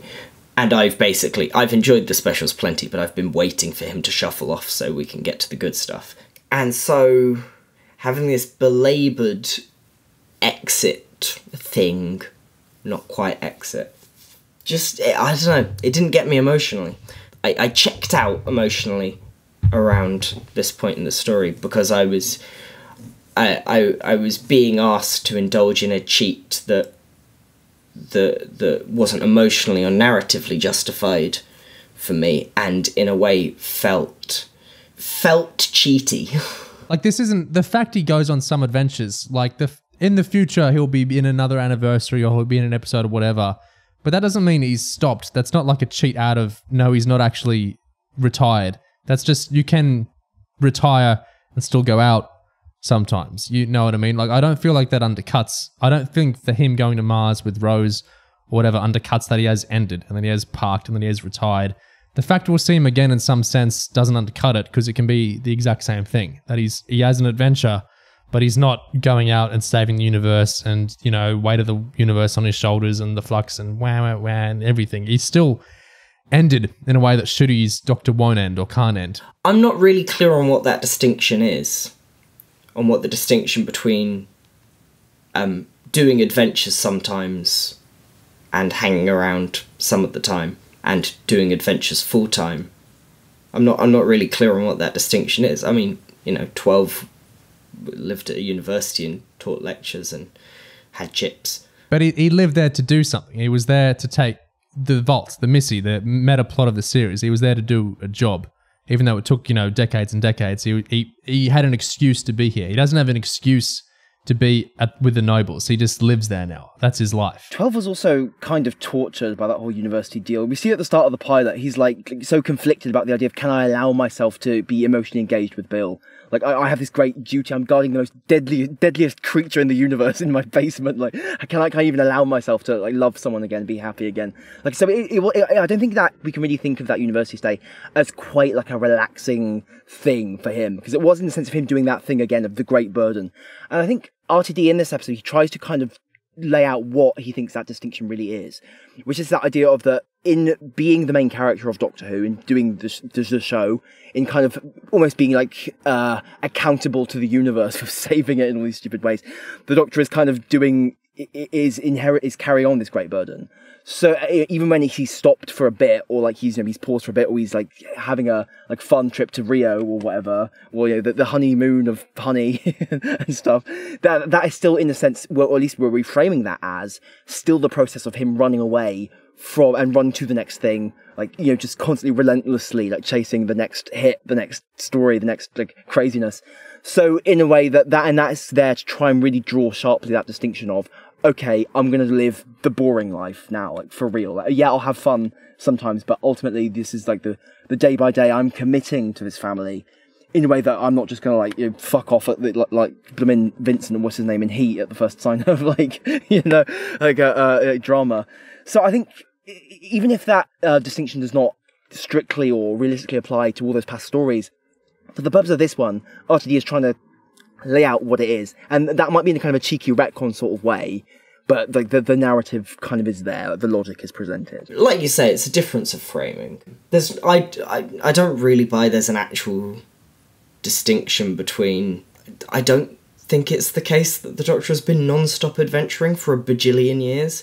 But like you say, it's a difference in framing, and this is framed as the Doctor hanging out with family and adventuring coming second, whereas the Ncuti's heading off into the future and adventuring full time. But there's a metonymic issue, which is, I mean, I'm dressing up a boring point you've already heard in new language, but hey, that's me. The issue being the distinction, the characterful distinction that the episode's making would be a hell of a lot clearer without the arbitrary TARDIS, without splitting the TARDIS in two. I noticed watching again that, like a lot of things in an episode, the TARDIS is both, the splitting of the TARDIS into two TARDISes is described, it's justified two different ways. Gatwa says that he can do a thing because bioregeneration has never happened before, but then explains that it's a result of Toymaker magic. And those two things aren't connected, which confused me slightly. Yeah, the line bioregeneration's never happened before, that is kind of a non sequitur. Like, it doesn't actually connect to what comes next. It's very, it's almost like a just sort of, well, okay, I don't know. Well, maybe the point is more that, well, this has never happened before, so maybe we can come up with a solution that no one else has ever come up with before. And that leads him thinking, hey, Toymaker power! The two things are ultimately connected in real sense, even though the framing of them makes it seem like they might be, but they aren't. They really aren't. And that's an interesting thing with the episode, and I wonder if there was a line cut or something, but the implication definitely seems to be that we can do this nonsense, we can have some nonsense fun with regeneration because the ordinary rules are suspended, right? And whether that's, whether literally in the universe the rules are suspended and that allows bioregeneration, or narratively the rules are suspended in the story, and therefore we can do bioregeneration. Either way, whether you want it to be diegetic or non-diegetic, the two are connected somehow. So I guess it's, while it is a non sequitur, it is linked. This has never happened before. Maybe something else that's never happened before can happen as well. The whole splitting of the two Doctors, it would be a larger statement to take the TARDIS away from Tennant, like full on. Yes. Period. Yeah. Say it, like, only Ncuti has the TARDIS now. So it is totally having your cake and eating it too. To let just the Tennant keep his old TARDIS out of sentimentality and be like, oh, I can still hop to the moon, because I don't have to actually fundamentally change what I can do and how I can live my life. I don't have to put myself in the rehab box. I just have to make the conscious choice to kind of not go like running away after adventures and stuff. Like, I totally get that. He can't let go of the TARDIS because it would hurt. It would hurt. Yeah, I think it's tied to something, Oliver, I think you noted this as well, which is that even in behind the scenes, RTD conspicuously avoids saying what Tennant's future will be like what actually happens to him. Like, what happens, does he die? Can he die? Will he die? Like, what happens when the nobles die? What happens to any of that? I think RTD seems to really categorically refuse to put any constraints on what you want to imagine for Tennant's future now. And I think kind of giving him the TARDIS is like almost like the embodiment of that, because if you want Tennant to actually do things and you still can. It's almost like I don't want to. It's like he doesn't want to actually ruin the Doctor Who fantasy, like the joy of that for like I guess the Tennant offshoot, even though it is kind of supposed to be like this is a conclusion. It is supposed to be like so yeah, I totally get how it's kind of in its small way, it sort of undermines, I guess, the real like sharp closure and finishedness of it, but in a way, in that cheaty way that is kind of almost, I think, a little bit characteristic of Doctor Who, which is that we say goodbye, but also we're kind of, purely by the fact we have a TARDIS and the TARDIS exists, we're able to do things that nobody else can do, and we're able to have like all these like funny and joyful adventures that nobody else can have. I think it's like, well, you know, and like in Time of the Doctor runs out of reincarnations, and he's like, "Fuck it, I'm cheating. I'm getting more regenerations now. I'm still alive." Yes. So that sense of just cheeky, we can still play, we can still like have fun, like, even if we're said we're not going to. I think that is kind of in there, and yeah, it kind of hurts the sense of closure a little bit, but also it's sort of. It's kind of embedded. It's almost inseparable from Doctor Who. That's the thing. We would always be... Maybe it's just honest, I suppose. Maybe it's just an honest approach. But we would always be revisiting this at some point. David Tennant's always going to come back. There's simply no avoiding that fact. But putting it in the story that's meant to put him to bed, putting in the open door for him to return, irks me slightly and does, I think, get in the way of the closure. I thought it was interesting in the behind the scenes stuff that RTD's very clear. He talks about David Tennant and the Doctor as, you know, the Doctor splits, and he splits into David Tennant and the Doctor, and David Tennant stays on Earth and the Doctor goes off into the future. RTD really, in the behind the scenes stuff, really deliberately uses his wording there to frame 15 as the Doctor once and future, the one we're going to be following. David Tennant doesn't, which makes sense because he is one of, you know, of course he thinks of himself as the Doctor because he plays the Doctor. I got the impression David Tennant expects to come back. Even in the episode, Donna says, you know, you don't have to stay forever. And the Doctor goes, yeah, I know, we'll see how long I stay. Well, he says he's the happiest he's ever been at retiring. Like, I don't think the idea is he's itching to go again. No, but then, you know, Donna's in her 50s. The Doctor lives forever. I don't think the episode is... Like, it keeps Wilf alive for a reason.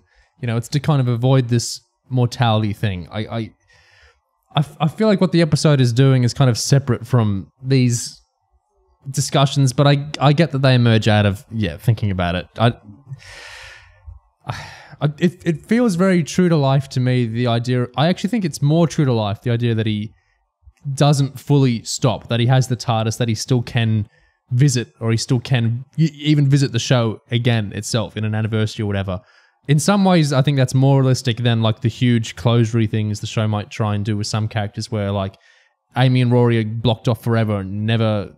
That's more of a cast thing, isn't it? Karen and Arthur are leaving the show, and so we're never going to see him again, and, you know, they're trapped in New York, and why can't he just drive into New York if he parks the TARDIS elsewhere? Who knows? But I feel like it's almost more realistic to have this sense of we actually can revisit Tennant, I guess. Like, he still has the TARDIS, he can come back to an anniversary or whatever, but he's still stopped, he's still moved. I'm sure we've all had friends where they've moved and we can still kind of talk to them and we can still kind of see them, you know, every few years or something, but that's still kind of ended, that, you know, that time of your life or that relationship or whatever. So I understand these extra textual concerns of like Donna's going to die and everything. It's not what I got. It's interesting to me that both out of universe, in universe, no one's pretending that this is forever. In the narrative, you know, it's the closure of this story. This story ends here, but it ends with an ambiguous degree of actually being finished. It ends on the note that, yes, this is what the Doctor's doing now, but who knows in a while. Which, given, like I say, maybe it is just honest, but given that usually the ending of a story is sort of definitively the end of that story, and if we want to reopen the box later, we have to put some work into reopening it. Leaving it so on the table that David Tennant starts doctoring again sometime soon, to me, undermine the emotions of the closure of it. I think we just disagree on what doctoring again means. I think we have this dichotomy of the capability of him being able to go on an adventure is like you're saying this under. I get what you're saying. I think we just have a different perspective on what it means for him to be able to keep adventuring and what it means for the show to be able to use him again very organically in a way it can't with the alternate universe, humany, womany Doctor over parked with Rose. I certainly think that crux of like, I stay here, he flies off, and that, I guess, that decision the Doctor is kind of encouraged into by 15 and Donna. I think that is meant to be, like, even if, he comes up back or he turns up again, like, he still had that resolution within himself to say, okay, I'm gonna focus on myself now. Like, this is gonna be for me now. Like, for the future, like, I don't need, the universe. Like, someone else is out there looking after the universe. I don't actually need to take care of it to such a degree. So that fundamentally changes, his outlook in a way. We keep talking about Tennant coming back. Like, what happens if Tennant comes back? I think there's an important distinction, because Tennant came back in 2013 in Day of the Doctor, but he was playing his old Doctor, like, from the past. And what, this idea of David being parked now means that if he comes back, he is now, like, older, he is aging, he is the Doctor as a person who is out there, growing old, getting older, like, moving on, like, still existing. And I think that is fundamentally a little bit different, because it means that if the character comes back, he's come back in that slightly unfamiliar form. Well, I mean, a little bit like he did in coming back as 14 in the first place rather than 10. But because he's still alive and he's still out there, I guess it's like, it's a character who has still gone through that ending. We're not going back to before they ended. We're not going back to when he was still 10 and still alive. Yeah. Where this is continuing on. So this is a thing that is kind of, even if Tennant comes back and that is a very much backwards looking thing, it's still kind of looking forwards in terms of his character's life, which is moving forwards. So I think that is in its own way a new thing and a different thing from just like getting back a usual multi-Doctor blooming nostalgia fest. I mean, it's a bit different, but it is still bringing back David Tennant as the Doctor. I dug the idea, and do dig the idea of bringing back an old Doctor just as the next face along. I think that's a more interesting way of revisiting old Doctors than dragging them out of the past. I'm not so keen on the idea that you just keep him running in parallel so that any time we want David Tennant back as a present-day the Doctor, he's just around. And I don't think that's the aim of the story, but it's certainly the outcome. I think the uniqueness of doing 1410 again, I think the uniqueness of that is a big part of the appeal. Yeah. And if he starts turning up in finales or whenever the stakes get high enough that we need to drag some old Doctors out of retirement, which on the basis of everything RTD's ever written, I see absolutely no reason we're not going to do that at basically the first opportunity. Certainly for the big climactic, I guess, end of Series 4 finale in a few years' time. It's helpful, I suppose, to be able to bring back David Tennant in parallel and not need to worry how he fits into things or what timeline he's from or whether he's from a different universe. But in terms of this story, it feels to me to be really sanding away at the actual heart of the thing, which is the retirement and the need to stop doing the doctoring if you are planning on or if you are inevitably going to bring him back in some capacity at some point. Metonymically, I've got the issue with when the Doctor says that the TARDIS is the thing he loves most in the world, and really it's going to be him, the TARDIS, long after everything else, and he's married to the TARDIS. I have never taken that to mean he loves the box itself. He's deeply in love with the wooden box and the bigger on the inside. I'm sure he likes the wooden box and the bigger on the inside. But he's in love with TARDIS travelling. It's the TARDIS is metonymic of the show as a whole. It's the thing you can put on every bit of merchandise. Everyone recognises the blue box represents the TV show Doctor Who. We've talked about loads and loads. We've talked about how the box is symbolic of TV itself. The box represents the TV show. It's a story engine. It is quite literally a big engine that drops us into stories every week. When the Doctor says he loves the TARDIS, he means he loves travelling in the TARDIS. He loves being on the show Doctor Who. It's a relationship with the format of the show. It's a relationship with the audience. And given that's what the TARDIS means, just not really being able to let go of it when you're going into retirement, to me, absolutely screams, I'm just not letting go of being the main character of Doctor Who. And this is all secondary, I suppose. This is all a secondary concern to the text itself, which is actually moving on with 15 as the main character, and 15 will be the main character, and we're not going to be talking about this in a few months' time when we're a few stories into 15's era. But the TARDIS represents the show. And so the Doctor going, I simply can't, I simply will not, it would make me sad and I refuse to be sad in any way. And keeping the TARDIS is... I don't know how to read that, other than that the David Tennant Doctor is simply refusing to let go of Doctor Who, which to me really, really smashes against the retirement reading, which should be about retiring the lead position in Doctor Who and becoming a different thing off to the side. Taking off the hat and letting it go and moving on forwards. And I don't think... I think Russell just wanted to give a happy ending for his Doctor, and I think Russell thinks about it like the Doctor likes the TARDIS, so he gets a TARDIS because I don't want him to be sad. But it reads to me, watching the episode, like a refusal to fully commit to the future, which, I don't know, seems bet hedging to me. Seems like cheating, seems like having the cake and eating it too. And I don't understand why you would give the Doctor a TARDIS, except from out of an inability to say no to a character you made up. If I may offer a slightly different skew on the TARDIS, because as much as I think you're totally on the mark with that it represents, the adventures, represents the show, it is also where the Doctor comes back to after every adventure. And it's the bit that is constant, even as the adventures are very, very different, in each case. So I think in that sense, the TARDIS kind of becomes not just a box, but also like part of the Doctor's... I mean, in a sense, it often functions as the Doctor's home, and it often functions... I mean, it is that part of which, even as the adventures are, like, in the past, kind of the TARDIS is still kind of with us. Like, it's the bit that actually continues. And I think the idea that maybe the Doctor could have a TARDIS and not actually be doing the whole toxic doctoring thing is this idea that maybe that some part... I think that maybe represents almost the idea that he could actually heal some part of himself. That the idea that actually that part of him that he has kept with him and that represents something incredibly warm to him could still do that even if he's not like hurting himself and kind of torturing himself with all these like torments and trials and tribulations all the time. Like the idea that maybe this can actually just represent something that is like harmless and kind of safe, and that it's just the good bit. I think it's because I totally get, because if it's just the box that he loves, then that's kind of stupid, right? It's because of what the box allows him to do.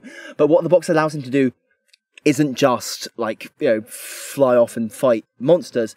It is also to have like a it is to eke out an existence that is his in the cosmos, in his life. It is to have something that is faithful to him, something that is like reliable and a part of him. I think there are emotional significances to it that we can separate from like the constant relentless relay of adventures.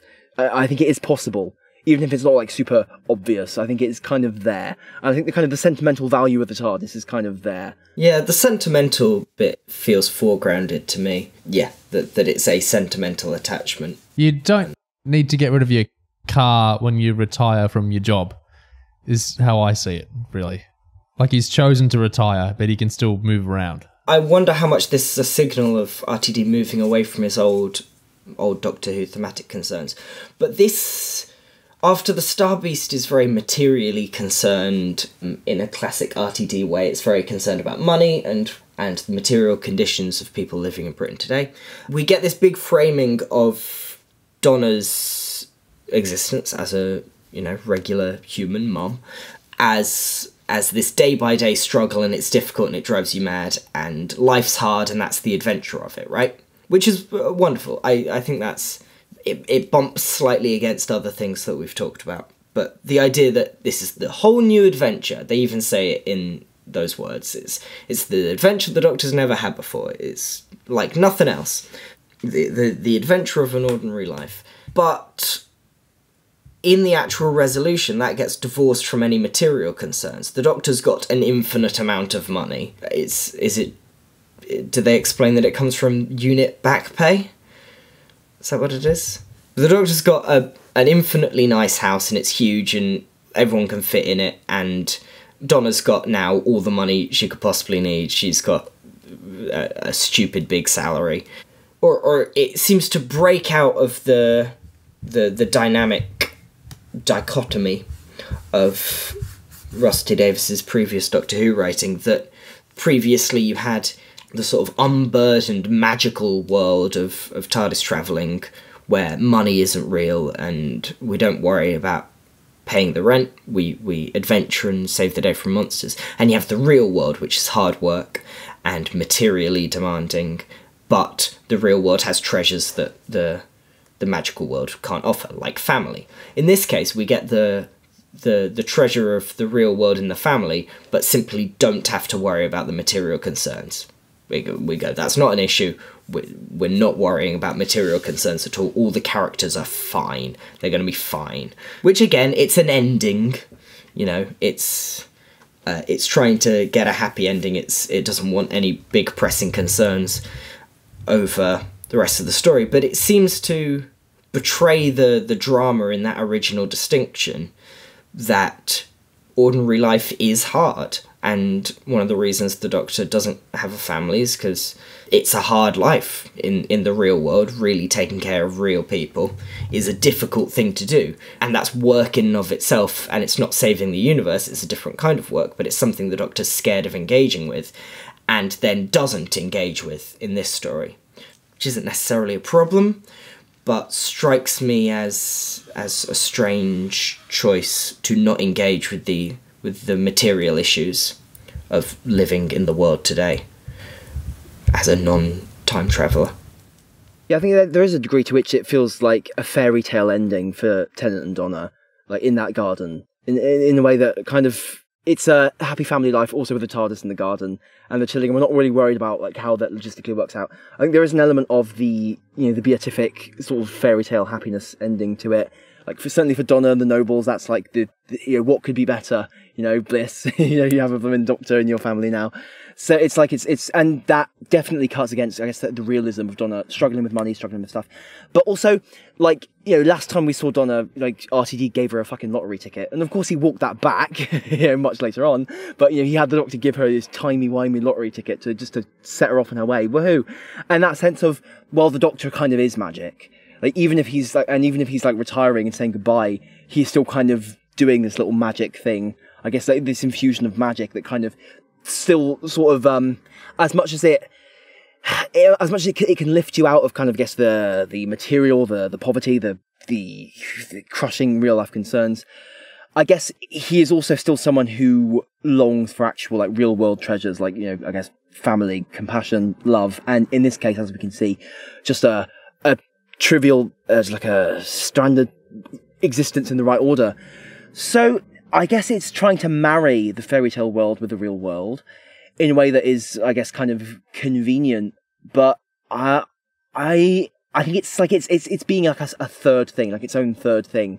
Like it's neither fully fairy tale nor fully real, I think, because it has to try and be sort of in that space where like both the fairy tale of the Doctor and the TARDIS can kind of exist as part of an actual family as well. It's like squaring that circle. Neo, do you have any thoughts about any of this? Because I'm sort of tripping over my tongue. Only in France. The adventure that Donna invites 14 on towards the end of this episode isn't, and it can't be, about paying taxes, because ultimately the Doctor is never going to be a character who files the taxes. He's never going to be that kind of character. He's fundamentally a fairy tale character. I guess the adventure that she's inviting him on is not to leave the fairy tale realm altogether, but to just exist as a fairy tale character, but nonetheless one who commits to like a life and a family and like a day by day existence, rather than risking everything every single day. Kind of that sort of thing. That kind of like that thrill chaser kind of mindset. So it's just that's being left behind. So I guess the result is kind of a compromise between the fairy tale world and the mundane world. That's clearly what the story's doing. I do think the I suppose half measure of it for me cuts against the effectiveness of making this a big grand the Doctor retires story when you've got to have lots of, asterisks attached. You've got that scene early on. We didn't really talk about the sequence in the Infinite Corridors doll's house spectacle, and vaguely connected to the Bi-Generation. I thought it was worth noting that there's long sections of spectacle without much content in the episode. That you've got all this puppet run around, attacked by the dolls and fighting off the dolls, and then you've got the big long dance sequence, which is fun, but also doesn't really do anything, doesn't tell us about the characters, which was one of the reasons why the I Can't Decide version of that scene is so effective, I think, is because it catches us up on where all the characters are, and it's a big showcase of the kind of situation we're in and the kind of person the Master is when he's in control of the world. Where you've got less of that in this case, it's a bit more showpiecey.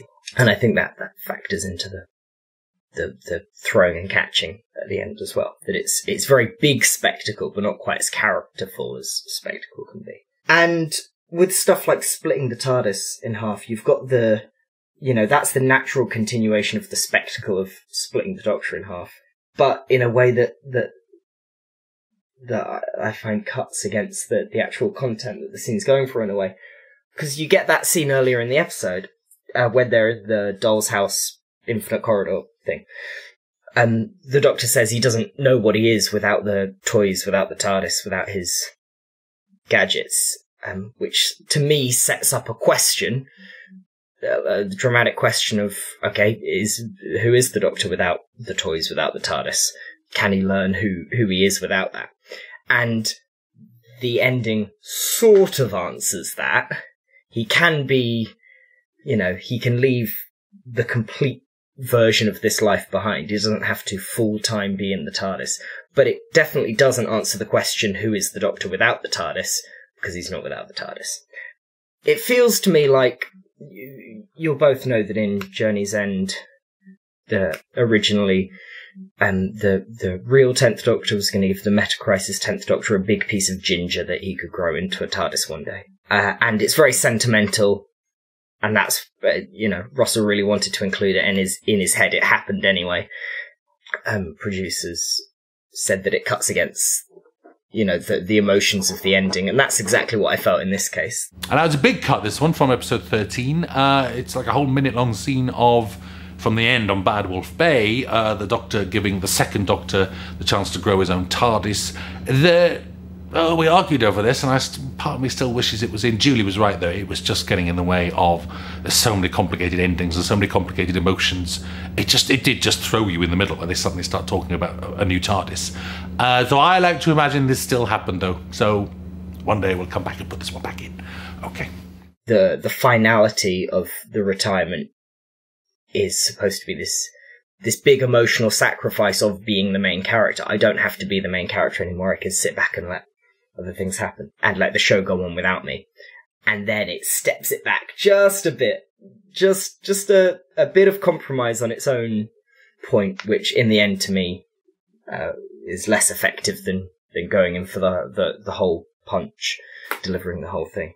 It's the line to me. The Doctor says, "I don't know what I am without the TARDIS," and then doesn't have to find out, really. Doesn't have to fully answer that question at any point. And it's a bizarre thing to set up if you don't actually intend on following through. Yeah, just one of the examples of how it feels like the ending is slightly working against, stepping back the claims of the rest of the episode, in a way that felt a little bit less ambitious than it could to me. I think that for me is situated within the Toymaker thing and the whole intrusion of kind of the whole fantasy eldritch gods and stuff. Because in a sense, okay, I think I agree, we don't really answer that question of what is the Doctor if you take away his toys. But I think almost implicitly the answer is someone who we can't necessarily rely on to fight beings like the Toymaker, or to keep fighting all these battles and to save all the days, which is why in the end he takes a step back. So it's sort of, I think it is there to kind of set up the ending in a way, but I think totally it's an interesting and maybe a slightly separate question of what actually would the Doctor be if he was forcibly had all of those things taken away from him for real, honest to God, through the ringer. But nonetheless, I think also the question of getting better isn't necessarily a case of like cold turkey, like we will make this the harshest, the most like complete scissoring you out of anything that you had of your old life sort of thing. I think that sense of we'll be nice about it, we'll be nice to him, we'll let him have his trinkets, we'll let him have his toys. I think that is like a sense of doing this in like a way that is sort of wholesome, I guess, rather, and because he has the time is a thing. I think in the case if you were really time limited, like we have to get you out of this as fast as we possibly can, then that is kind of a situation where, you know, more harsh, I think, conditions and rules and regulations kind of need to kind of come into play. But with the Doctor, because the whole premise of this is just it's time to take it easy, I think by extension, that taking it easy also extends to the harshness of the change, and like, well, okay, well, you can have a little TARDIS as a tree if you like. He needs to take it easy, and that involves not taking it too easy, I guess. Part of his taking it easy is that he doesn't need to take it so easy that he gives up wholesale. He can take it a little bit rough, and that's part of taking it easy. Which makes sense, that follows through. I wonder to what extent we're supposed to see the retirement as sort of a payoff to Donna's line earlier that calling his friends companions makes it sound like they're parking him at the seafront at Weston-super-Mare. It's interesting because Parked comes back, doesn't it? RTD keeps talking about parking David, so that does seem to be a recurring theme. I mean, and you know, and Donna talks about maybe I'll save you this time as well. So I think there is definitely an intentional thing there. The idea that, well, what if Donna could be like an actual, not just someone who's with the Doctor for a bit and then fucks off, but someone who the Doctor can actually commit to, and vice versa. Certainly, there is a deliberate attempt to rethink that rather than just be like a little mayfly sort of thing. Well, I do like that. And I suppose it's more out of necessity than anything else. But I do like that RTD is committed to a kind of settled situation, and it's non-romantic. I don't know. I like that. I would have imagined Ten settling down in a romantic context, and instead it's very much not that. He's a weird single uncle who might be sort of dating Mel. I think that extends from kind of a knowledge that I think everyone kind of has, which is that Ten really was at his best with Donna. Like, after all kind of the romance tragedy and heterosexual mess-ups before, when he just had a mate, like a friend, that was like the hypothetical golden age that Barrowman imagines himself being part of. So it's like, it's that, isn't it? So it's like having him like a non-romantic, just a familial love with these people is like, it's truer to, I guess it's better for him, it's truer for him. Like, it feels right, I think, and it's just because, and that extends out of that love that people still have for the whole Series 4 and Ten and Donna kind of era, kind of echoing back. It's weird that, in this case, the clothes don't change. 13 into 14, the clothes will change, and that's fine, and whatever. But this time, when they're splitting, it's very important they keep the clothes. The clothes kind of split, don't they? You know, maybe the point of the clothes is that these are bigenital clothes that can phase through one another. So when 14 emerged with all these clothes already on him, it's like his body was like getting ready. We're gonna do the split next time. If you get killed, we're doing the split. That's what's happening. I'm prepared in advance. Does his body or the regeneration process pick an updated wardrobe for him? It's a kind of magical thing. If the Giggle is kind of putting more magic into the show, I think the visuals of the suit bursting out of Jodie, I just think are unbeatable. It's worth whatever just to get that, because it's such an arresting image and a surprising image, and it's nice. Regenerations have become so, we know what happens in all of them ever since we started getting a lot of them. Maybe from the Series 3 finale with the Master, we know what happens in them. I liked the clothes emerging because that was new and different. That, oh, the suit is coming out of Jodie's chest, and then, oh, look, it's Tennant. Like, that's fun. And then the bi-generation's fun because it's a new concept again. It's not the first time it's happened with the Doctor before, the clothes thing, so... I guess maybe the idea with the wardrobe itself is that maybe it's almost what the Doctor imagines, or some kind of unconscious self-image. This is what the Doctor would like to wear if he was his face again. So it's almost like it magics up fibres and clothes from the realm of the imagination, or something like that. This is tangential to the bi-gen before we start moving into the Doctorverse, but you've probably seen a lot of people Well, some of it's outright misinformation, where the idea is that like Ncuti was meant to be in these episodes. I've seen that come from somewhere. That's not. These were like Ncuti being cast comes after, you know, the ideas for these coming around. This comes around from the lockdown tweet-alongs, and RTD's spoken sometimes vaguely how exactly that happened, but these come around from then. The idea for these specials. Chibnall leaves with the centenary. These come in, and then Russell, you know, he makes New Empire with Ncuti and everything coming after. There was never, like, people have this idea that Jodie could have turned into Ncuti. That was never a thing. That's just a thing fans have made up, because I think the idea of Tennant coming back, people don't always like that for a lot of different reasons. It's not always the reasons you'd think, but that's not real. That idea that Ncuti would have ever come after Jodie, that was never ever going to happen. Some people have drawn it and imagined it and lied about it, but it's not a real thing. I think it's interesting looking back on the 60th now and how we moved into Ncuti and how we moved into the 15th Doctor's era to the kind of the bridge of the 60th. I think was interesting if we like retrospectively think of it now, since it is finished. I mean, I was talking about bi-genable clothes. I don't know if there was your point was related to clothes. Oh yes, it all comes back to the comments RTD made about not wanting David Tennant in women's clothing. So much of this comes back to Ncuti Gatwa. He's not wearing women's clothes. He's not wearing much clothing at all in this episode. I actually think the function of the ball game, as much as it has one, is to. I think this episode is really foreground. How to phrase this? This episode is really foregrounding Ncuti physically, or it's foregrounding his physicality. I'm trying to say the episode's trying to show off his legs a lot. The episode's trying to have him dance around and jump around, catching the ball and all these different areas. I really think it's trying to say this is a very physical, spry, young, physical, look at his legs, physical Doctor. Like I know on the talk show circuit, Ncuti's spinning this story. That sounds like I'm accusing him of something. Ncuti's saying this story of, David got to pick, because David came before, he got to pick what clothes to keep, and so I didn't get to pick what clothes to keep. There weren't many left for me. Complete bullshit, isn't it? If anyone's a fan of Nathan Fielder, a couple of years ago, he had this great little performance art meta thing he was spinning out on the talk show circuit about connecting into one of his shows, about trying to come up with the perfect talk show anecdote to like boost his fame and look as good as he can, and how he workshopped it through like different talk shows and everything. It was a big like meta theatrical performance piece spinning across different shows, because that is kind of how talk shows work. Like a lot of those stories aren't real. Talk shows are a marketing tool. Huh? You know, it's not just, people don't just go hang out on Graham Norton because they want to hang out. Like they're there for money. That's how everything works. They're there to sell stuff and they're there to promote stuff. The stories aren't all real. Like RTD says in that Doctor Who magazine letter, a lot of, you know, things get misremembered a lot of the time, and then also things get outright made up or distorted a lot of the time.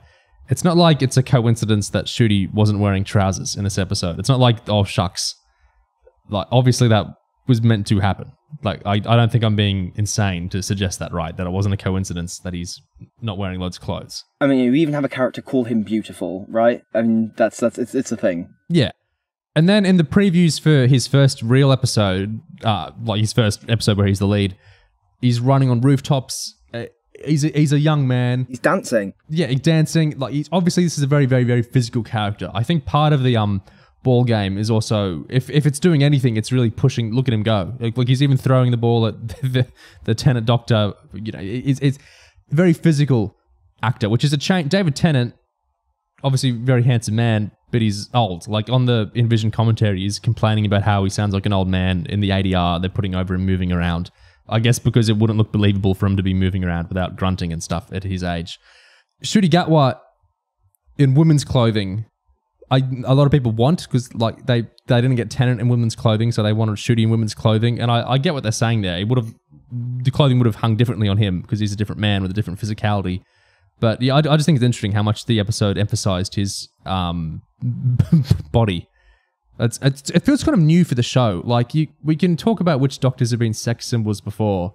Obviously McGann, like in a pretty direct way, and then I think the stuff you can say about Tennant or even Pertwee, I guess. But I think to really be foregrounding the physical attractiveness in a very direct, not like like Capaldi's a very handsome man. Like, what am I talking about? Capaldi's very handsome, but it's not the same thing. You know what I mean? It's more of it's a subtle, like, he's very attractive, but we're not like drooling over him the way the episode is kind of being gleeful with Ncuti. I've seen people get angry at Russell T Davies for saying, how dare you parade Ncuti around in his pants like that? But like, he has an Instagram. You can go look. He's a bit of a supermodel. Yeah. He's rocking it. He looks great, and he seems. Yeah, so I just think that's an interesting new direction for the show. And you know, sometimes even before this in New Who, we've had them just make the Doctor naked for reasons. That didn't happen with Capaldi, but it happened with Tennant, happened with Smith. Yeah. Right, that's not a coincidence, I think. Well, talking about Ncuti's body was related to talking about Tennant's older body, which is related to, I guess, our penultimate big topic, which is the Doctorverse. That's the best segue I've ever heard. Yeah, Neo's a master of those. Speaking of bodies. There's no way... Actually, no, I will frame this. Before we listen to RTD's clip, there's a few random other images I want to throw out at you. I don't know how many versions of Shada you've seen, if you've seen any.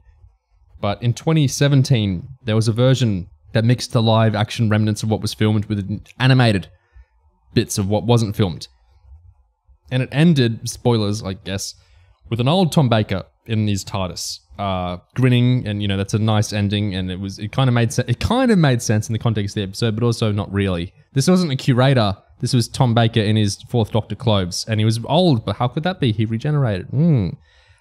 That's one thing that a lot of people have probably at least seen a GIF or like an image of the grinning Fourth Doctor, because he looked really good in 2017. He still had some weight to him. Why am I talking about Doctor's bodies so much today? Anyway, something else much less known is before Tom Baker joined Big Finish, he did a big run of audios with Paul Mars, where the idea was, what if the Doctor hadn't regenerated in Logopolis? What if somehow he'd retired to a village deep in the English countryside?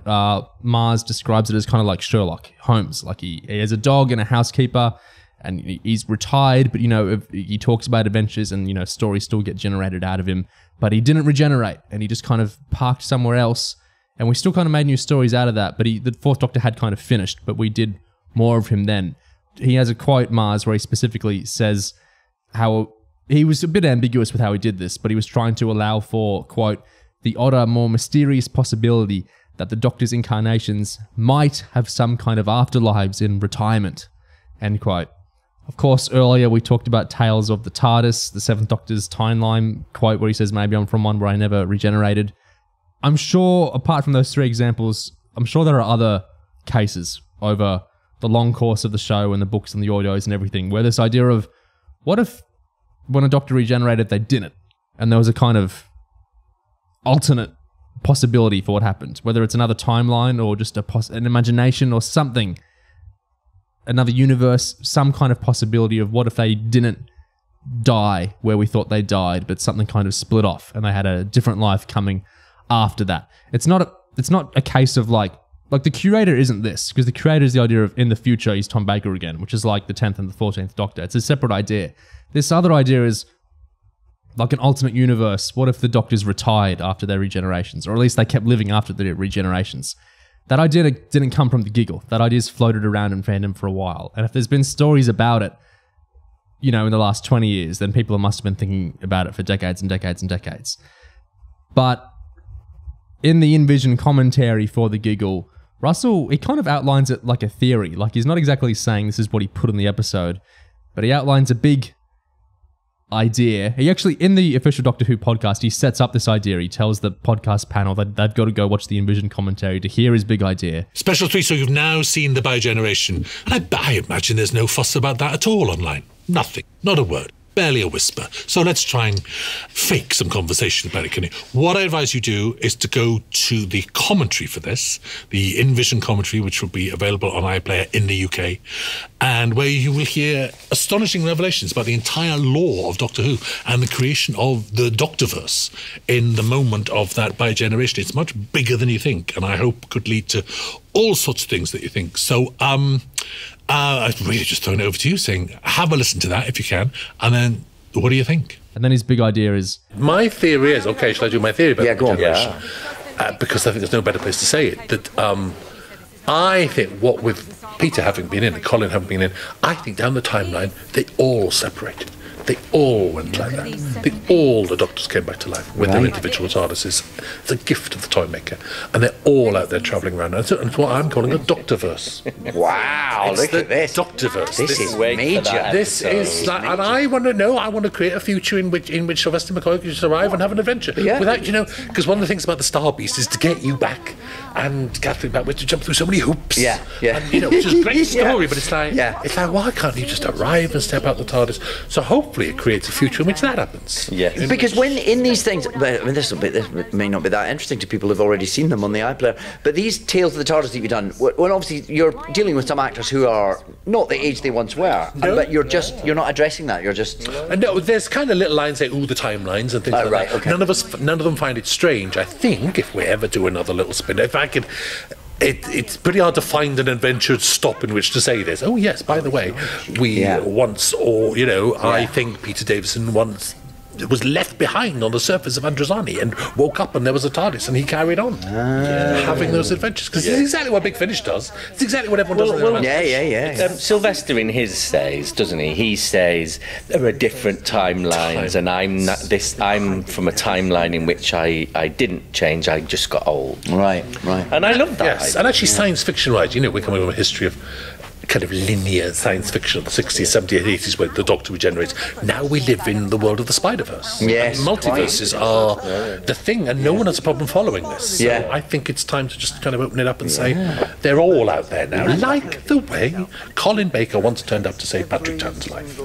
Yes. I mean, that doesn't make any sense whatsoever, but I'm now saying that was a little echo It was a of the future echo. Doctorverse Yes. happening backwards. Yes, nice. Is anyone listening to a word we're saying? Not a word. This is deep. I am. I'm fascinated. I'm a deep fan on this. We I have. think that probably suits the people who are watching this. I don't want to prejudge our audience. He's not saying that's always happened. He's saying the Toymaker in the giggle, that's reverberated back. Like, the giggle is the apex. It's the 0.0 of that happening, and then it's reverberated back because RTD likes that reverberating thing. And now there's a Matt Smith who didn't regenerate on Trenzalore. Now there's a 10th Doctor who didn't regenerate in the TARDIS. Now there's a 12th Doctor who knows what he did after not regenerating. I doubt it was something happy. But, there's a split now in the timelines, is his Doctorverse idea.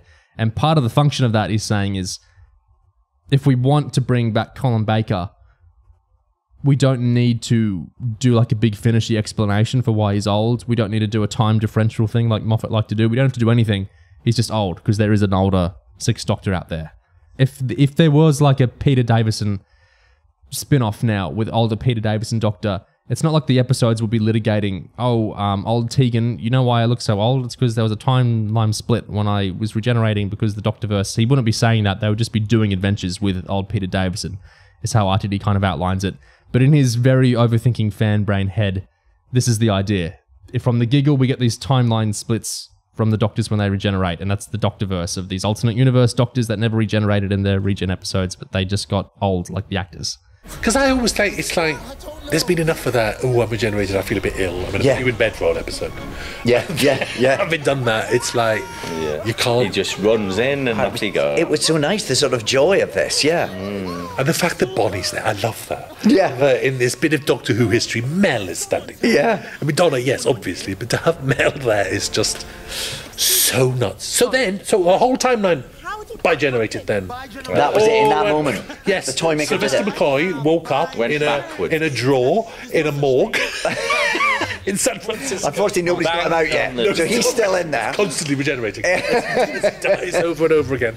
And John Pertwee woke up on the floor of the laboratory. Right, Colin Baker got up and sorted the Rani out. Yes, he did. Did all of that. And who they all did. Oh, interesting. There you go. Most of those, the modern Doctors, just ended up in their own TARDIS. So Peter Capaldi just woke up in the TARDIS. Your 10th version, yes, is also yes. still out there. Yes. Just woke up in the TARDIS because they've all been.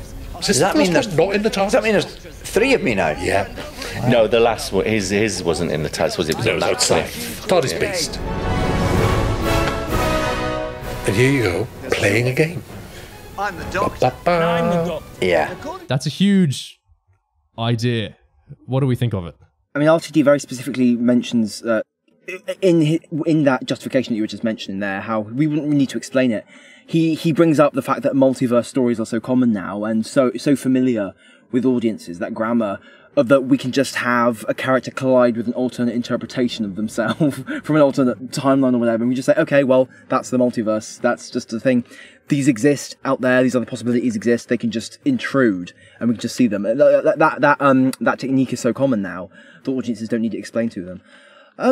I mean, Oliver, you're the multiverse guy, right? You've done so much, like. Oh, I love multiverses. I don't. What's the big idea here? I don't understand what's new.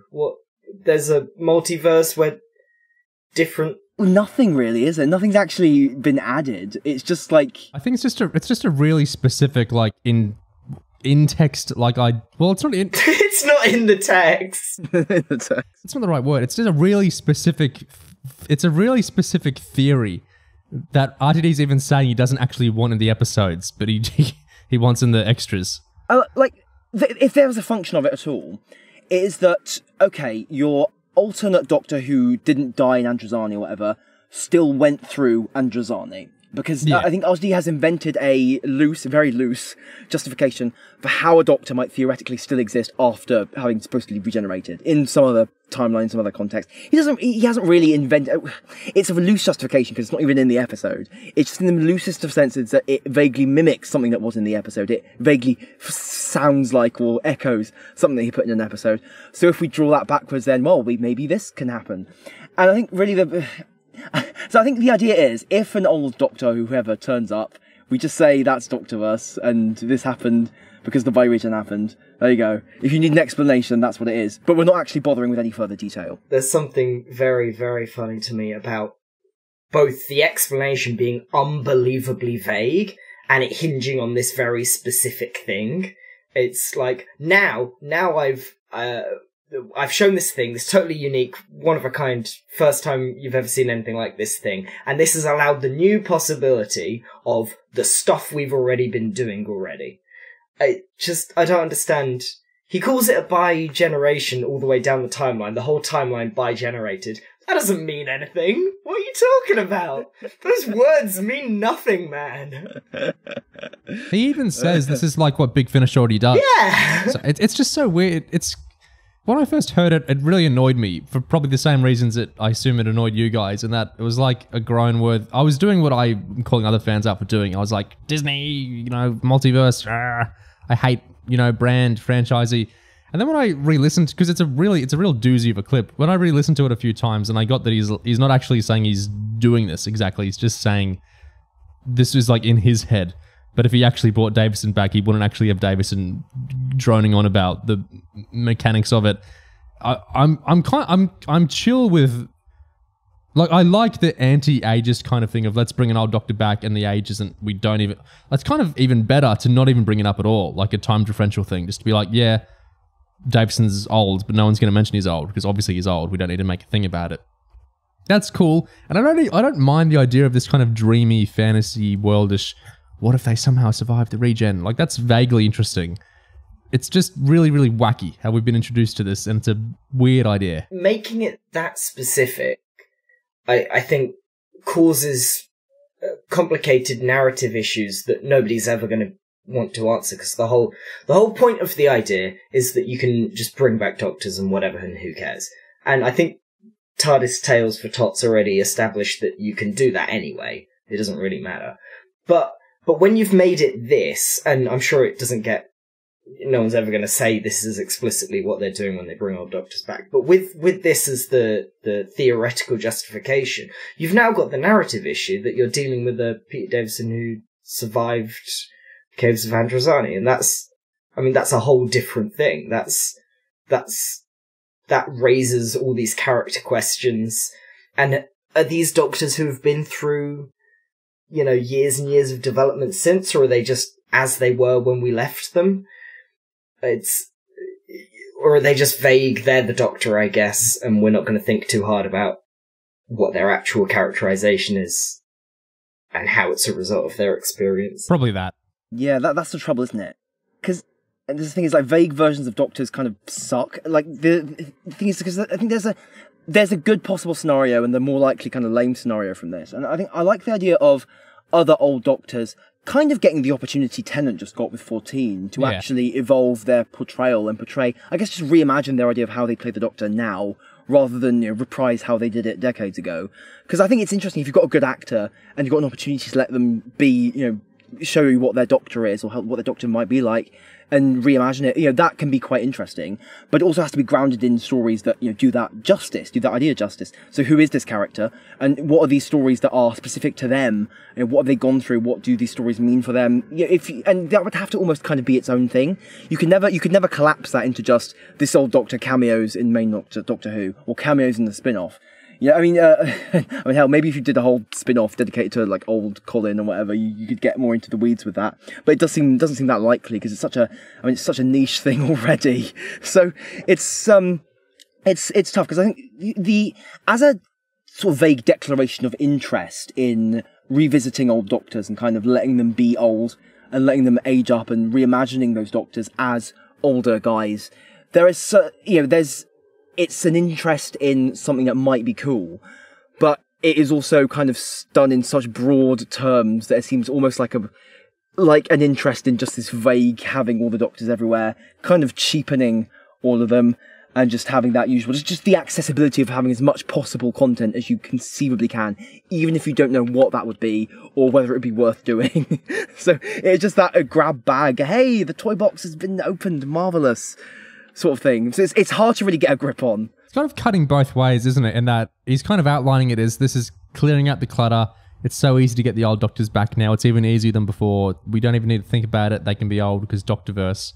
But we could do that anyway. And the actual sort of more interesting thing is that now I'm kind of interested, like a seventh Doctor after the TV movie, that is actually kind of interesting. I would actually be kind of interested, like if we're going to do this idea, I'm kind of more interested in actually doing it. Not using it the way RTD is saying, in that it's just an easy way to bring them back, but in the way of, what would it be like if the third Doctor survived spiders? What would it be like if, however you want to do the first Doctor after, there's interesting ways you could do that, basically, but then it's kind of its whole, that's not a clearing out the clutter, that's introducing a whole new weird lore thing to do.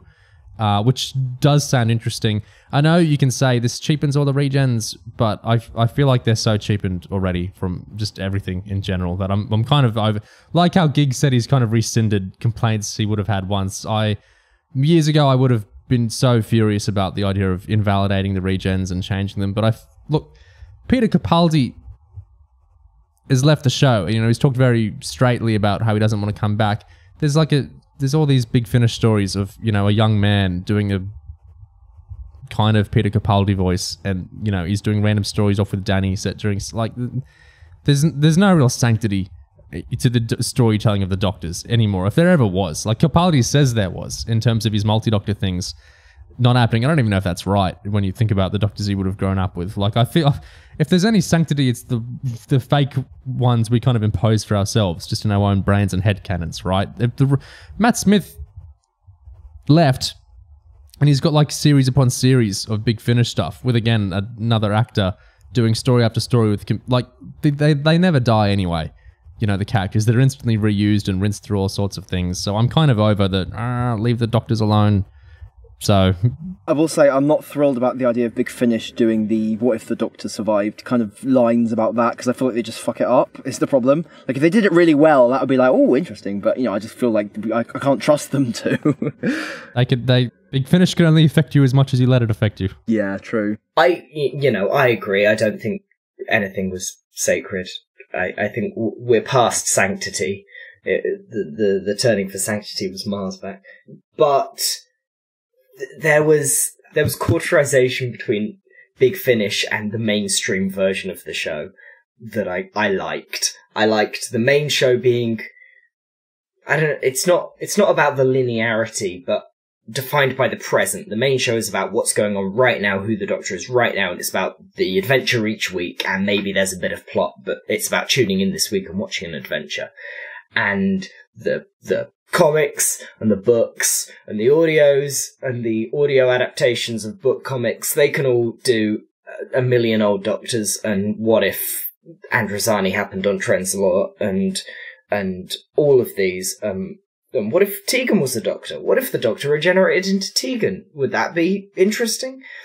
All of that was separate.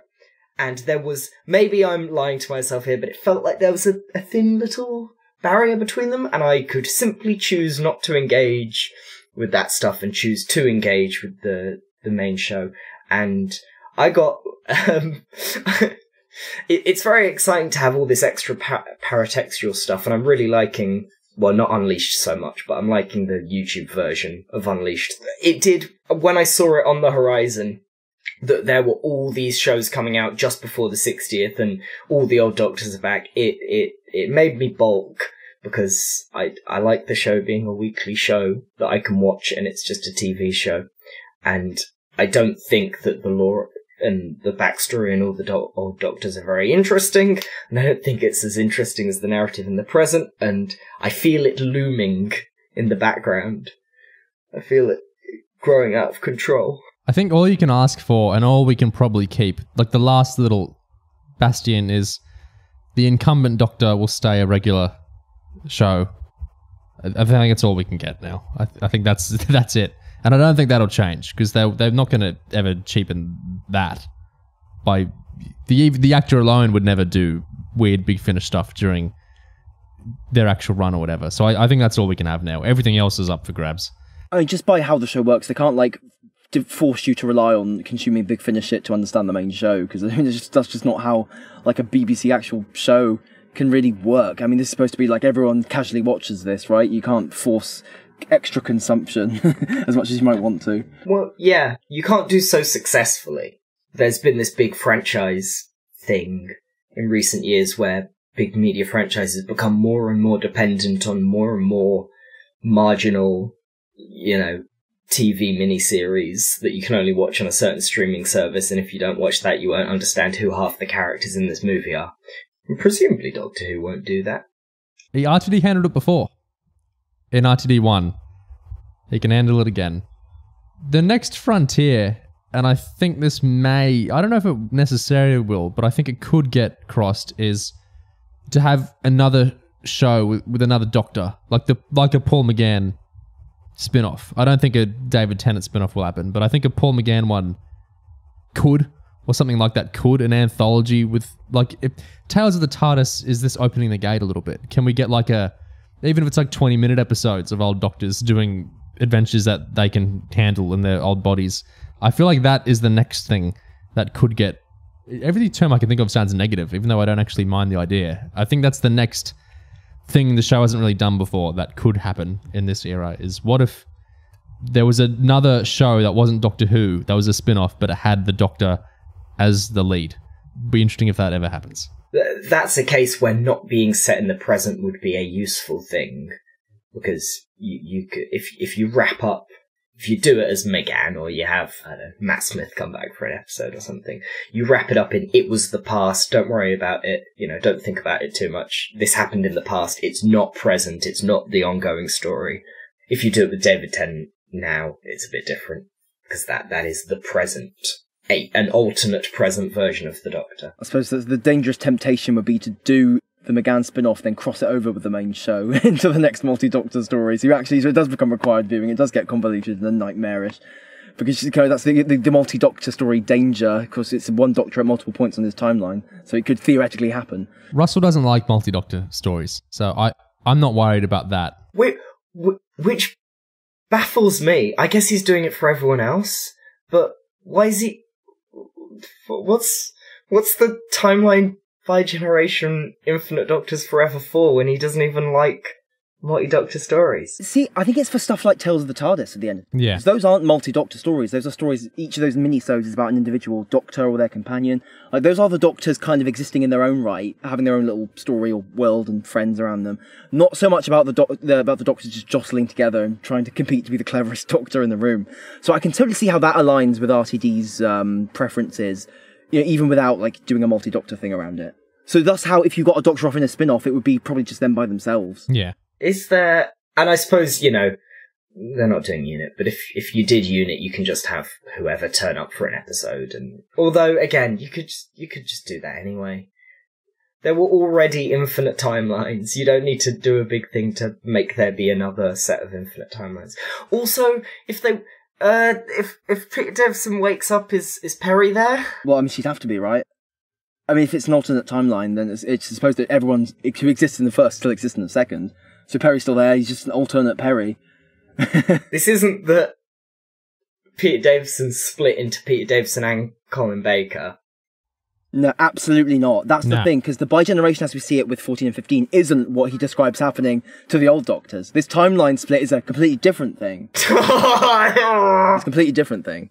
It doesn't make a lick of sense. And that kind of shows how he's really just crowbarred his Doctorverse idea and the bi-generation thing kind of together, even though they're not actually the same thing. But because they both vaguely involve the old Doctor surviving, so he links them through that way. It's a cosmic bi-gen. It's like the bi-gen across dimensional boundaries, you know? He splits into a new dimension. We don't actually see the amoeba splitting in the same plane. It's one big idea that isn't coherent because it's made of two ideas which aren't coherent with each other, but also those two ideas aren't internally coherent either. Cool. That's fine. It doesn't matter. But that's the idea that there's two versions of bi-generation. There's a timeline bi-generation and a personal bi-generation, and they're not the same thing. They're called the same thing, but they're not. And also, the personal bi-generation doesn't make sense. And also one caused the other. And one causes the other. And it all springs out of the Toymaker thing, but it's got nothing to do with the Toymaker at all. It's a complete aberrant coincidence that it happened this time. Salt. It was I guess the Salt did it? That's the progenitor. I guess magic entered the universe and it fucked up generation forever. Because it's a Gallifreyan myth. So magic, salt let the magic in, the myth's in. The way they talk about it makes it sound to me, they keep saying the first ever bi-generation. That the first one, you've just witnessed the first bi-generation, is how they keep talking about it. Is this just what happens now? I think when they say the first, they mean the first in the history of the universe. Not necessarily the first shortly to be followed by the second and the third and the fourth and the fifth. I think they mean like this has never happened before because it's never happened to any Time Lord ever. It was a myth. Like this is supposed to be impossible, right? So that's why it's a thing. This is actually like a completely unfamiliar alien thing. I mean, yeah, you can interpret it as like, oh, okay, we're going to do more like immediately. But also I think just it is accurate. It is the first time this has happened. It's not false either. The Toymaker implies that if he kept shooting them, they'd keep splitting up. But then I suppose what does the Toymaker know? I would love to see Paul McGann, the Night of the Doctor version, drinking the lemonade and not regenerating into John Hurt. That would be a really interesting spot to actually explore because that's such a big characterful thing what he did there. I would love to see that bi-generated universe where what does he do? If he's made the choice, I'm going to, kill myself and turn into a warrior, and then that doesn't happen and he stays in his own body, what does he do? Does he go and does he be the War Doctor anyway, just as Paul McGann, or does he rescind? Like, that actually sounds... The Sisterhood of Khan, says to him, hey, the warrior was inside you all along. The drink was just a placebo. Go ahead, you are the warrior now. I anoint you the warrior. I think that's a generative kind of thing to do. Of all the bi-gens, that is the one that most feels to me like I really want to know what the character would do in that moment when they didn't regenerate. The 12th Doctor... What do you think the 12th Doctor would do? Nothing you can televise. I suppose the question is, each of these Doctors who wakes up doesn't necessarily know that there's another timeline where the other Doctor went off. So it's not really, so they don't really have that security, I guess, that 14 has, certainly, in knowing that they can just stop. So I think 12 would be kind of fucked when he was like, nah, let me die. David Tennant just regenerates, right? At some point in the future? I don't know. It will regenerate into a new one? Maybe. Or if he dies, does he die? I think, again, the reason RTD doesn't say anything about that is because he kind of wants you to have whichever one you prefer. So if he dies like John Smith, then that's one thing. Or if he just lives and lives and lives and becomes like 10 billion other Doctors, you can have that too, as inconvenient as that gets. And I think just not really delving into that or telling that story kind of just, I guess, keeps a blob of ambiguity over it. So I guess because the point isn't like the ultimate final outcome, so much as just his choice to actually live a bit differently. So it's like that kind of awkwardness there is just kind of smoothed out by not bothering to tell that story, leaving it to the fans. I think there's a little bit almost of Clara Oswald in there, though, too. As she leaves in her TARDIS, we don't get that story, and that is partially kind of the point. And we have a theoretical, like, end point for where she maybe has to come back to Gallifrey and do the whole thing. But also, she's got wiggle room, right? So she could do anything and everything. And intentionally not showing that, leaving that ambiguous, is kind of saying, well, this is exiting the realm of Doctor Who now. This is over to you. And I think RTD wants to maybe do something a little bit similar with the parking of David. It's not feasible. It is not in a million years even close to feasible in a TV show that has the main character's name in the title. But I do feel like, ideally, if you're telling the story of the Doctor retiring, the Doctor should retire in that story and not keep being the Doctor, and then you have someone else come along. You can never do that. You can never in a million years do that. You need to write a version of the Doctor who's okay not retiring. Obviously that's what you have to do to keep the show going.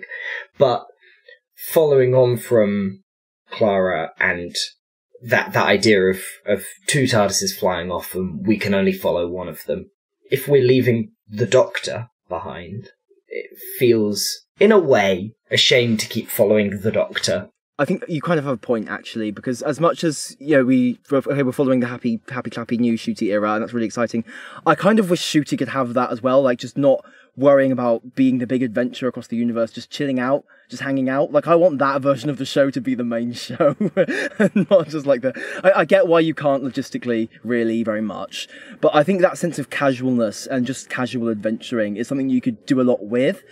And the whole, like, I have the universe on my shoulders, that stuff that kind of seeps in the more pressure you put on the Doctor, the more pressure you put on the character, kind of starts to limit what you can do. So I like the idea of just throwing that off and just keeping it gone. But I realise that obviously sort of having the character be quote unquote retired is kind of antithetical to that as well. So it has to be a separate third thing. And it's just awkward. I just really hope Ncuti Zero proceeds with as little, I'm the god of I'm the chosen one as possible, because I hate all that shit. I mean, I agree. I don't see why there needs to be a Doctor with the burden of the universe on their shoulders at all. Retiring involves keeping adventuring to a degree. Could you not just follow a Doctor who's more casually adventuring? Maybe it's a matter of perspective about the whole burden of the universe thing, because the way 15 talks is not like, oh, I have to go save the universe now, it's depending on me. He's saying, there's a great big universe out there, I want to go and get out and see it. So it's back to that sense of, well, I'm doing this because I want to do it, and I see this in a way that doesn't connect to self-blame or, like, duty or guilt for me. I'm just doing this because it feels right, and I like it, and I want to do it. So it's a sense of, well, maybe it's a sense of him just reframing how he looks at it as well.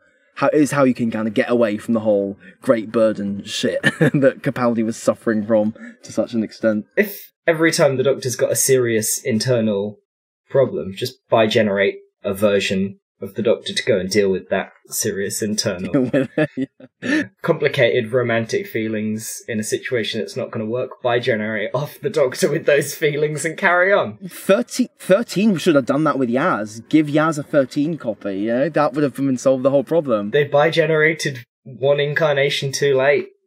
Damn. And that's the first thing that a Doctorverse 13 would do, isn't it? Go find Yaz. Say, okay, sorry I dumped you. Can we get back to what we were doing? Would she? Would she? Yeah. That is a good question. Would she? Every game starts from scratch. That's a nice bit of foreshadowing. This is more about 15 than the Doctorverse. But Donna talking about the dice don't remember each time. Each game is from scratch, and then we get a new Doctor sort of from scratch, I guess, if you squint. Yeah, that does lend itself to this idea that Doctor Who is kind of, in very various ways, a televisual game that is playing with a set of rules, which is, in this case, choosing to throw out or just rewrite because it can. From the perspective of this episode looking forward, I have no idea what this episode is telling me Gatwa's Doctor knows or has experienced or is feeling, apart from this general sense of reset, right? This general sense of a clean slate. And given I'm thinking about the future more than about the past, I sort of want more information about Gatwa's Doctor, but I suppose we'll get there at Christmas, and we'll see what that clean slate, in inverted commas, looks like then. It's probably not worth trying to figure out what, if anything, Russell is actually telling us about the situation of... I think one thing to note with 15 is that he, shortly after he's kind of coming to existence and birth, he quotes directly something the Toymaker said to 14, like earlier in that same episode. So it kind of suggests that that's recent for him. So he's sort of been born, like, not with like the whole. I think that just kind of indicates like where he is, at least in terms of knowledge, because he seems to be continuing out of 14's experience in this episode. So that's kind of, so he's new, he is new in that sense. I think that's sort of implied.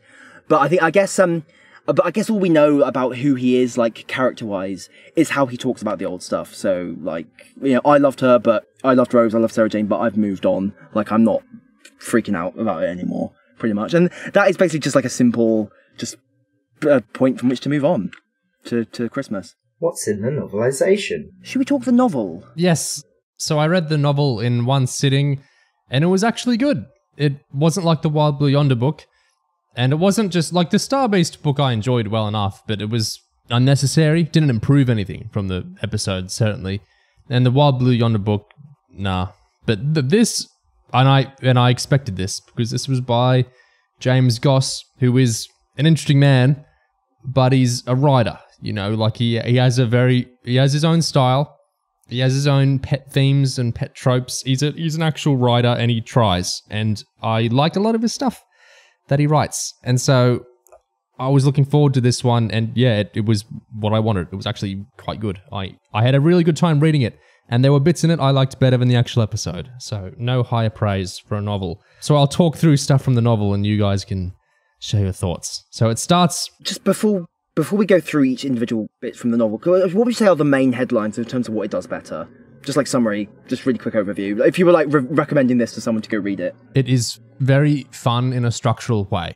There's formalistic stuff in it that is fun and interesting and works in It reminds me of Moffat's Day the Doctor novel in that it's having fun being a book. Ooh. And there's a lot of times where it's very specifically thinking, like, you know the way the Wild Blue Yonder book is just kind of straining to put very visual episode into text? Goss doesn't do that. He just throws up his hands and he says, well, that won't work in a book. How can I change it to kind of have the same spirit of the scene, but in prose form? And he does that a couple of times. So it's a book that wants to be a book, and it's having fun being a book. That's kind of the biggest pitch I can do for it, is it's an actual fun book that's having fun being a book.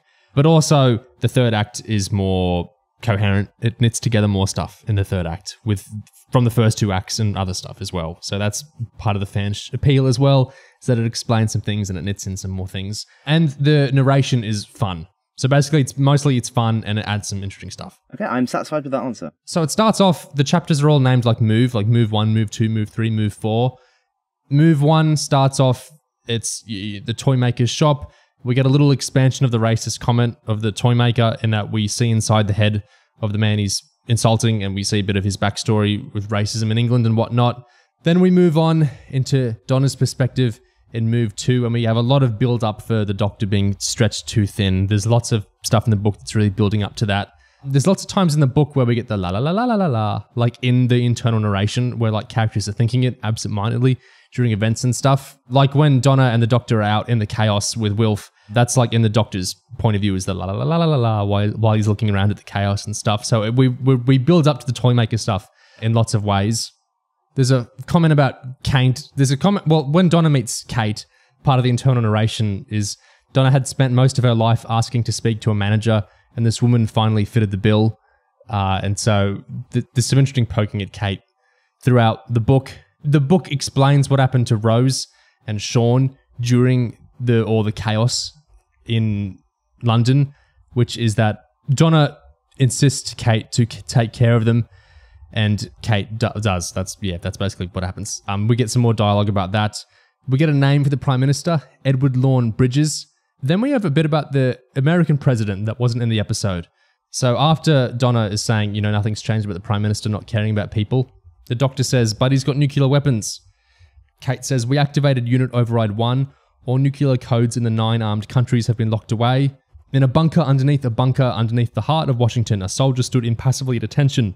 One hand was saluting, the other was holding a bulky black briefcase containing the authorizations and firing codes that could send the world to war, the nuclear football. A heavy metal door slammed shut, sealing him in a secure chamber. 6 unit soldiers stood guard outside, weapons aimed, ready to defend him with their lives. But are they safe? Are they secret? The doctor asked. That's the problem, admitted Kate. In the bunker underneath the bunker, the safest place in the world, there was a knock at the door. The 6 unit soldiers looked up. The location of the bunker was known to only 3 people, and one of them was pounding on the door of their bunker, his face pressed up against the bomb-proof glass, twisted in fury. The new president of the United States was demanding to play with his toys, and he clearly wasn't about to give up. And then after that, we get the first, how to describe, the first bit of like art in the book. For people listening, it says, Move 5, you are inside the brain of the President of the United States. Can you find your way out? And then it's like one of those mazes you have to track through, but like in the shape of a brain. Okay, see, this almost reminds me of Campaign by Jim Mortimore, because he was doing kind of stuff, inserting little games and puzzles and shit like this into that book. There are lots like that in the book. We get a bit more on Trinity Wells and her move to being an Alex Jones type conspiracy host. We get more Donna expansion, like the Star Beast novel. We get more stuff about Donna's backstory and Donna's younger life and why Donna's family sometimes looked at her in a sad way in the years where she couldn't remember Series 4. We get a bit about Kate remembering a hen night with Osgood. Osgood wasn't getting married, but Kate was hanging out with Osgood during a hen night for another unit person. So there is more Kate characterization. We get this in another Toymaker scene where it's like a find a word, but it's for ha ha ha ha ha ha ha, H-A-H-A-H-A, all across the page. Very Joker damaged vibes there. In the scene where the Doctor's flashing his Sonic around and he's learning about the code in all screens in the world, Goss starts playing with where to format the text on the page. You would have seen in the preview of the book, he does that when the Doctor bi-generates. And so he does a lot of stuff with where he's putting the text related to like other text, like where he's separating into columns and stuff like that. There's lots of that throughout the book. Still at this point in the book, it's not totally clear who's like narrating it, if there is an actual character narrator, and there's increasingly clues and clues for that. Like at the start of chapter 11, Move 11, it's got Kate saying, over so many years, who could do that? And then there's just an emoji of, the eyes looking askance, the eyes looking to their side. So it's obviously it's the person the book's perspective is mainly from being cheeky and, pointing out that. When the Doctor says, someone is using your worst attributes, playing with you like toys, there's a line where you're getting warmer, Doctor. And so on and so on. So obviously the Toymaker is he's the perspective of like 80% of the book. It's from the Toymaker's perspective, which is, it's meant to be kind of hidden for the first few chapters until it gets unveiled. That's a really fun approach in a way neither of the first 2 books did anything like that. That's a big kind of swing to have the book mainly from the perspective of the villain and to embed that actually through the narration through like the whole thing. That's a really cool idea. I assume that was Goss's idea. And that he's obviously trying to make it a book more than the other guys, Totally. I think it's telling that this is kind of mirroring the Day of the Doctor novel, which put it in the Doctor's point of view. Because as we talked about in the Toymaker discussion, the Toymaker is a little bit like an alternative Doctor, isn't he? He's kind of like the cracked mirror of the Doctor. The Day of the Doctor is the only novelisation I've actually read cover to cover. And I think these days, if you're writing a novelisation, it needs to be more than a recap. Because, what's the point of doing a recap? Why would you bother? And some of this is a bit goofy. As the text gets bigger, as the laugh gets louder. But it's nice to be doing stuff with it, to actually be engaging with the format. We get Kate thinking of herself as a Nepo baby, and then Goss adds in that the third Doctor once had a little adventure with child Kate, getting picked up from school. But he's trying hard with Kate, Goss, in this book. He's trying to add a lot of Kate stuff. I know some people can't stand Goss's sense of humour. Here's a bit from Move 12 where, so what about Mel? They were walking down 5th Street 100 years in the past, and this was what she brought up. Of course she did, because #Donna reasons. This is how Goss writes and talks in general. This is how he tweets. It doesn't work for everyone. I think it's funny. And at least he's trying to embed his voice into the book. I think the fact that it's the Toymaker narrating the book kind of helps, yeah. Yeah, it helps a bit, because the annoyingness you kind of factor into the Toymaker being annoying. Toymaker officially unveils himself when the Doctor walks into the actual Emporium in the 20s. That's when he comes out to the reader. He says, "It's me, there's no sense in being shy anymore. Whoever you think is writing this book, whoever's name is on the cover, Ignore them, they're gone. Well, they're here somewhere in the back of this cupboard here on the shelf in this tiny, tiny box. Press your ear close. Can you hear the screaming? Yes, this is my book now. And he goes on and he goes on and he goes on. Lots of lines about that, about what he's doing in writing the book. And he's talking about how he's magically juggling so many balls at once. Don't write letters, don't compose pithy tweets, don't do a 7-hour YouTube video. We have no time for well actually anymore because I decide what's actual. And then when we get the we meet again doctor moments, the book has this big page where the Toymaker's narration says, forget the title you've had so far, welcome to, and then we get like a new cover page that says The Toymaker and the Giggle by me. So it's like the book is rebranding itself as the Toymaker's unveiled himself as the narrator to the audience. Is the 7-hour YouTube video line the first official Who Cares shout out in Doctor Who? Quite possibly. Quite possibly. In Move 1024, it recounts a long time ago in a universe outside time lived a little boy, and that boy never grew up. He didn't need to. He surrounded himself with toys. Oh, he loved his toys. To start with, he had nothing. It was just a void. But voids are no fun. Like blank pages, they must be filled, and sometimes that's an awful challenge. I'm a writer now, see? I get to write things like this. Sometimes voids are very dark, but don't worry. That darkness never got cold. Never got so cold and dark that the boy cried because he was cold and alone and afraid. No, the void was lovely. Especially when people came to the void. At first they wandered in, finding it of their own free will. But then he began to lure them, because they were so much fun to play with. Like on the last day of term, they brought games with them. A set of cards in a pilot's pocket, a ball of dice, so many games of chance. They played together, and none of the visitors won, ever. No. The boy never cheated, never. But they lost, and so they became toys. Toys to play games with. Toys to play games with other visitors. One day the doctor visited and stayed long enough to play one of the boys' games. He played for the lives of his companions. There was a handsome space pilot called Stephen and a sniffing orphan called Dodo. Like me, she could do all the accents. The boy made the doctor play the deadliest game, the Tree Logic Puzzle, had 1023 moves, and no one, not even me, had ever understood all the rules, even though I read them twice. But the doctor played and the doctor won. Well, I say won. I would never accuse another player of cheating, but he knows what he did. After all those years, that lovely void full of toys was all gone, destroyed, and that little boy had to start all over again, because that boy was lonely and he had lost all of his toys. But maybe, just maybe, the little boy would find somewhere else to play, somewhere that would take him a very, very long time to get to. But he was patient, he knew the invite would come, because that boy adored long games, long complicated games, including games of revenge. So there's a bit of Toymaker backstory, characterization.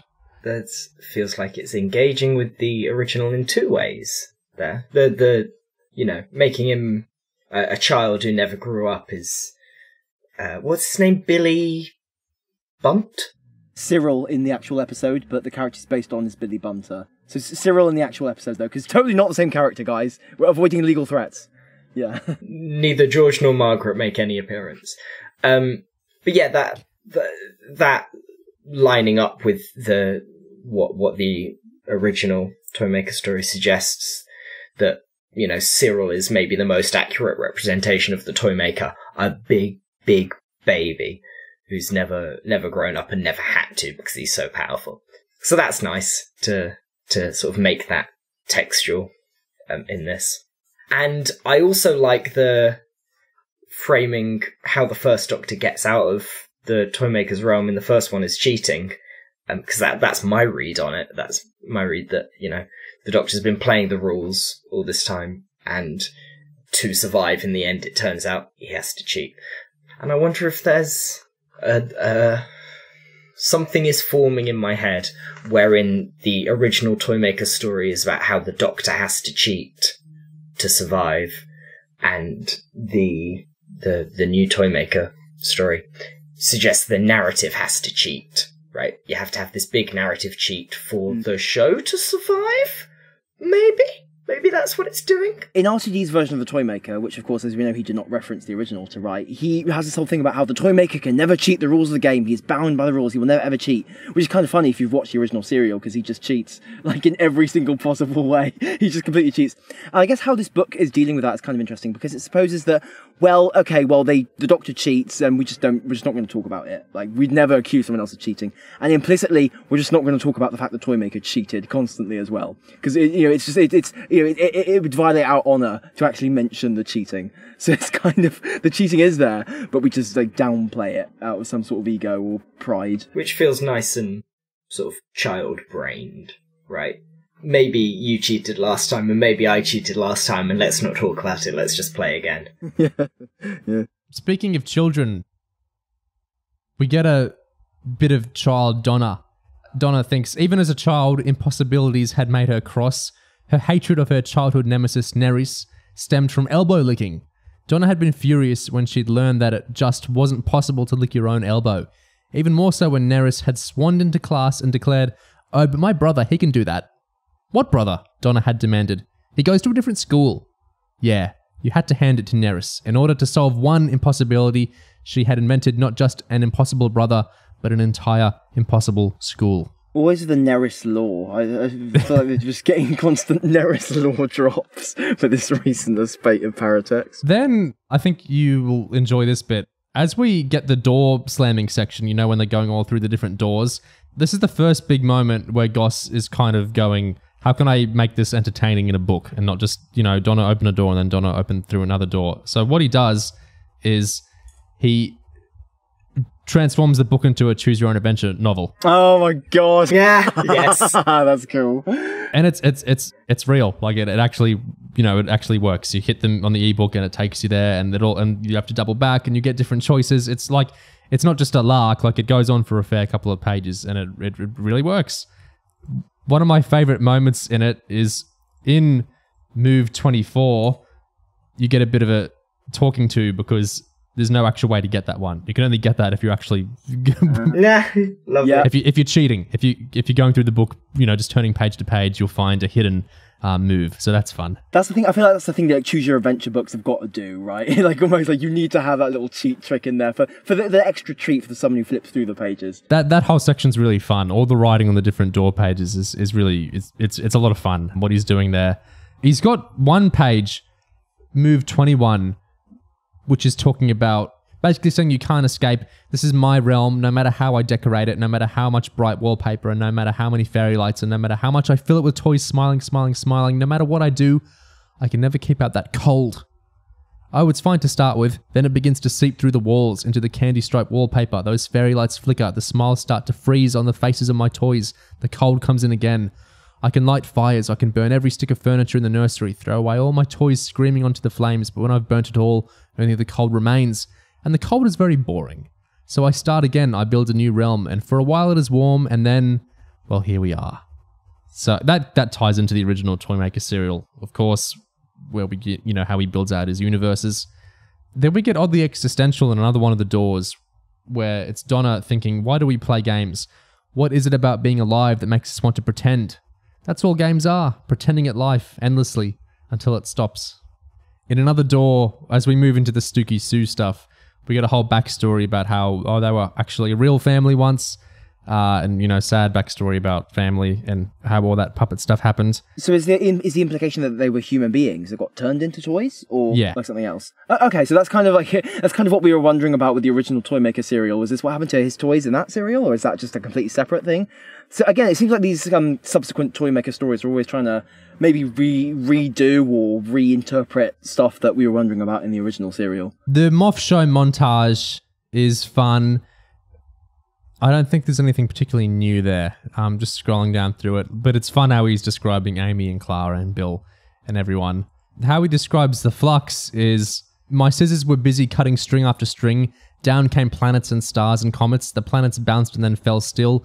Some shattered like baubles, some rolled away never to be seen again. Not a bad representation of the flux, a celestial hurricane that had devastated half this miserable universe. And all because the Doctor didn't stop it in time. That could have been what happened on screen. I don't know. Possibly. In the Jigsaw line, I made a jigsaw out of your history. Did you like it? The doctor frowned. His own history? Wait, did that mean oh? Finally, the barn is not canon anymore. I've been furious about that barn for years. Not canon. In the bit about the one who waits, when the Toymaker says that is someone else's game, we get a footnote, and if you hit the footnote, it says, see Doctor Who and the I'm not going to tell you. So definitely the Valiard then. There's a line in the they shout and they type and they cancel, I don't think was in the actual episode, where when the Toymaker is saying, I made every opinion supreme, that's the game of the 21st century, they shout and they type and they cancel. I dropped into Cockney. It's all about the banter, don't you think, Doc? All the lovely banter. I'm not trying to do an accent that's actually written out like that. I grinned, so I fixed it, now everybody wins. He didn't do the Cockney thing in the episode, did he? No, he didn't. And there could have been a cut line from the script, or it could have been James Goss being obsessed with banter. Who can say? Weirdly, there's not actually that much accent switching in the episode. It's largely the German one, and a little bit of English and French and American and British, yeah. After that bit, the Toymaker's saying, from here on the book is just gloating. If that makes you feel sad, why not skip ahead to move 55? But if you want to watch the Doctor and Donna experience an eternity of suffering, why not read on, go to move 33. What a cruel soul you are. So what happens if you skip to 55 then? Where does that take you? The ending of the book. Oh, okay. Where it says the end.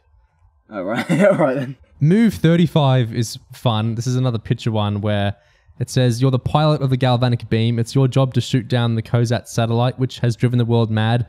Which trajectory will you choose? And then it's like a mess of whys to try and untangle and figure out which is the right one. So more pictorial fun there. Maybe my favourite bit of the book is the Spice Girls sequence, which is one where Goss really decides he's going to do something different. Because how do you make that fun in a book? Do you just have the lyrics in italics and then you say like the Toymaker danced around? Not that fun, right? How could you make that fun? A musical sequence in a book. And so what he does is he builds it up like the episode does, where they're hearing the music. When the music starts playing, we hear what Mel is thinking, which is someone was listening to music too loudly on their headphones. She wished they wouldn't. Mel wondered if she was getting old and objectionable. And was it time for a tartan shopping trolley? La la la la la la la. Maybe listening to music was keeping someone calm at a time like this.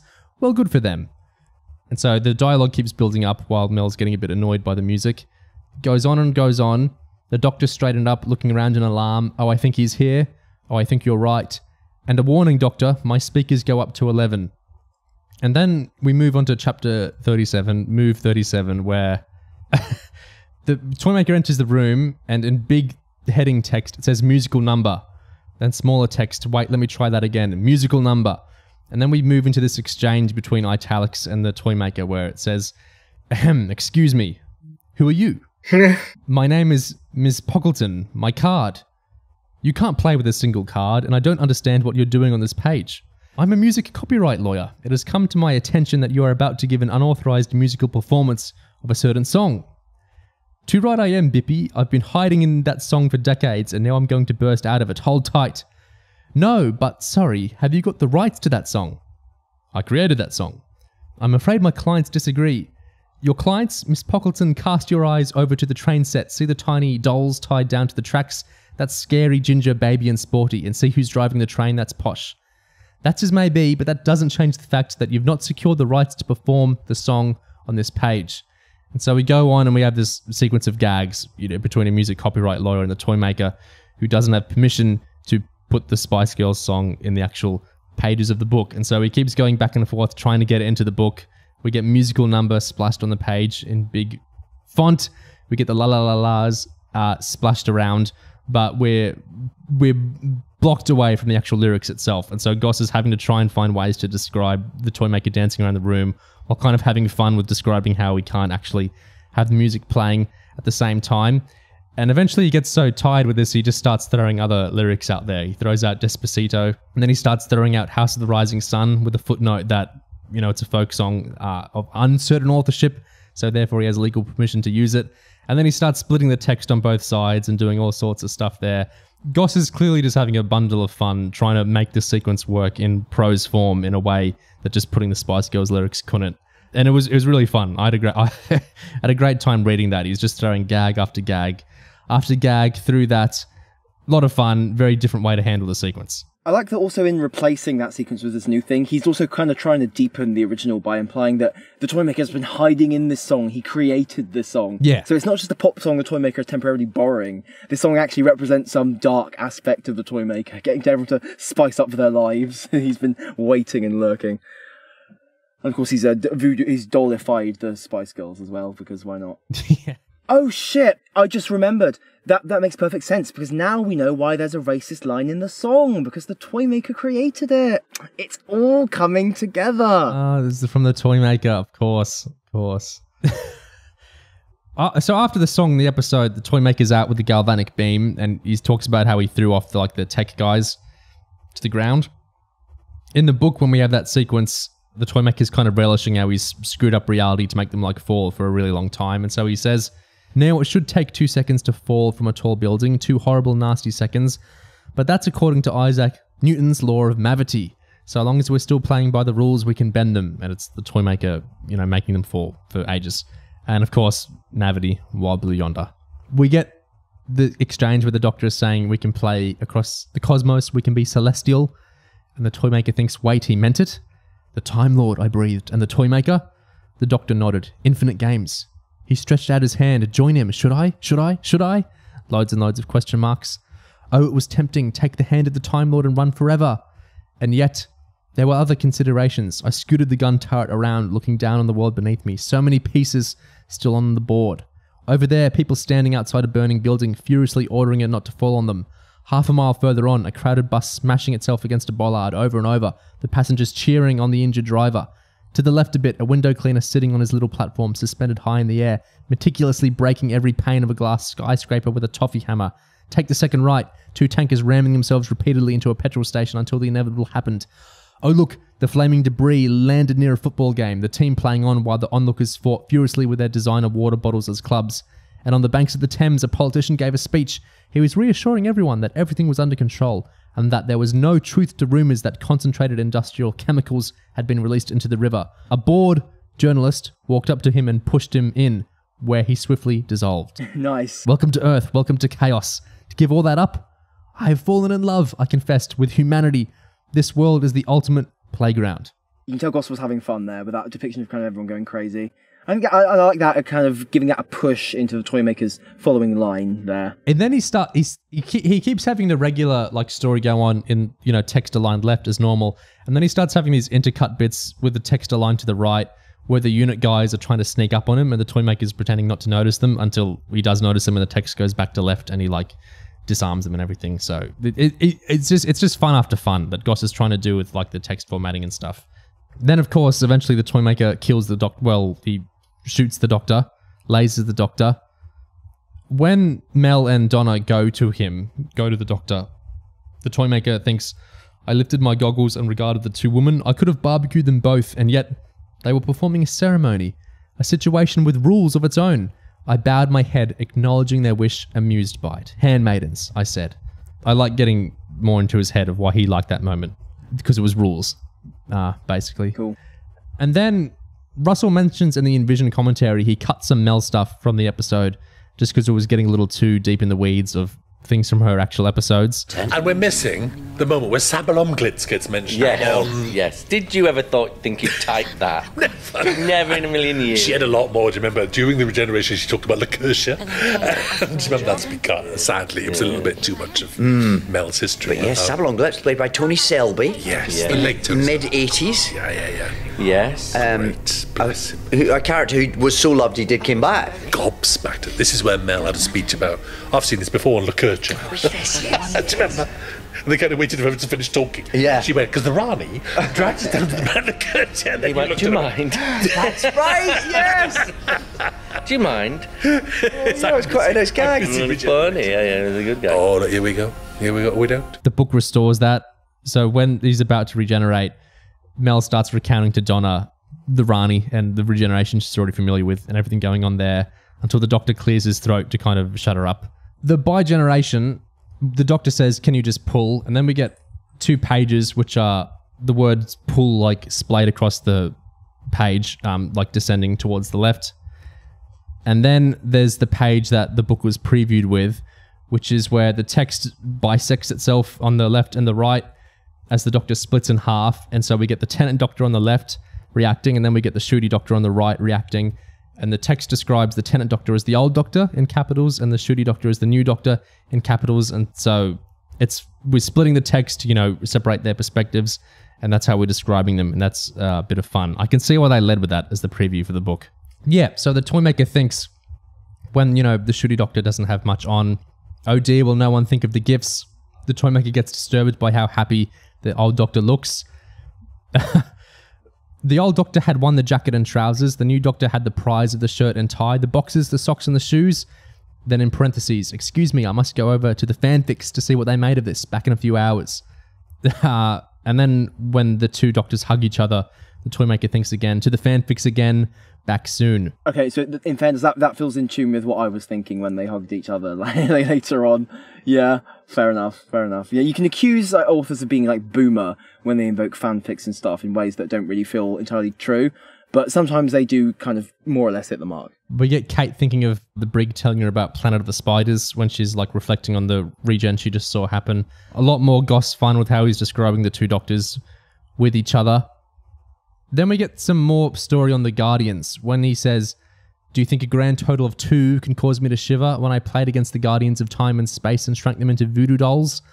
I let that one sink in. I'd kept the Guardians in a crate for millennia, but of course that had meant nothing to them. So now a seamstress in Kalamazoo had 2 pincushions festooned with her second best pins. One pincushion was black, one was white, and each tapered into a bird-like crest with a howling face. Yes, I had done that to the Guardians of Creation. Was I really going to blink at an impertinent, half-dressed anomaly? Oh wait, so those are the actual black and white Guardians? Yeah. Oh, I didn't even make that connection. I thought when he said Guardians of Time and Space, I was like, okay, I guess that's some other random shit we don't know about, right? I never actually connected that to the Black Guardian and the White Guardian. That's crazy. Okay, sure. Ball game, it's hard to describe in, well, I guess it is in words. It's hard to describe in words. The text basically is just going pretty crazy over the page to kind of follow how the balls are getting thrown around. And this goes on for a lot of pages. Like we're aligning to the left, we're aligning to the right, we're splitting up the words all over the place to try and give the sense of how the ball game is actually working. This goes on for a while. Catch, catch, catch. The text is bouncing all over the place. The letters are going up, the letters are going down.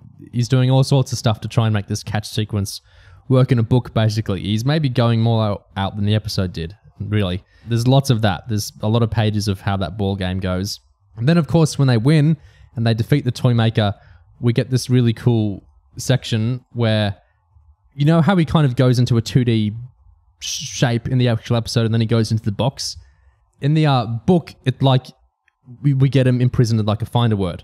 And if you look at the finder word, you can make out a bunch of relevant phrases. Like you can see "not over." You can see also there's loads and loads of words you can pick out of there. Toymaker, the one who waits, all sorts of things there. Joker, release me. Yeah, so that's really, really fun. Player not fair, I can see. Game, victory, heavenly. Yeah, all sorts of related words. And then the next chapter is move 1, go again, and we switch back to John Logie Baird and his assistant who feels free now. Why did he feel as though he got his life back? He thinks to himself. So there's like a Russell T Davies, retroactive ripple thing that like the Toymaker being defeated has rippled back in time as well. Just like the Bi-Gen rippled back in time with the Doctorverse. And then we move into the third act expansion stuff I mentioned earlier. So the episode didn't have this.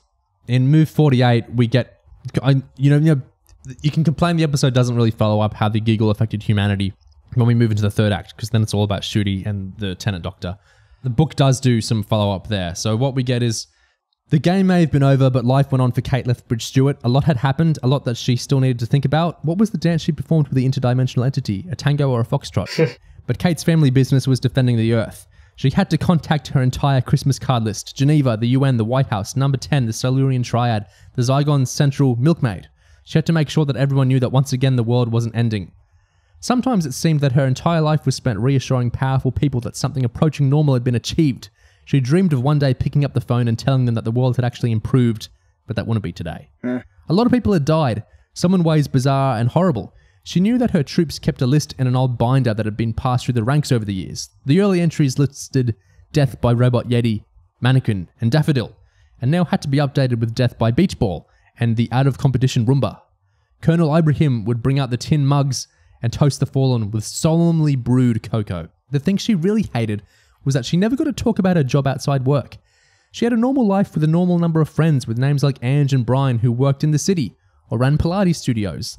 They would have dinner parties, go on holiday together, meet up for pre-Christmas drinks before it all goes mad. Kate knew all about them, listened to problems with their parents, contributed to their children's fundraisers, watched them fall in and out of love, always had a shoulder to cry on, and expertly, carefully avoided telling them anything about her work.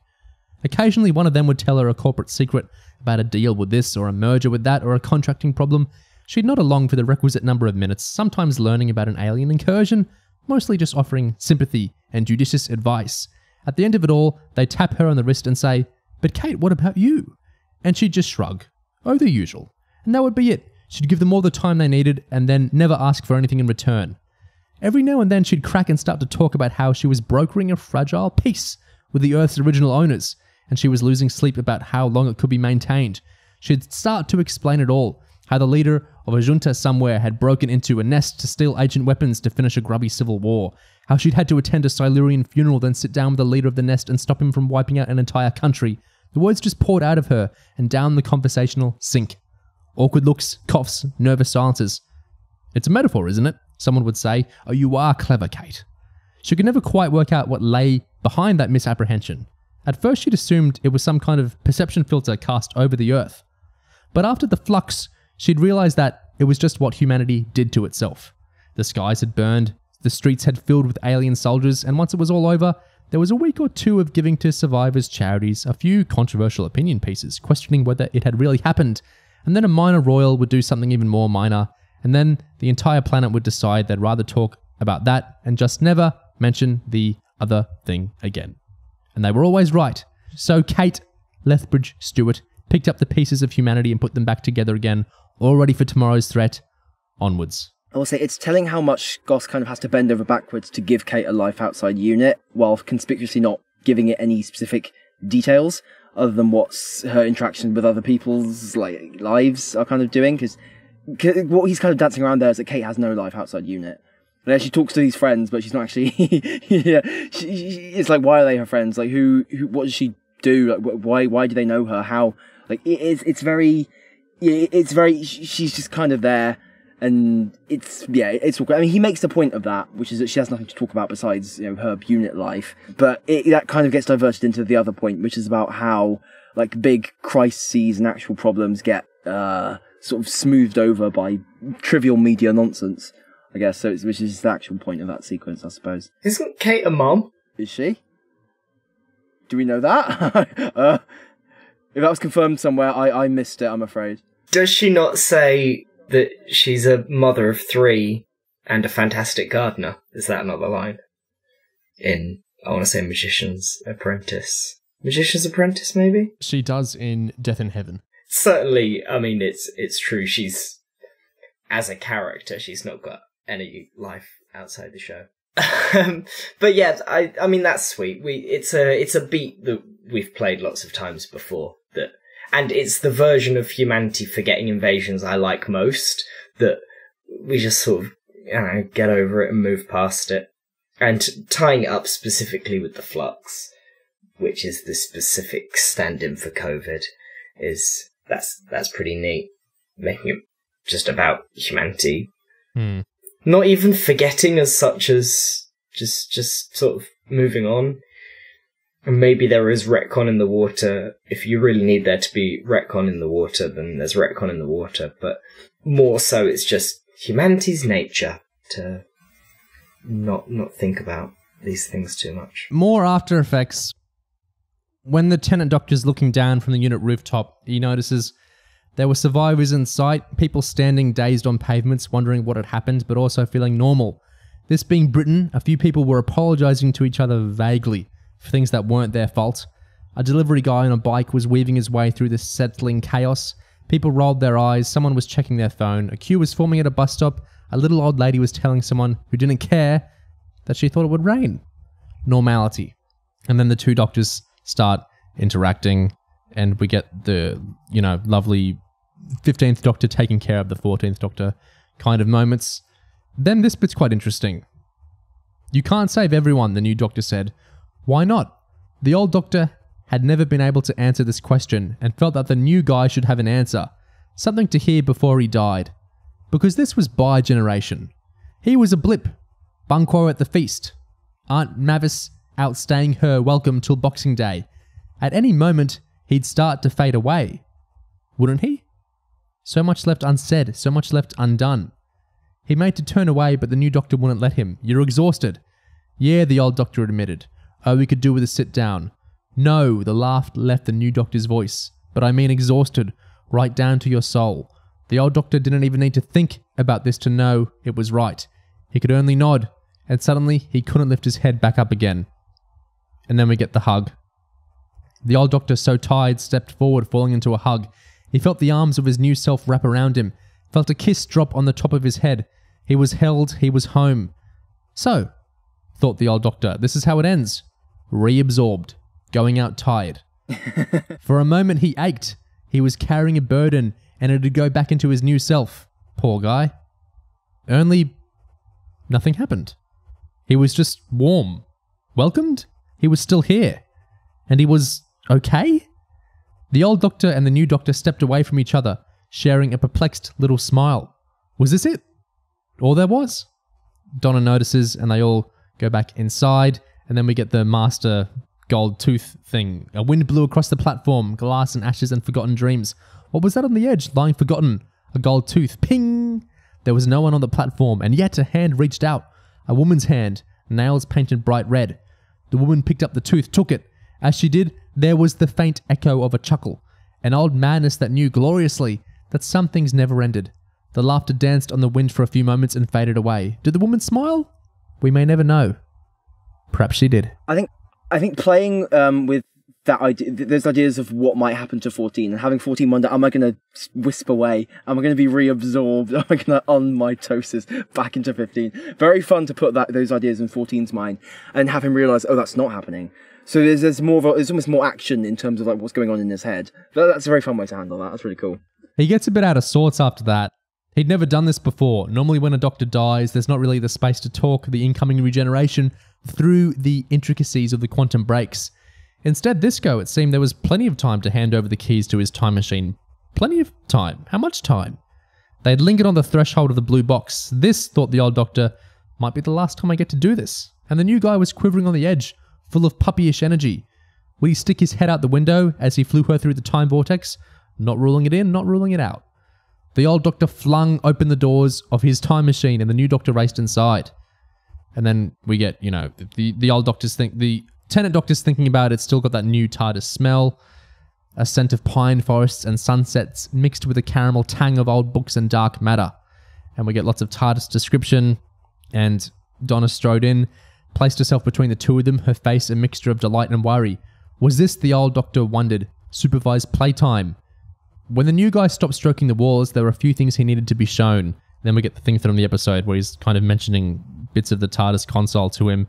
Then he petered to a halt. This wasn't his ship anymore, not really. What if he never operated any of these controls ever again? And yet, if he didn't vanish or skulk off to fade away on his own, then there'd be two doctors in the TARDIS. What was that, a flat share? No. Wait, a timeshare. How's it going to work? You and me, the old doctor asked. Because it's great, I think, is it? But how do we both? And then he realizes, shoot, he's not really listening to him. He'd sauntered away through the vast white chamber, his hands jammed firmly in his pockets, which was weird as he didn't have any pockets. One thing you need in this place is a chair. Okay. The old doctor decided to assume this was meant well. I'll be all right. Bam, the new doctor swung around and was beside him, brutally kind. You're thin as a pin, love. You've been running on fumes. Then Donna backs him up, and then we get the whole Timor, Pandorica, Mavic Chen. But the novel does have a bit of addition there, where it says, the last time you regenerated on that cliff top, do you know when that was? About 15 hours ago. That's all. And before that, our whole lifetime. And then we get the Logopolis mentioned and all of that. So 15 hours locks it in pretty tight. In the 14th Doctor's head, he thinks Daleks, Meep, Newton, Spaceship, Toymaker. So we're jamming comics and Destination Skaro, Meep, Yonda, Giggle. It's pretty tight there. There's not really room for more, I think. I mean, in that specific window, you can do as many 14 stories as you like. Oh, you can after. After. Yeah. So it's both actually very tightly controlled and completely open-ended. The Time War, the Pandorica Mavic Chen, the new head shook in wonder. We fought the gods of Ragnarok and we did not stop for 1 second to say what the hell. That was true. Sometimes he got the details confused. He'd once spent an entire lifetime playing chess with a god whose name he'd now forgotten. How had that even happened? Is that meant to be some sort of interesting reinterpretation of Fenric there? Like, okay. We get because you fix yourself in the book. Then the next chapter, coming to the end of the book now, 5 hearts in the TARDIS and only Donna's was breaking. It was like she could see the old doctor, her doctor, for the first time since he'd come back into her life. They'd been side by side and only now could she see him, thin as paper. Ever since he'd been reborn, the universe had been tugging at his sleeve, telling him that the game was up and that the doctor hadn't seen it yet. There's the stuff about saying you need to stop. He doesn't know how to stop. Donna explaining, you stop, you just live day to day. That's the adventure you've never had. You've got to come home. That's what your face meant, to come home. We got all that stuff. Him realizing the new doctor's going to fly off with the TARDIS. And then we have the greatest Russell T Davies line in all 3 specials. The TARDIS, I could never let the TARDIS go. Never. It would hurt. Donna saw the look that passed between the 2 doctors. Her mum had once told her she was too old for toys and had made her march down with a black bin bag full of teddies to the jumble sale. Time for someone else to love them, Donna. You don't need them anymore. And Donna Noble had stood outside the church hall in the rain and watched people coming out, clutching jam and jigsaws, and she'd ached when she'd finally seen a child come racing out, holding her big womble, running off to new adventures, unaware of all the times and places the 2 of them had been. That, but times 1,000. Her Gramps had understood. The old doctor, her doctor, had played the game and had won, but now he had to sacrifice the piece that meant the most to him. Between one breath and the next, she saw the pleading go from him, the shoulders slump as he accepted his fate. Time to move on, time to stop time. And only the new doctor was having none of it.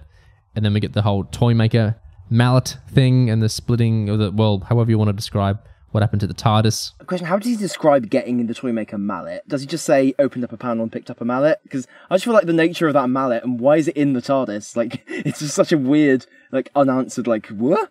Thing. Does Goss do anything with that at all? Well, and he was running, the whole room was running as the new doctor ran around the TARDIS. Oh, it was his now. Racing down to the service panel in the floor and pulling out the most impossible thing in the world. A hammer. A fairground hammer. Test your strength. A red and white striped candy handle, a big red top. The new doctor stared at it in delight, just what he wanted. Okay, so that almost seems to imply that he almost maybe might have willed it into existence because the Toymaker's domain is still active or something like that. Then he whacks, the TARDIS, and so we get 2 TARDISes. The new doctor stood back, leaning on his big red hammer like Willy Wonka opening a brand new chocolate factory. The old doctor ran towards the second TARDIS, a grin lighting up his careworn face. 2 doctors, 2 TARDISes. We get the wheelchair accessible moments, the jukebox moments. The old doctor strode out of the second TARDIS, then strolled back into the original TARDIS. It was the same as it had been a minute ago. No jukebox still. 5 minutes ago, there had only been 1 Time Lord in the universe. A minute ago, there had only been 1 TARDIS in the universe. Well, he thought, smiling, this is a game changer. I mean, that's not including Clara's, so, not canon, but sure. Yeah, we'll let you have your little fantasy here, James. Oh yeah, I forget all the Time Lords are gone again. It is easy to forget. And they're back, and they're gone, and they're back, and they're gone, and the Master's back. Snip, snap. Snip, snap, snip, snap. Yes, you made a jigsaw out of our history. But where did the jukebox... There's a magic jukebox summoned by Toymaker Magic? And the Toymaker Magic added an accessibility feature? I kind of like the idea that the TARDIS, when it duplicated the new TARDIS, is like, okay, I'm going to be what the new Doctor wants. So the jukebox is clearly for Ncuti's Doctor. Yeah. Why has it not got a chair? Good question.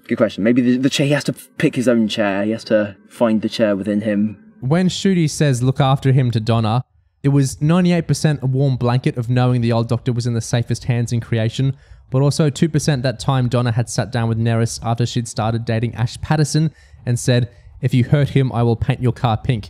And Neris had, and the car hadn't liked it. And then the new doctor goes sauntering away.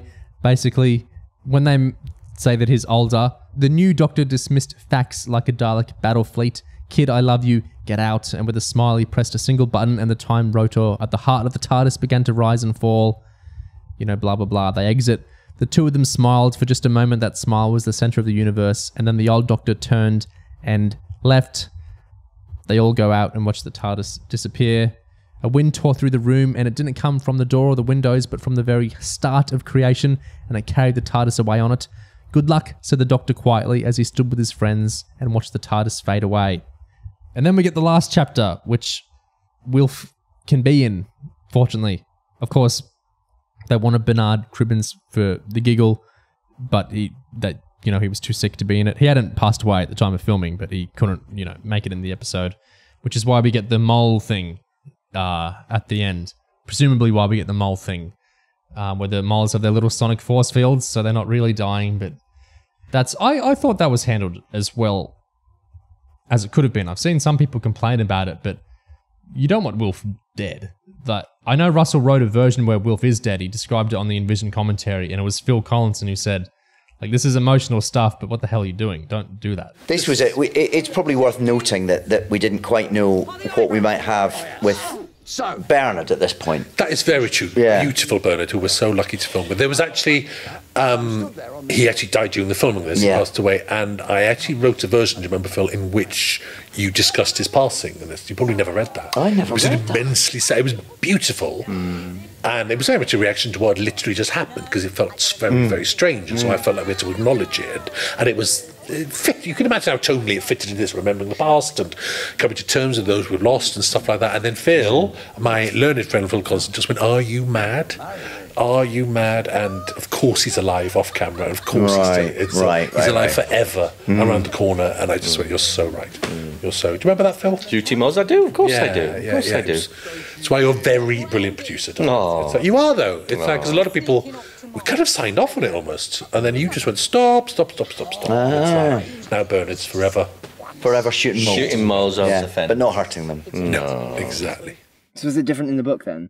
The Wilf? Well, Wilf's in the book. He's not dead in the book. But so how it happens is the last chapter.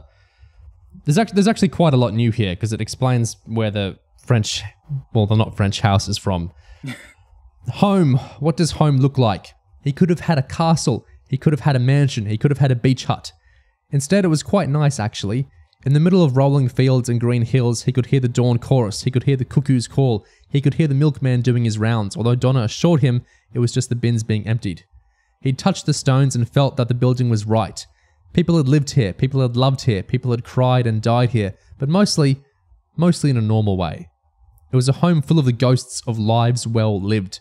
When he'd said this, Sylvia had lots of questions about ghosts, but Donna assured her, once in the hallway, twice in the ensuite, and 3 times on the drive home, that the Doctor was speaking figuratively. But sometimes he sat in the greenhouse alone, clearly laughing at someone else's jokes. When most people buy property, they fall in love with a house and then spend months wondering if they've gone insane as they wait for solicitor this and completion that. But not the Doctor.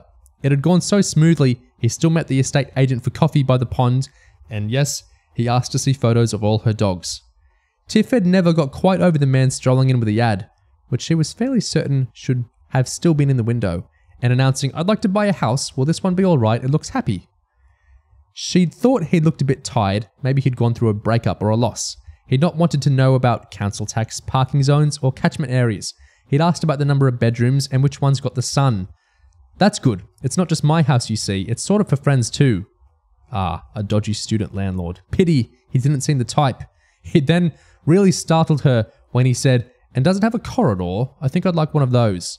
She pointed to one on the plans and he'd grinned. "Oh, that'll do," he'd said, and he'd reached for his wallet. She'd asked him what he was doing. "Paying," he'd said. He handed her 2 20-pound notes, then, seeing the look on her face, handed over another one and said that he wasn't fussed about change. Fearing a prank or wondering again about the sad wildness in his eyes, she tapped the advert, ran a fingernail under the rather large number on it, and, with forced professionalism, explained it was a fair price, but the owner might be willing to negotiate.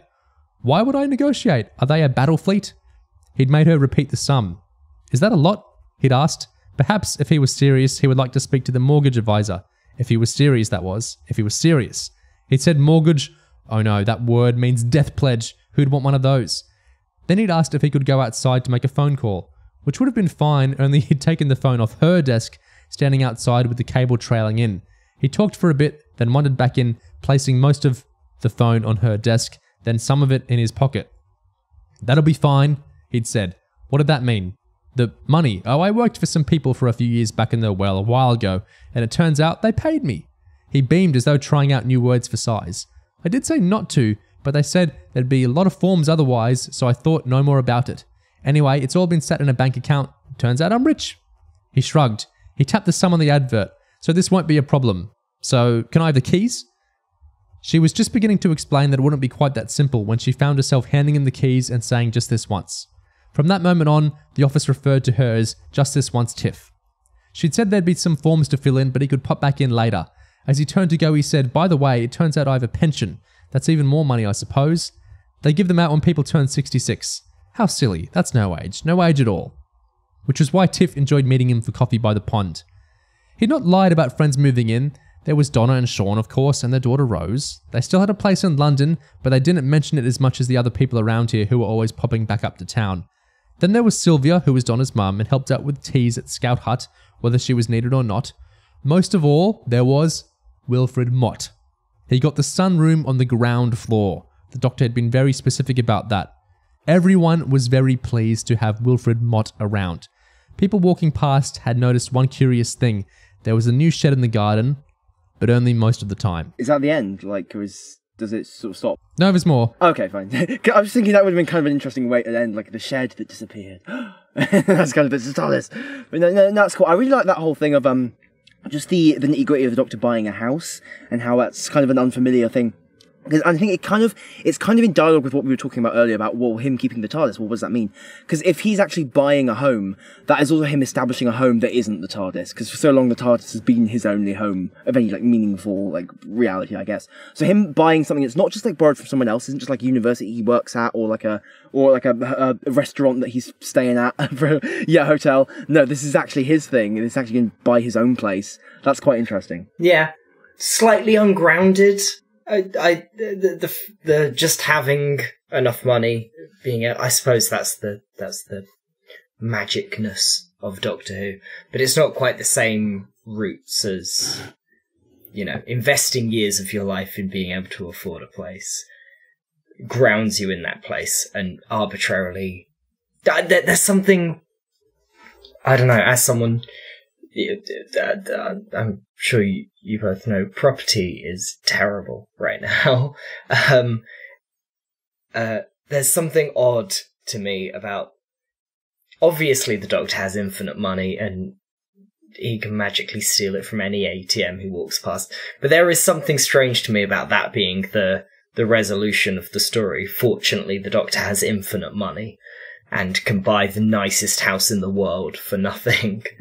I think I know this sounds absurd, but it is kind of payoff. The money's from UNIT, and he did actually work. He did, actually work for a few years at UNIT. That is true. It was a very long time ago, but he was actually in the one spot against his will, but he did actually settle down and do a job on Earth for a few years, so... I mean, a way of looking at it is that it's life he has accumulated but never actually spent, if you see what I mean, because these are things that he has done, and the reason he can... Part of the reason he can do all these things and why it's incredibly easy for him to have like a lovely, normal, regular life on Earth is that because he has actually accumulated all these experiences and done all these things and, not just UNIT, but all the other shit he's been doing throughout. So that's kind of how he has all these fancy abilities and all those things he can do. So in a way, it's sort of like it's incredibly easy for him, same way, whipping out psychic paper or sonicking stuff is, but also it's still something he hasn't actually done because he's never really tried it. So it's sort of, it's kind of there, it's been there waiting for him and he hasn't actually tried to engage. Is New Who, Future Who, I'm sure they're going to start calling it Few Who at some point, is the new era of Doctor Who Russell's retirement? Well, he doesn't talk about it like that's the last thing he'll ever do, because he talks about wanting to do other things eventually too, like other TV shows. But I mean, he does seem to be invested in New Who a lot. I mean, he's talking about season 4 already, this could go on longer than RTD1. And that's kind of so crazy to think about.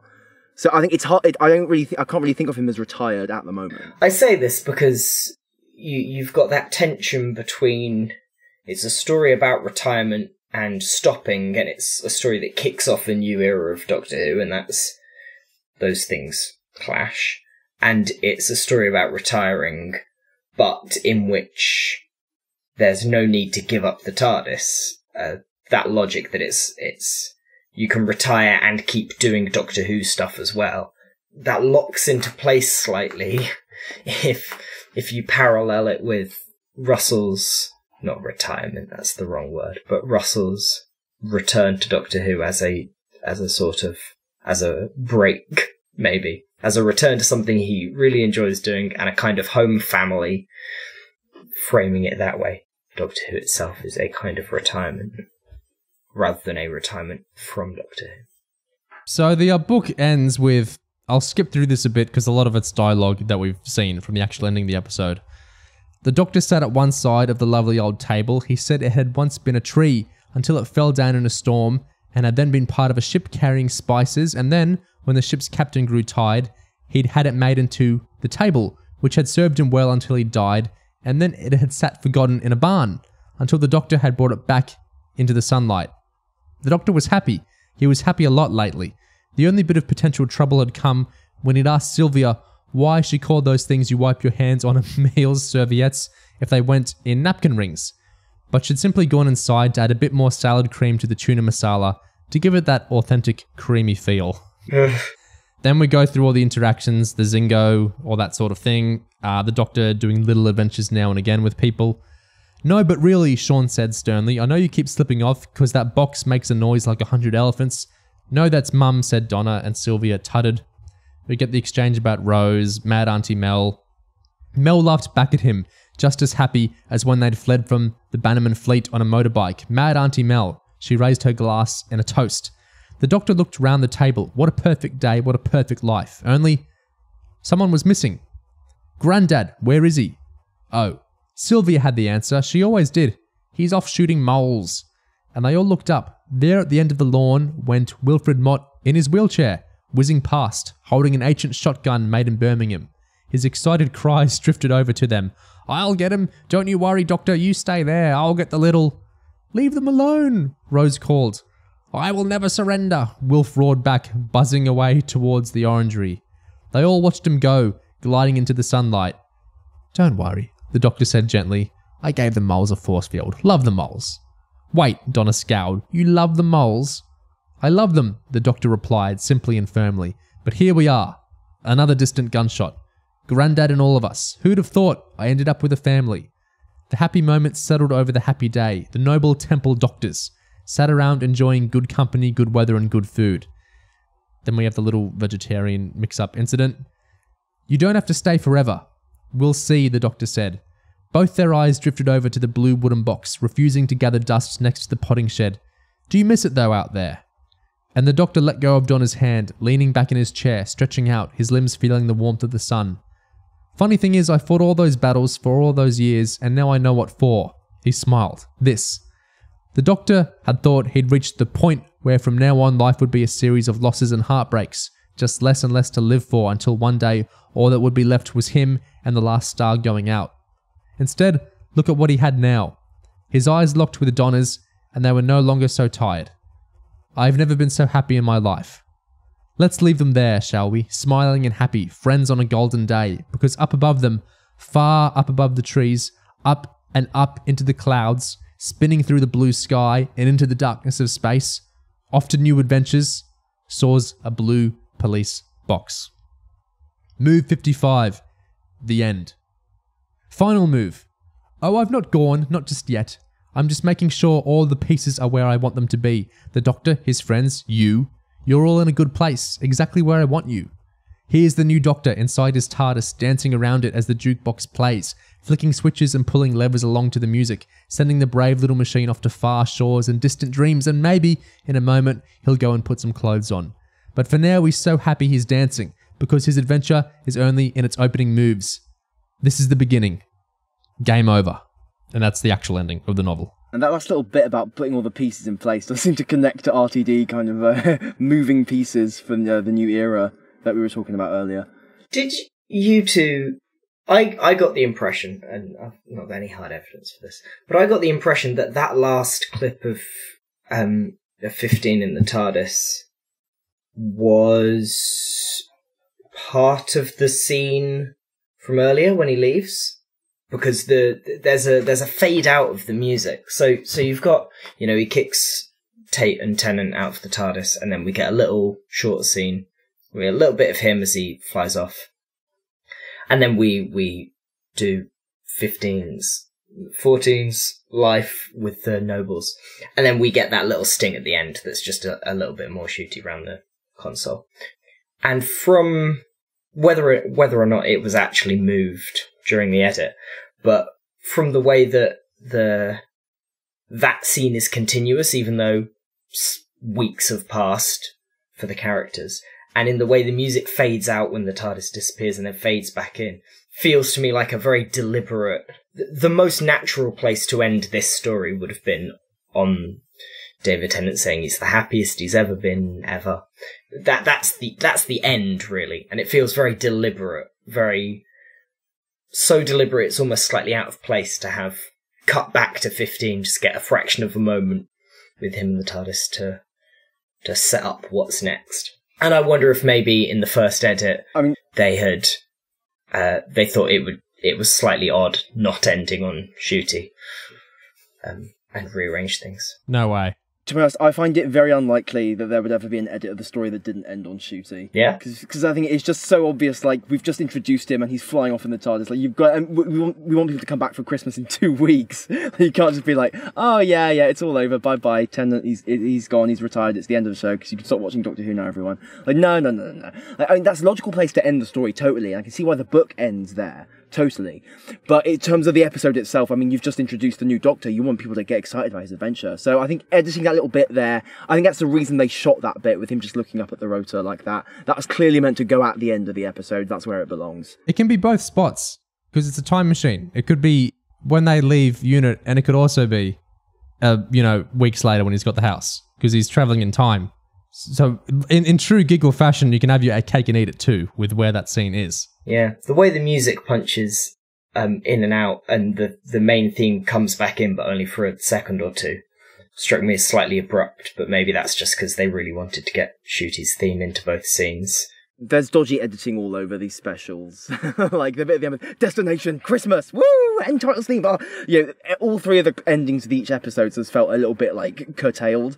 Like, oh shit, fucking squeeze it into as little time as possible. There's a sense of breathlessness to how it's been edited. I think it's just an example of that, to be honest, if stuff feels a bit disjointed. And then obviously at the beginning of the Star Beast, you've got the weather report. The weather report and Donna's scene moved from it later in the episode. I saw someone think Destination Christmas meant that the Christmas special would be a crossover with Matt. What? Because Christmas... Planet, yeah. What? Time of the Doctor, the town of Christmas on the planet, Trenzalore. Destination, Christmas. Like Planet called Time, Planet called Christmas. Like they're going to start shooting off with another multi-Doctor. It goes to dates. It goes to days. You notice that Wilf saying he'll never surrender, like kind of this warlike fantasy against the moles, which I think is kind of increasing kind of the dissonance with how I think people kind of... Because people complained about Wilf kind of being presented as shooting moles when he was a pacifist in the war, right? So it's almost like playing that dissonance up even more. I know, I get it. Like, I get it. Choosing not to shoot people in the war is not the same as choosing you will not shoot moles, like pests on a field. That's not really... I don't see the disconnect there at all. He didn't kill anyone in the real war. That's nothing to... Yeah, I don't really get what people are talking about. I know lots of hunters, I know soldiers. I don't think that is a disconnect. You can want to kill little animals and not feel ashamed about not killing a man. Goss really carried the ending well, I think. It felt totally in tune with the episode, but with a little more pepper to it, just in what he was adding there. Yeah, I think it... And I liked that the third act of the book just was got to be a little more expansive after it moved out of the Toymaker stuff, and it was adding in a lot more. There's a lot I didn't say as well, just, these little world building things it's adding in. I like that a lot. It felt like a really nice experience to read this after the episode for me. I think the episode is the type that clearly begs to be like blown up in a novelization in all these different ways, because there's just, it's that RTD finale style where you throw everything in the kitchen sink at the story, and you as a novelization author, you can just do anything and everything with it, and you can just really... And I think because RTD tries to pack so much life into different eras of his stories, like this one. You have so many areas to expand on, like Doctor buying a house, and it feels in tune with what the story is doing, rather than a superfluous diversion. Right? Because the themes can actually be continued, often maybe to further and better extremes than the original episode did. Oliver, have you seen the cover for the novelisation of The Church at Ruby Road? Oh yeah, it's not like a Target one. It's a hardback, is it? Yeah, it's the hardback cover, yeah. It's like an actual YA book. It's like it's a book people might pick up to read, divorced of Doctor Who, which is fun. That's what I think the book should be doing. So that's very clearly the right move. I like that they've so very specifically done Target books. They look like Target books. They've got Target on the cover. These 3 specials ones are Target.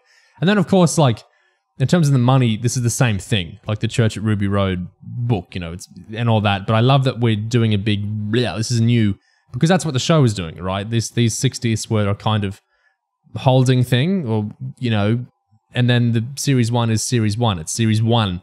It's doing a whole new thing. So I like that even the novelizations kind of making that part of their text as well. I think that's fun.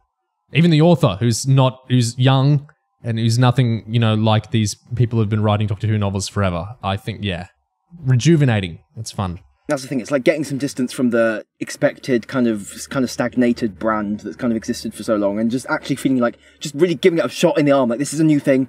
It's just not recognizable from the kind of slightly nostalgic shit they have become. So I think it's really important to just get as much distance as possible. So yeah, new novelization looks cool. Yeah, I'm interested to see both the way that 15's characterized and the way that the formula of the show might or might not be shaken up by the loosey-goosey, more magic-y kind of storytelling. Because it could be no difference whatsoever. You could make exactly the same... I mean, Buffy's just... you could just make Buffy and that's Doctor Who with magic instead of aliens. But it seems, from this special in particular, that more than just an aesthetic do-over and we're doing magic this time, it's genuinely breaking all the rules. We've got rules, we've broken all of them, anything goes these days. And I'm excited for an era of anything goes.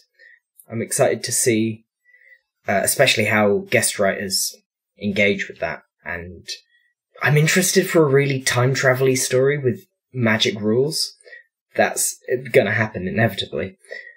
And I'm interested to see how the new era handles these things. Yeah, I'm very excited for what's coming up. It's nice to know what RTD's second act is actually going to be shaped like now, because he's really announced it basically with all his fantasy stuff, and that is a really clear dividing line between this and his original era. Because, one of the things we were interested in when RTD was announced was that, well, what's his second act going to be like? Moffat got his with Capaldi. That was super different from Smith. RTD never really quite got one. Obviously, Tennant was different from Eccleston, but Eccleston was only one series. So getting the actual second RTD era, now coming into focus, a lot of focus on music seems to be coming through, like the Goblin song. That's going to be back in some kind of huge way. So we're seeing the dividing lines and what the parameters of this are going to be. And it genuinely looks very, very unlike the kind of stuff we tended to have. So yeah, it's hard to not be excited. There's a line in Unleashed where Russell is batting away critics of Spice Girls by saying, yeah, you try and write a song that goes worldwide. I love that song. There's something very ruthless about great pop, and it fits very dramatic moments, because actually that's an invasion.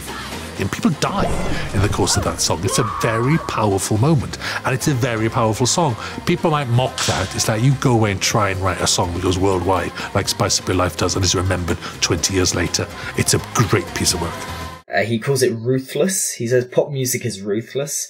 To have that kind of objective success, to reach an audience that big, and I suppose to a lesser extent to make that much money, you need to be ruthless and you need to be brutal. And it's really difficult to make art like that. And that stood out to me because, that's his Doctor Who, isn't it? And a lot of what I've not massively dug in the specials, and I'm sure the bits that I don't super dig in the upcoming era, are going to be part of that scheme of ruthlessly fighting for pop success. And I hope it can do that. It really stood out to me with the Star Beast in particular. Less so with the following two specials, and I suppose Wild Blue Yonder's a bit of an aberration. But Star Beast really stood out to me as Doctor Who is a tool that Russell can use to change hearts and minds, and he has that tool in his hand, and he intends to use it for that purpose. And the way you power that tool is by making the most popular TV show you possibly can.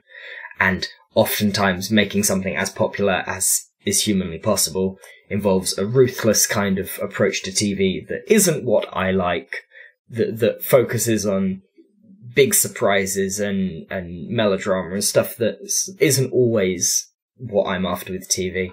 But, whatever.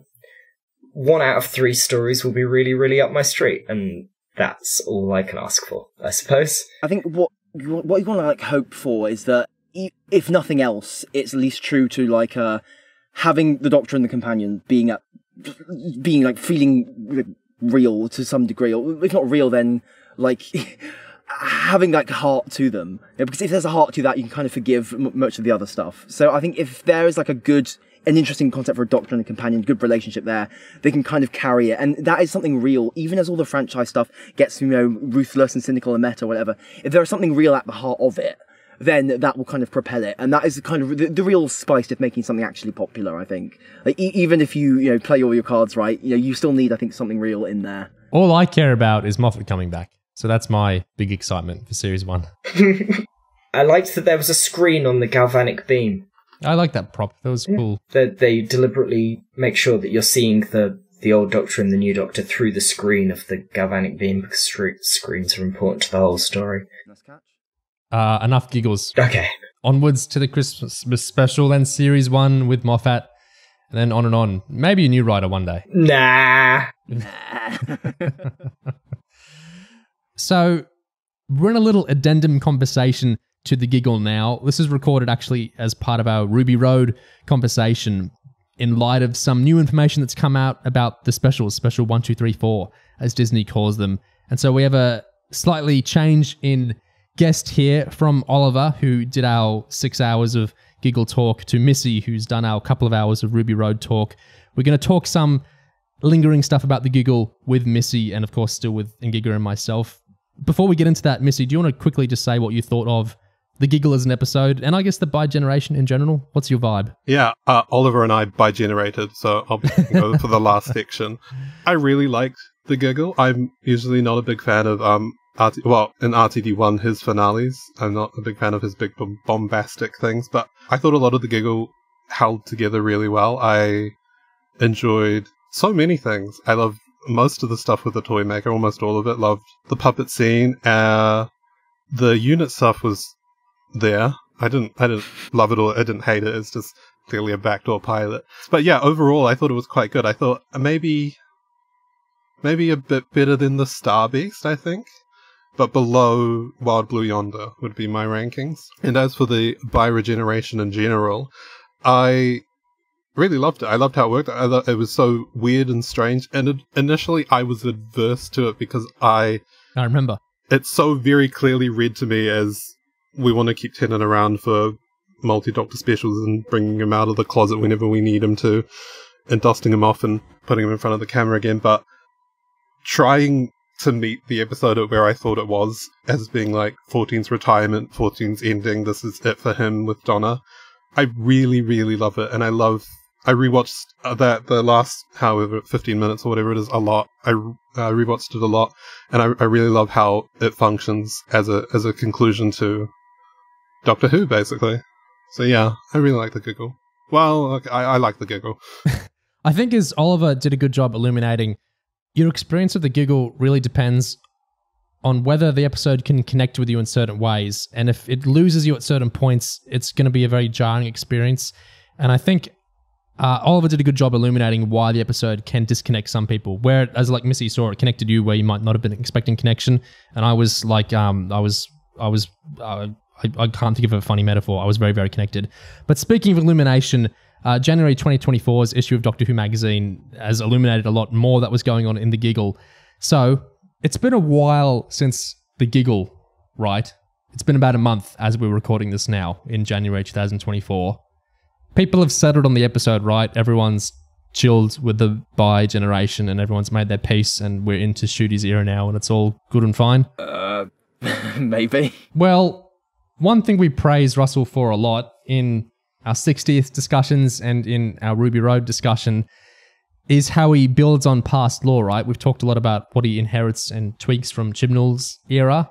Would you be interested in seeing his interest in The Division? Yeah, actually, yes. No, to be honest. Okay. You might, I would not. don't change on my account. I'll read out from his letter from the showrunner from Doctor Who Magazine 599. My random scrolling through the Whoniverse allows me to find corners of Doctor Who I haven't watched in a very long while. And one day I found myself watching The Hand of Fear, which contains a very interesting piece of dialogue I'd never noticed before. I always think of the Time Lords in their classic definition given by the Second Doctor in the War Games. They don't interfere in the affairs of other planets. A strict policy of non-intervention, it was always said. But look, hold on. What's this? The Hand of Fear Part 3, Eldrad, who changes from female to male without the blink of an eye, those were the days, says that the Doctor as a Time Lord is pledged to prevent alien aggression. And the Doctor nods and completes the line, only when such aggression is deemed to threaten the indigenous population. Really? But that's a completely different mythology. And it's fascinating the way the Fourth Doctor says it. He's a bit vague and grumpy, like he's remembering some old rote. Almost like, okay, bear with me, almost like he's remembering some old, half-forgotten warrior Gallifrey, the like of which would have a certain fugitive Doctor going into battle. Blimey, was it always there? Did Eldrad know before we did?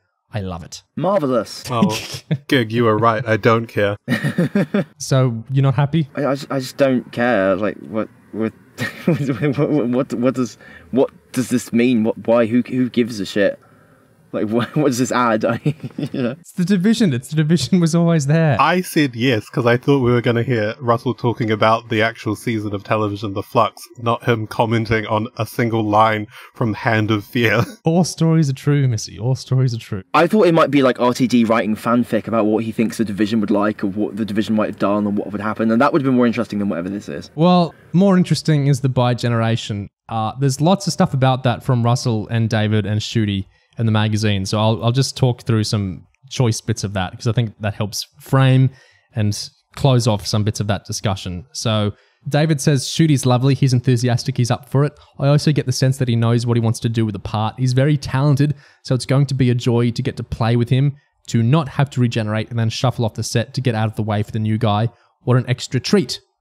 Russell says, we've had many conversations about how long his shirt is, while absolutely checking Shooty's happy. We'd have doubled the suit if he wanted. Oh, interesting. So it's not a case of, poor Shooty was put in his pants and paraded around by monstrous RTD. No, it was a case of like, okay, no, we actually did all of this. We sorted it all out. David says, I'm sure I've seen The Final Test. That's the surviving episode of The Celestial Toymaker. I know I have. Is it the one that William Hartnell's not in? Isn't it just his hand? So he's wrong. Those were the 2 episodes beforehand. David says, well, even then, even with episodes that don't exist, the image of Michael Gough is very, very vivid. It casts a long shadow.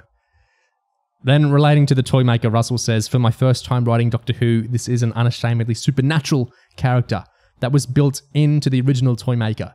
In the 1966 original, he turns people into dolls. He makes them dance on a dance floor. There's an invisible game. He's a magician.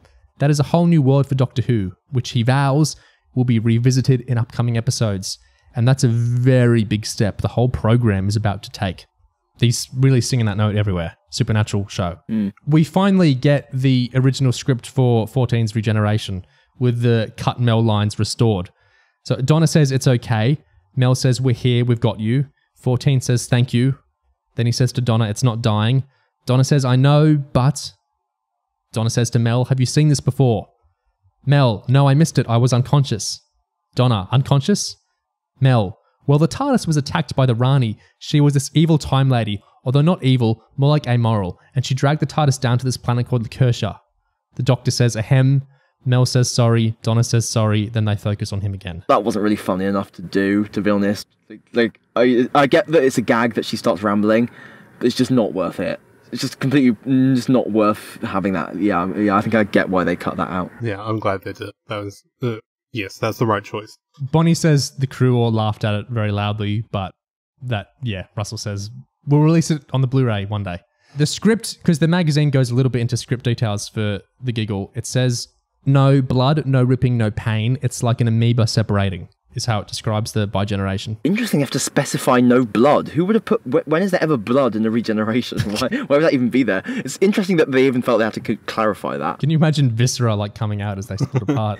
God, ugh. Well, I mean, sometimes regeneration is depicted as painful. Yeah. But not like gory, though. Splitting in half might have been like dialing it up a notch. Russell tells the director to pay particular attention to "now someone tell me what the hell is going on here" line, so it can be used in the trailer. So that was like written as a trailer line. Speaking of theatrics, the set, like the helipad set, the director says, "I have no doubt that Russell did that on purpose." She's talking about it having a gladiatorial amphitheater quality to it. She says the space felt like a dance floor, like a boxing ring, like a stadium. There was nowhere to hide. Everyone was on display. So I think that's interesting. Like the set is kind of playing to the big brashness of like Ncuti coming out. I think that's interesting. Like the set feeding into the storytelling. And the ball game, if you like, a stadium. Yeah. Now here, Russell talks about race of the 15th Doctor with Ncuti.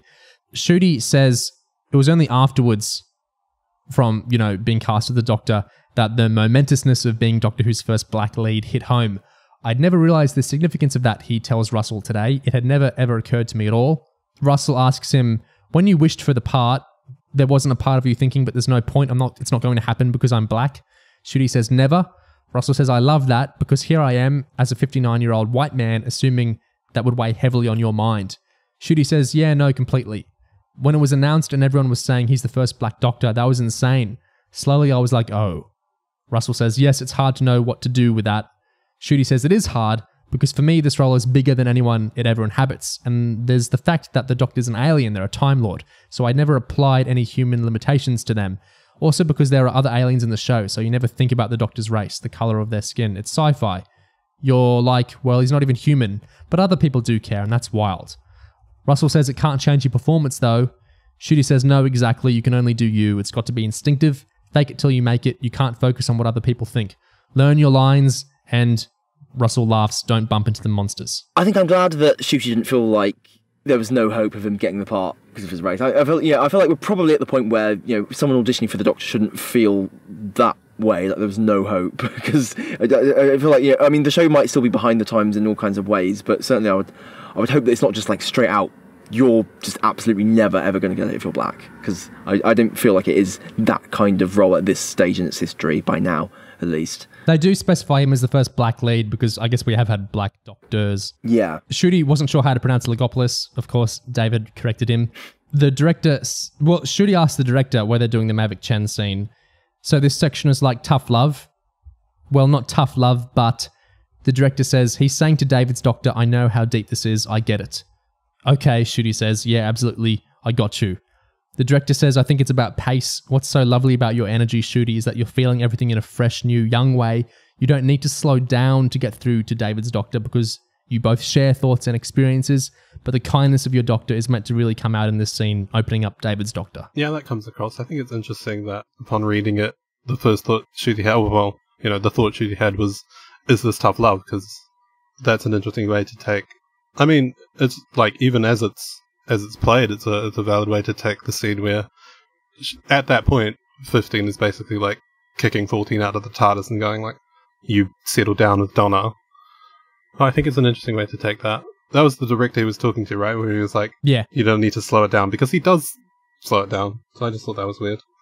Relative to how the rest of the time he is, he does slow down quite a bit there to talk with 14. To be honest, when you have lines like, "all the devastation of Logopolis, the Pandorica, the Time War, Mavic Chen," I think it's probably the kind of thing where even just like remembering all of that shit you have to say in order, probably very hard to make it feel organic in any way. There's a really weird bit. You remember the novel gig, the house in France that David's in at the end is like he buys it. Remember there's this whole section in James Ross's book about how he buys the house. Missy 14 buys a house in the book. There's a whole big thing with a real estate agent. I've heard that. And he was like, "Oh, I don't know what money is," or something like that. Yeah. Okay.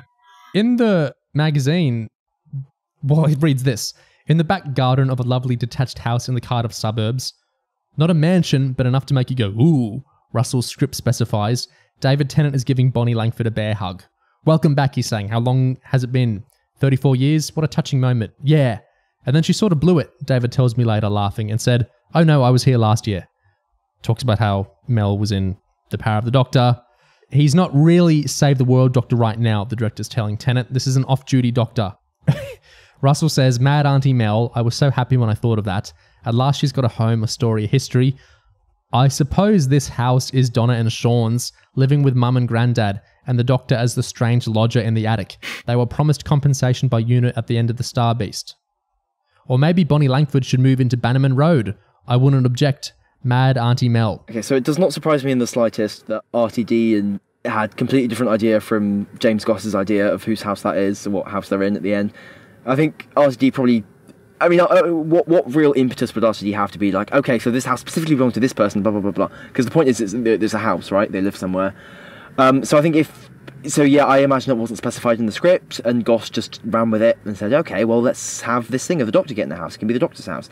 I don't think it really ruins the story either way. I think it's very normal for novelizations to kind of run with things a little bit. The script description is just not a mansion, but enough to make you go, ooh. So I guess it's not belonging to someone. It's just that they're in a house that's fancy-ish. Yes, it's a nice place. Missy, what would you prefer? That it's Donna's house, like they've got more money after the Star Beast and they've got a new place, or would you prefer it's Tennant's house, well, 14's house? Well, to be perfectly honest, I don't care either way.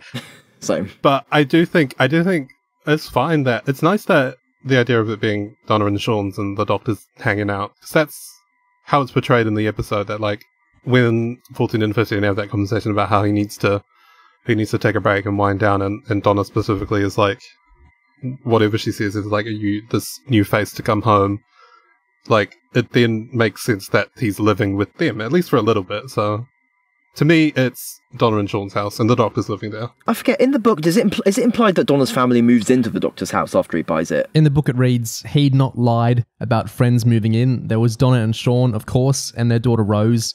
They still had a place in London, but they didn't mention it as much as the other people around here who were always popping back up to town. So I guess the idea is they're living there most of the time, but they still have the place in London, which is either the repaired house from the Star Beast or a new place they've gotten with the UNIT recompense money. I don't know. I think it's more interesting if he actually lives with them, like full-time, full-on. Yeah. Yeah, I think I like this section in Goss's book about the buying the house. I think it's interesting characterization there, but I think it probably does work better if it's the Noble's place. Anyway, there's actually a tie into Ruby Road with some of this Mel stuff, which I find really interesting, where they're talking about how Bonnie likes the idea of Mad Auntie Mel. She's talking about how her not having any family, coming back home to face her fears, confront what she's been running away from, her own loneliness. Bonnie says, "I think there's a lot in that because that's what the Doctor is doing. Is that what he does at the end of the giggle? Does he learn from Mel? The Doctor has no family left either. He's an orphan. All those people he's lost. There comes a point where you have to stop running. Mel's done that, and maybe that helps the Doctor do it too. It's so beautiful. I read the script and thought, oh, glorious." So I find that interesting. Like, it's not just Ruby and the Doctor kind of getting equivocated with this loneliness and orphan stuff, but bringing Mel into that too is fascinating. Yeah, he's just like retroactively like squishing it all together, which is, it's similar to what he did with Sarah Jane in School Reunion, where he made that the relationship between her and Four more explicit in order to tie in a Rose, yeah. Yeah. Which I hated, but Yeah, me too. Well, I wouldn't say it's a huge beat in the episode, and I don't know, maybe Harty didn't even think of it that much, but like, I think certainly, yeah, you can spot the parallel. Mel comes home to Earth, Doctor comes home to live with Donna, like, yeah, and they're even together at the end. So yeah, you can put those together. It's a nice bit of synchronicity. Catherine Tate's reaction to the ending of the giggle is interesting. She says, "I think it's just amazing that Russell has found a way to do that, give Donna a happy ending," she means. "I was convinced he was going to have the Doctor and Donna die in some terrible, spectacular way and everyone would be sobbing. But no, we sit in a garden and eat apple crumble with Bonnie Langford. Which is so perfect." It says when she first read the script for the giggle, she was, quote, "a little bit taken aback, actually, at what happens. That was when it fell into place for me. I realised the need to want the monumental was the actor in me. That's not what Donna wants. Donna doesn't want the drama. What she wants is to bring the Doctor home and to ground him the way she needed to ground herself. That's how she saves him. For me, that's Russell's brilliance, that he sees beyond the showiness." Catherine texted Russell after reading the script. I was like, oh my God, we sit in a garden having a barbecue?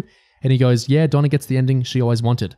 I thought, of course, that's what she wants. She wants her best friend. They get the best of both worlds because there's a TARDIS in the garden as well. What do you think that's so? It sounds like Catherine Tate wanted a kind of edgier ending, like because as an actor, that would be a big thing to play. That's really interesting. Maybe it's not so much like wanting, but it's like expecting or thinking it would be like logical, natural for RTD to write the big, dramatic, tragic, heartbreaking, sobbing finale. And because it is a different beat for RTD and RTD Who. Like, it's not his usual fare, I think. So it's very important that it is different, and it totally makes complete sense that Tate would kind of be surprised. But I really like how she kind of phrases that, how the desire for the biggest and most bombastic ending isn't necessarily the one that makes the most sense or is the truest to like, what the story's about. Something else we didn't get in the giggle was something Bonnie wanted.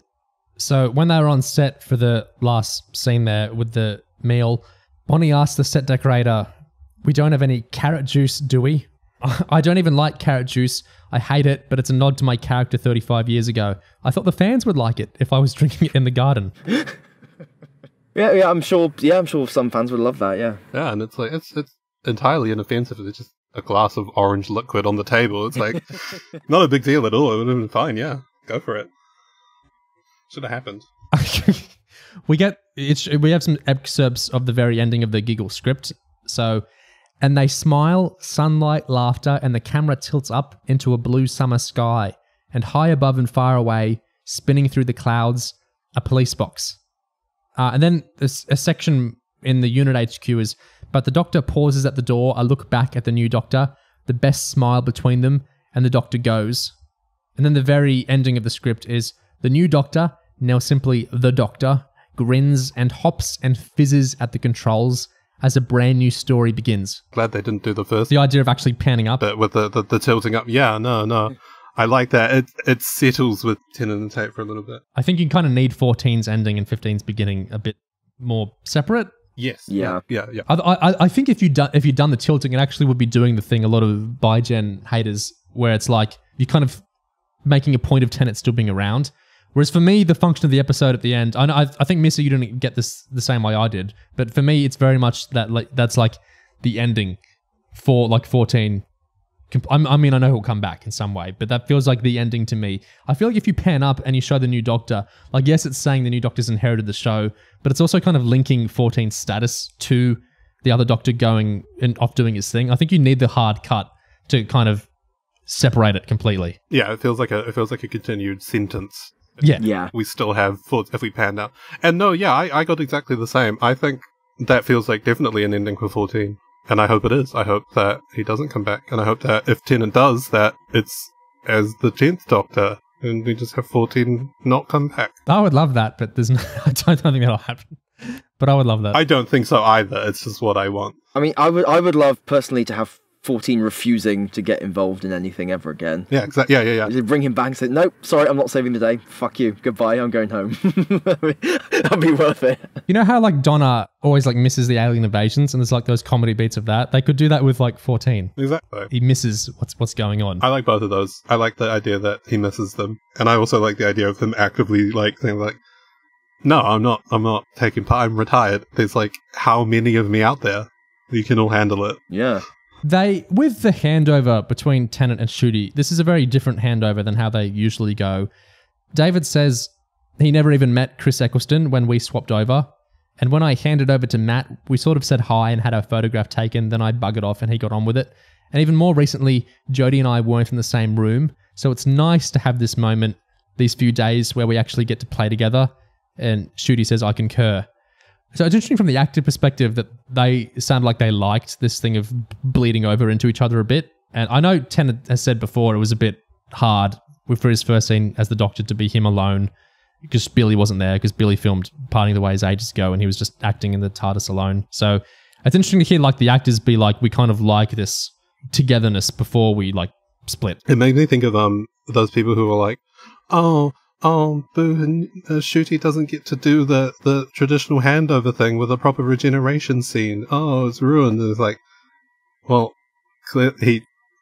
what he did get to do, they very enjoyed. He got to have a big, long, extended, different sort of handover scene with the previous incarnation. Yeah, instead of standing around all as lonesome on a set, like acting to nothing. Like, this is just, there's so much more for the actors to play doing it in this kind of style. I'm not saying, every regeneration must go like this from now on. There's all kinds of ways you could do it. I mean, Big Finish has kind of played in weird ways with the next Doctor kind of communicating with the past one before he dies and all kind of weird stuff like that. And so it hasn't necessarily worked that well, but there's stuff you can do, right? It's not a fixed thing, and and I think expanding the range of what you can do is always good. I mean, even Moffat did kind of that thing with obviously Smith and Capaldi did not film the scene together, but the Doctors 11 and 12 are kind of both appearing in Deep Breath in the same scene. So there's ways to overlap stuff, and I think there's more room for kind of having the new Doctor and the old Doctor sort of contrasted against one another. I think there's lots of potential. It's like we talked about in the main discussion here with Oliver about this kind of tendency to be like, you can't like change the rules, or you can't change how regeneration works, or like when I was saying about the end of time handover, if for you back in the day, if that had felt like how squawk, how could they possibly disservice Matt this way? But it's like we've kind of moved past this, perhaps, if we ever were really in that stage, maybe. So it's interesting to hear the actor's point of view on that. We do hear Jodie's point of view a bit. So David's asked, how was the Jodie to Tennant handover? Did it, being friends, David and Jodie, because of course they've worked together a lot, did that help? Did it make it easier? David says, I think it did, which is really lovely, because it is weird, that whole moving on thing. There's always that thing of going, oh, I'm dispensable. It's hard not to feel like you're being displaced. I mean, I'm not suggesting that Jodie had those feelings particularly vividly, but I hope because I'm a mate that slightly took the edge off, I was able to phone Jodie up and go, listen, this is a laugh. Isn't this funny? I was one of the first people she called when she got cast, so it was lovely to be able to return the favour. Then Tennant's asked, wait, you broke the news to Jodie? At some point, she got a phone call from the next Doctor and surprise, it turned out to be you. David says she did. Yeah, I have the call recorded. David's asked, what did she say? David says, basically, it's Jodie swearing. Shooty says, that's amazing. Jodie's everything. She paved the way. And that call I got from the two of you meant the world. I think fans will tend to put project an enormous amount of emotion onto these things. And I think probably more likely for the actors, it is a laugh. Shooty is asked, when it was pitched to you that you'd be doing the first episode in your underpants, was it an instant yes? You seem very okay with it. Shooty laughs, I'm definitely okay with it. You just need to look at my Instagram to see that it's fine. I was like, not a problem here. So this is the new look. This is the new costume. But I am thinking, where are they going to put the mic? So Shooty's saying he loved it. Yeah. It's good that he did. Good that he wasn't uncomfortable. I mean, that doesn't surprise me. And that wraps up our discussion of The Giggle and the 60th anniversary specials. Please let us know what you thought of all the specials in general, but of course, especially The Giggle and the novel if you've read it, or if you haven't read it and you just kind of absorbed how we talked about it. And what did you think of what we had to say about everything? I guess especially the bi-generation and the Doctorverse and all that sort of stuff we spent a lot of time on. What do you think of all that stuff? Our opinions, your opinions, RTD's opinions. Share the love, share the comments, share your thoughts. We'd love to hear that. And as always, thank you very much for listening. Cheers.